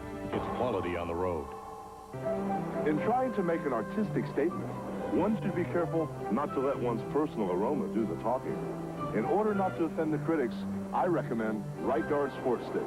It provides maximum protection and the freshest scents, a sublime palette of odoriferous emanation. After all, a true artiste should be remembered for his inspiration, not his perspiration. Right Guard Sport Stick. Anything less would be uncivilized. ESPN Speed World with live coverage of the Winston 500 from Talladega, Alabama. Just about 5 o'clock Eastern time. Many of you may be just getting home from work saying, what's going on? This race was supposed to start at noon Eastern time and should have been over. Well, we had a rain delay to begin the thing this morning. It rained hard again and wetted the track, allowing us to get this race started at just about 2 o'clock Eastern time. And then we had a red flag situation because of a crash. Now, the crash occurred when the cars were running in a big bunch, and it involved, first of all, Ernie Irvin, Kyle Petty, and Mark Martin. And our Martin's car gets up in the air, but fortunately comes down on all 4 tires. And there was, what, 17 cars involved in this. Maybe 2 or 3 drove through. The one car of Rick Mast was able to get through without too much damage. Bill Elliott we see driving through. Brett Bodine. But a few cars was able to drive through, but not many. And the injured driver in all this was Kyle Petty. He sustained a broken leg and possible other injuries. Now look at this, and he's being treated at Caraway Medical Center. How about this? A little strategy going on here between Richard Childress on the left of Dale Earnhardt's crew. And Jeff Hammond. And Jeff Hammond from Darrell Waltrip's crew on the right as they discuss strategy. They're trying to figure out what in the world they can do when they're going to stop so they can stop and draft together. Jerry, what's going on down there? I think what Richard was trying to do a little bit ago was to have Dale drop back a little bit and follow DW, Darrell Waltrip, because Waltrip can get a little better gas mileage than can Earnhardt. And, of course, if Earnhardt can tease another extra lap or 2 out of it, maybe in the green flag, and hope for a yellow flag in the last 10 or 12 laps, they may be able to make that final stop under the caution. But otherwise, Earnhardt would be the first car that would probably have to pit among the leaders, and Waltrip could go maybe those 3 or 4 laps. So Earnhardt should tend to sit back there and ride in the draft and just stay there and maybe save a little gas. Very interesting. By the way, when Darrell Waltrip took the lead just a few laps ago, that was the first time that he had led today. We've had 21 lead changes among 9 drivers. Now, fellas, according to my unofficial stopwatch, they're running about 0.10 of a second per lap faster with Waltrip in the lead than they were when Earnhardt was in the lead. It'll help them a little bit as far as those other cars back there are concerned. The man that they're worried about is still Harry Gant. They know they got the rest of the field covered because everybody else, like them, is going to have to make a pit stop. But they don't know about Harry Gant. We heard Andy Petrie, the crew chief on the old bandit of Harry Gant, say that they were going to try to go the rest of the way. Well, the Western Auto Mechanic of the Race Award has been announced, and it's Charlie McKay of the number 98 Banquet Crew. Congratulations to Charlie McKay, who's named the Mechanic of the Race from Western Auto. Here comes Dale off the second corner, pulling alongside and pulling ahead of Darrell Waltrip, and Earnhardt goes back to the front. Well, we got to think of that conversation down there. Just said, well, maybe we need to have Dale up front. Maybe, you know, I only clocked each car, those 2 cars, a couple of laps apiece when Earnhardt was out front and then Darrell was out front, and I had him a little bit faster when Darrell was in front. 31 laps to go when they cross the stripe. You know, he might have went back in front because he was pitting on down pit road. Darrell was pitting as you immediately go in pit road. Earnhardt has to go on fast. Well, Darrell Waltrip would slow him down too much. So if he gets back in front, he's able to go on to his pit, and then Darrell go to his pit instead of having to slow down while Darrell slowed down. Did you understand what I said? Yeah, clear as mud. I'm not sure. Now, you see Michael Waltrip coming into the picture. He's leading that big pack of cars. He's running in third place. He pulls down behind some of those race cars, trying to pick up a little draft off of them. Now, he has cut about a second off of their lead in the last 5 laps. There is Harry Gant running at the back of this line of cars. But again, we remind you that there's a possibility that Harry can go all the way without a fuel stop. We know everybody else is going to have to make one. Well, this is a long time down the road, but one tough break that Harry Gant could get. When all these cars pit, and watch Mickey Gibbs go by, when all these cars pit and leave Harry out there with no one to draft with, and Earnhardt and Darrell Waltrip could hook up. Yep. And maybe catch him. So that's the one thing that he has to be careful about, that is he has someone to draft, but there's nothing he can do about it. And most of the cars that are on the racetrack are in that group that he's running with. And when they all pit, he's going to be by himself. Let's go to Jerry Punch, who's with Richard Childress. Well, Harry Gant may feel like the Maytag repairman pretty soon, but they're teaming up against him here a little bit. Now, RC, the discussion with Jeff Hammond, you guys could actually go a little longer, but you're going to try to fit together maybe 168, 59, somewhere along in there? Yeah, we picked the lap we're going to pit on. We'll be in the 1 can window where each car will only need 1 can of fuel. And then, you know, we're just going to have to go from there. It looks like Harry will be able to make it. It's going to be real close for Harry, I think. So you guys are just going to try to ride it out and conserve as much fuel as possible with Dale leading and then DW leading? No, right now we were a little faster with us in front, so we switched back right there, you know, where we can try to pull away from that other pack. We want to at least get back in third if Harry slips in there. Apparently that's the strategy. 169. They're going to have the 17 car and the 3 car come in and fit together and take their best shot at beating Harry again. And that is exactly 10 laps from now. 159 are on the board. We have a tremendous situation developing here. Who will win the Winston 500 here at Talladega? Joe Amato. When he goes out for a Sunday drive, he goes with Autolite. But Monday through Saturday, Joe goes one better. Autolite Platinum, the premium performance plug for your everyday driving. This Joe's not your average Sunday driver. And Autolite Platinum's not your average everyday plug. The hot new styling of the 1991 Sonoma is so much fun. It's all you really need on a Saturday night. GMB truck, it's not just a truck anymore. The new Sonoma 4x4 features shift-on-the-fly 4-wheel drive. So you'll get easy driving, even in driving rain. GMB truck, it's not just a truck anymore. We're back at Talladega in the closing laps of the Winston 500 for 1991. Dale Earnhardt and Darrell Waltrip are drafting with each other in first and second position. Michael Waltrip remains third, Sterling Marlin fourth, and Jimmy Spencer is running in fifth position. In about 8 more laps, these 2 cars are scheduled to come in for their final pit stop. It will be gas only, and as Richard Childress said, they're in the 1 can window. That means they put in 1 can of fuel, 1 complete can, and be able to go the rest of the way. Now we're talking how far they are behind, how far they are ahead of this group back here.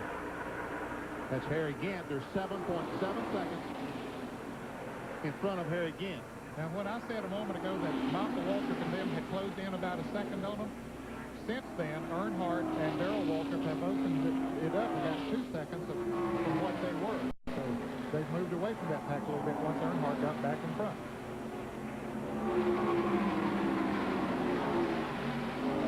Even though I said at one point that when Darrell was in front, they were running faster. That was just for a lap or so, and it could have been catching some other car or something like that. I don't know. There could have been a slow car in front that they got just a little bit of draft off of. It would have made a lot of difference. There's Rusty Wallace. Do it again. By the way, we can't time at the start-finish line because of the placement of our cameras, so we're using that gray line there at that pit entrance to be our interval line. And it's, ooh, boy, from 7.7 to 8.2. Well, Brett Bodine passed Harry Gant in 1 and 2 that time, and then Harry had to back off the gas because of that. And there was a half second. Both of these guys, former winners here at Talladega, both have won so far this year in Winston Cup competition. As a matter of fact, Dale Earnhardt has won twice this year. Last weekend at Martinsville, his first friend won Richmond, and Darrell Waltrip was the winner at Bristol. By the way, while we watch this action on the racetrack, we can tell you that the number 4 car, Bernie Irvin, has sat on the pole, is going for the second leg of the Winston Million, and the Unocal bonus money is back on the racetrack after having been involved in that incident on the backstretch. Eliminated, or at least affected, 17 cars. And he was one of the 3 cars that initiated it. He and Kyle Petty and Mark Martin got together.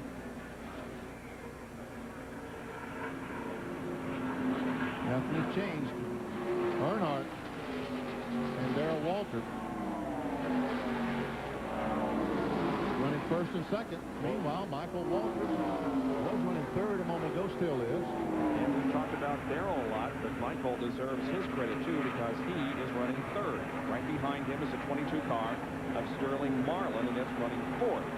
Every car on the racetrack has to pit, as far as I know, with the exception of Harry Gant and Rick Mast. I would say every car, that is those that are running in the lead lap at least. And we understand that the 30 car, 22, and Michael Waltrip and Sterling Marlin are planning on pitting together. And you see Jeff Bodine coming in the picture on the outside. Yeah, Bodine's picking up a couple positions. He passes Bobby Hamilton. He's on the scoreboard for the first time today, running in 5th place now. Jeff Bodine, the Budweiser Ford. Have we forgotten about Jeff? This car usually gets very good fuel mileage. I just checked a moment ago. He stopped on 123, so he has to go 65 laps, and that's going to be awfully hard to do. Michael Waltrip, another good run in the Pennzoil car today. Started 20th. Rather fell to 25th at the end of 30 laps, but then look at his progression. To lap 60, he moved up to 7th. 120, he was third, and continues to run in third position here on lap 166.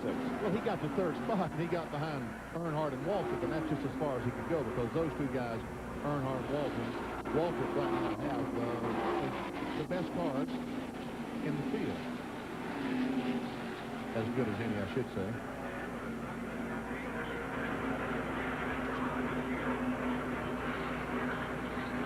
Sixth is Spencer, then Schrader, then 68 of Hamilton, then Bill Elliott, and then Harry Gant. Gant running in 9th place. 9 cars in the lead. Let me show you something real interesting. Look behind the 33 car is the 1. That's the car with Rick Mast. And as I said a little bit ago, that car is owned by brothers. Leo Jackson owns the 33, Richard the 1. I think the 1 has moved back to help that 33 draft. Yeah, absolutely. About 3 laps ago, Benny, he did. He pulled over and let the others go. He almost got too far back off. Well, about to lose his draft, but he's picked back up now, so he's helping Harry Gant. I think it is better to have a car on your back bumper to save a little more gas than if you were running by yourself. And then when those others pit, he will have himself a drafting partner. The one concern that he had has went out the window because Rick Mast is going to be there. Because remember, they pit at the same time. Right. Now, Rick Mast gave up a couple of positions when he did that. When he backed off and let some cars pass him, Brett Bodine was one of them, and Bobby Hamilton. They have moved up now. Hamilton running 10th, Brett Bodine 11th, and Rick Mast 12th. They're all 1 lap down. But again, those 2 cars have to stop, and Rick Mast, I don't believe, doesn't because he and Harry stopped together. Right. How did Bobby Hamilton get lapped? Just got out of the draft? Yeah, he did. Got out of the draft. Yeah, Brett was lapped, and then not too long after that, Bobby was lapped. Because that car ran so good early on. Sure did.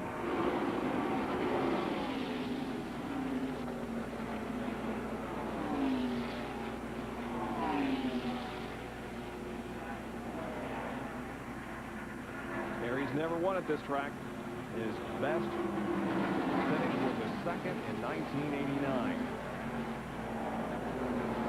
Getting awfully close to that window for the 3 car, the 17 car, 3 laps. Yep, they were supposed to come in on lap 169, and this would be lap 169. Looks like they're coming in. Here they come. right on schedule. Darrell Waltrip comes in, and so does Dale Earnhardt, the guys that are running first and second. Let's go to Jerry Punch for the call. Let's see if Earnhardt can get the Goodrich Chevrolet stopped exactly as he needs to be able to get fuel in the car. Waltrip on the bottom of your screen, Earnhardt on top, and they have put one can of fuel in. He can get an entire can of fuel in. Waltrip is now gone. He is coming down pit road. Earnhardt is moving away. These two cars will head back to turn one and try to grab back as close to the front as possible. About a 7.2-second pit stop for Earnhardt. Just one can of fuel was all they need to go the distance. But it must be 25 seconds to stop and get back up to speed again. Bill Elliott, meantime, has made a pit stop. He's going back on the track. As we watch Earnhardt and Darrell Waltrip right behind him, trying to get back up to speed. Yeah, these restrictor plates make it much slower getting back to speed. Now the lead goes to Michael Waltrip in car number 30. The 22 car of Sterling Marlin runs in second position. Third is Ken Schrader, but these guys may be coming in next time around. And we've already had a report that Michael Waltrip and Sterling Marlin were planning to pit together.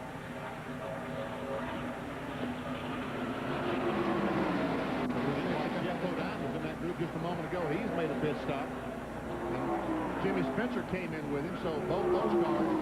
Meanwhile, Dave Marcus has blown an engine down in turn one. I don't know if that's going to cause a caution, but he's slow in turn two. And you can see Michael Waltrip waving to the drivers behind him that he was thinking about coming in for a pit stop, and indeed he does. Here comes Michael and Sterling Marlin pitting together. Down slowly on pit road, Jerry Punch once again. Bill Engel and the rest of the Pennzoil crew waiting Michael Waltrip to bring that big bright yellow Pontiac in. Car number 22, Sterling Marlin is already gone. Pit road, and Marlin is trying to come back to speed, and now Michael Waltrip cannot catch Sterling Marlin. He smokes the tires, and now they will both get back in line into turn one. Yeah, Sterling is going to have an advantage on Michael as they come out. Meanwhile, as Sterling goes into turn one, here comes Waltrip and Earnhardt, so they're going to go by him. Yeah, they made Earnhardt and Darrell Waltrip made a better combined pit stop than these two did, because they aren't going to hook up together again, where Earnhardt and Darrell came out together and they're hooked up and safe. Lead goes to Ken Schrader in car number 25. 171 laps. We're 17 away from the end of the Winston 500 at Talladega, and we'll be right back.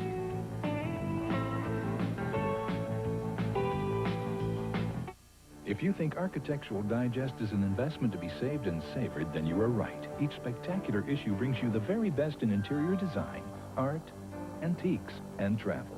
Call now and you'll find the investment is smarter than ever, with 12 fabulous issues for just $29.95. As part of this offer, you receive this special bonus, Celebrity Homes Revisited, your free gift as a new subscriber. Call toll-free 800-544-1000 for Architectural Digest. That's 800-544-1000. Call now and you can have 13 weeks of the Wall Street Journal and this valuable 120-page guide to understanding money and markets. That's 13 weeks of the Journal for the news and ideas you need every business day. And this guide free, which tells you everything you want to know about money and markets, all for only $37, a 24% savings off the newsstand price. Call now toll-free 800-832-8700. That's 800-832-8700 for today's Wall Street Journal.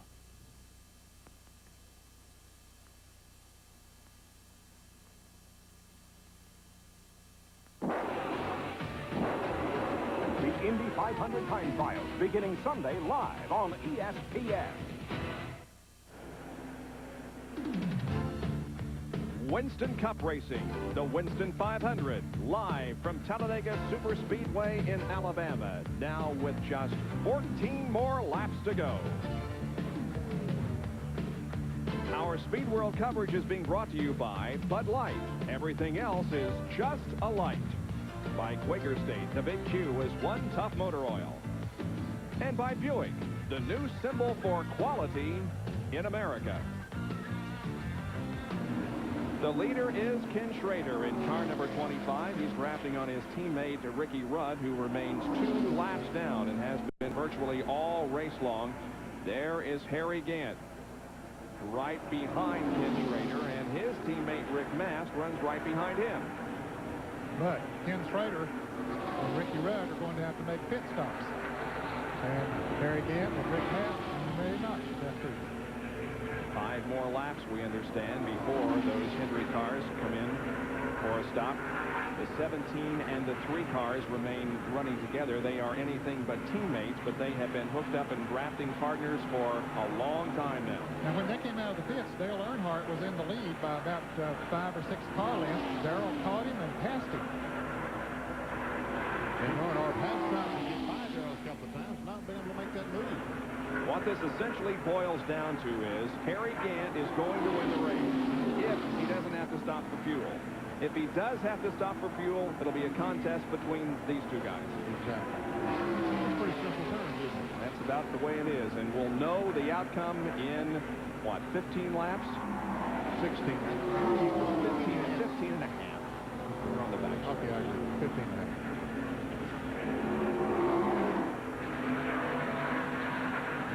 The third car back, the green and white car, is Skull Bang with Harry Gant. If he can just have enough fuel to last 16 more laps, can win this thing. 51 years of age. Now, talking about drafting partners, fellas, there's a couple more. The Junior Johnson cars, Michael Waltrip might mess that up, though. But Jeff Bodine and Sterling Marlin have been drafting together, and Michael trying to get down on the inside. He might have him now down in turn 1. Michael runs so good on the bottom. Boy, he does. See, his spotter said, go up, go up. And right in front of Jeff Bodine. He had that car right on almost the apron of the racetrack and then headed for the top of the banking and took the position away from Jeff Bodine. Here comes Bill Elliott challenging Jimmy Spencer. Yes, sir. That was definitely help from above that told him to move up, those spotters. There are Spencer and Elliott running side by side. Did you fellas say that there's 15 or 16 laps to go? 11 now. 11 now. It's only a 188-lap race, and they're on the 172. It was 172 just a moment ago. Well, I think that's, you either looked at it wrong or the stroke was wrong. Okay, 11 laps to go. Schrader coming in with Rudd, his drafting partner.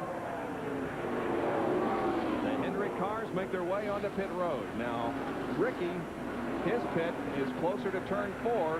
Schrader has to come all the way down here to pit end near turn 1. We saw Rudd move over quickly and let Schrader go by. If they had not been teammates, he would have held him out there as long as he could. See, Ricky already had his service, had the gas put in before Schrader got to his pit. Now Ricky coming down. They're going to get out in pretty good shape running together. Here comes Rudd pulling ahead of his teammate Schrader and saying, come on, Kenny, let's hook up and go. Yeah, they'll be able to hook up together. If Rudd has to, he'll back off, but I don't think he's going to need to. Meanwhile, Darrell and Earnhardt just went by as they're exiting, going in the second corner, coming off the second corner now. Darrell and Earnhardt are going down the back straightaway. Meanwhile, here's Harry Gant with now Mast running ahead of him. Because you can save a little more fuel running behind than you can in front. 10 laps to go. So it's a matter now of whether he can. There's Andy Petrie, the crew chief, talking to Harry Gant, and it's a matter of whether he can make the distance or not. If there are no cautions, he's going to win this race if he can go on the fuel he has. Right now, he is about 23 seconds ahead of Darrell Walker. Well, we had a battle of the ages a few weekends ago. Holyfield and involved in a boxing match, and now we've got a 50, with Foreman, and now we've got a 51-year-old leading this race. Well, how high is their confidence level? It's there if they need it, just in case. If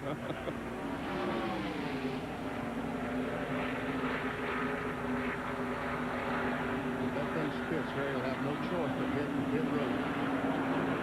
Harry Gant is the leader. Well, this has been a real chess match today, trying to find cars, trying to figure out how to run together, and trying to find your partners. Really been a bizarre weekend here. Just one thing 17-car pileup that we had earlier in the race that brought out the red flag and resulted in a broken leg to Kyle Petty, who's being treated at Caraway Medical Center north of Birmingham. It'll be 7 to go when they hit the line. 181 laps complete. Where are Earnhardt and there they are. They're up coming off the fourth corner while Harry Gant's down between 1 and 2. That's in turn 4. Yeah, they can't catch Harry unless he runs out of gas. He is too far ahead of them now, regardless of how fast they're running. If they're running a second to lap faster than he is, they're not going to catch him unless he runs out of gas. There were some cars that was involved in that crash Bob was talking about just a moment ago.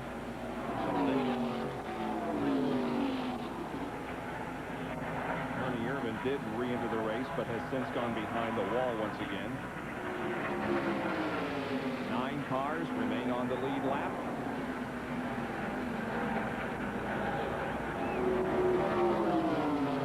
Success catching that 17th car. He passed them off to his car. Here is Gant again, right on the back of his #1 teammate, Rick Mast. And I got my stopwatch running again, fellas, to see. We said a moment ago it was 23 seconds as Earnhardt makes a move down on the inside of Darrell Walter, but couldn't do it at that time. And now they've chopped it down to about 21 3/4 seconds. So they are gaining on Harry Gant, but there's not enough time left to gain all of that distance. Less than 6 laps to go. Dale Earnhardt, by the way, was going for 3 wins in a row here at Talladega. Buddy Baker won 3 in a row in 1975 and 76. Both of these guys, Walter and Earnhardt, have each won 4 different events at Talladega. Harry Gant has completed another lap. He's down to 5. Here's a trivia question for you. With Harry Gant leading in an Oldsmobile, he was the last driver to win in an Oldsmobile here at Talladega. He had a famous racing name, let's put it that way. Yeah, we know who that was. He was driving that one car. He had 55 on the sideline. Bill Parsons. Bill Parsons, last to win in an Oldsmobile here at Talladega.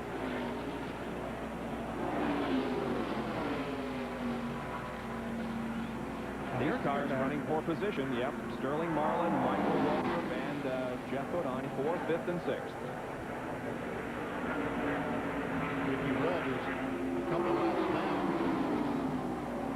Spark plug wire fall off early in the race. They stopped and put it back on, but he lost 2 laps doing it. And has not been able to make up either of them. Sterling Marlin got a little bit of advantage on Michael Walker, but I don't think it was enough. Boy, the hats off award has to go to Sterling Marlin for finishing or at least running 4th right now for the end of the race in his first full race back from the Burns at Bristol.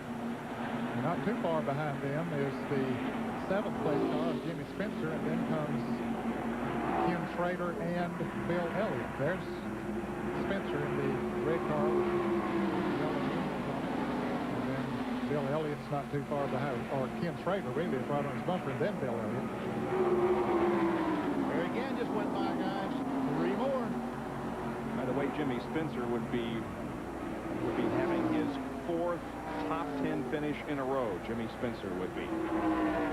Now Gant continues to circle out there and hoping that he can complete just 2.5 more laps. If he can, he'll win the Winston 500. We understand that the car may have sputtered here in the tri-oval. Let's continue to watch and see if Harry can stretch his fuel mileage and drive to victory lane, or whether it's going to be Darrell Waltrip and Dale Earnhardt battling for the finish. He didn't stop this time. 2 laps to go. A little over 5 miles from victory for Harry Gant. He needs to be running a little bit closer than that to get the full effect of the draft. I'm sure he's getting some help, but what he needs is Rick to slow down. Yeah. He doesn't need to speed up. No. Harry will get the white flag next time by. The other battle on the racetrack is for that second spot, and it's Earnhardt and Darrell Waltrip going at it. I was sworn that Harry Gant looked like he was going to... Rick Mast might be out of gas. Oh, Mast is high on the racetrack, and Harry passes him. Wow, now this may affect Well, Harry. maybe he's not out of gas. I don't know. Maybe he's going to try to push it. Maybe Harry runs knows out of gas. Maybe You can't do Harry. that. You can't do that. That's not legal. Maybe Harry knows he has enough fuel and wants to help his partner make it to the finish. Well, in any case, the white flag is out for Harry Gant. One more lap to go. Will he make it? He sets the car into turn number 1 for the final time, and the fans that came here on this Monday to watch this race are up and cheering for the 51-year-old from Taylorsville, North Carolina, showing the younger guys how it's done. Now, he has been warned that Rick Mast cannot push that car to the finish line. He has to cross the line on his own. Is he doing it right now, or is it a tight draft? I think it's just a tight draft. I don't know. Well, they're separated, so Harry is still on the gas, and he's got some in it. Here he comes off of corner number 4. Remember, the start-finish line is way down past the triangle. I believe he can coast the rest of the way. Can he do it? Can he coast the rest of the way? Well, is that one car pushing him now? Nope, they're separated. They're separated at this moment. Here comes Harry Gant down for the checkered flag, and he wins it. And Rick Mast moved to the inside to make sure that NASCAR saw that he was not pushing him. Here's the other battle. Darrell Waltrip, it appears, is going to win the battle for second position. He finishes second. Dale Earnhardt is third. Here comes fourth, fifth, and sixth. And seventh. Marlin, Waltrip, Jeff Bodine, and Ken Schrader finish in that order. Let's go to John Kernan, who's with Andy Petrie. Andy, I tell you, it looked like you almost got a little push here in the trial from that one car. How close was it? Well, we're trying to get Rick out from behind him. You know, Harry wanted to back off the gas to save the gas, and then Rick's right behind him, you know. He wasn't pushing him, but he was almost. You guys aren't real happy right now, are you? What do you think? You said you needed some luck, but you made it on your own today by stretching his fuel stop. Yeah, I tell you, we've had a lot of luck lately, but it's all been bad. We've only got some good luck. Well, head on down to Victory Lane. Thanks a lot, Andy. Congratulations. Harry Gant wins the Winston 500 by stretching his fuel mileage and beating Darrell Waltrip and Dale Earnhardt.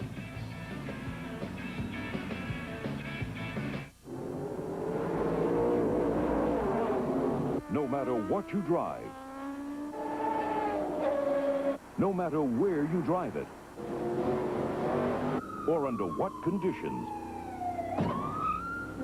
you can rely on Champion spark plugs to help your engine run smoother and more efficiently on or off the road. Champion spark plugs. No matter what you drive.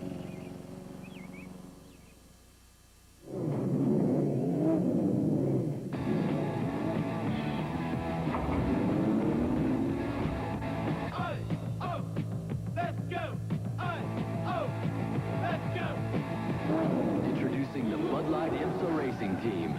Catch it this season.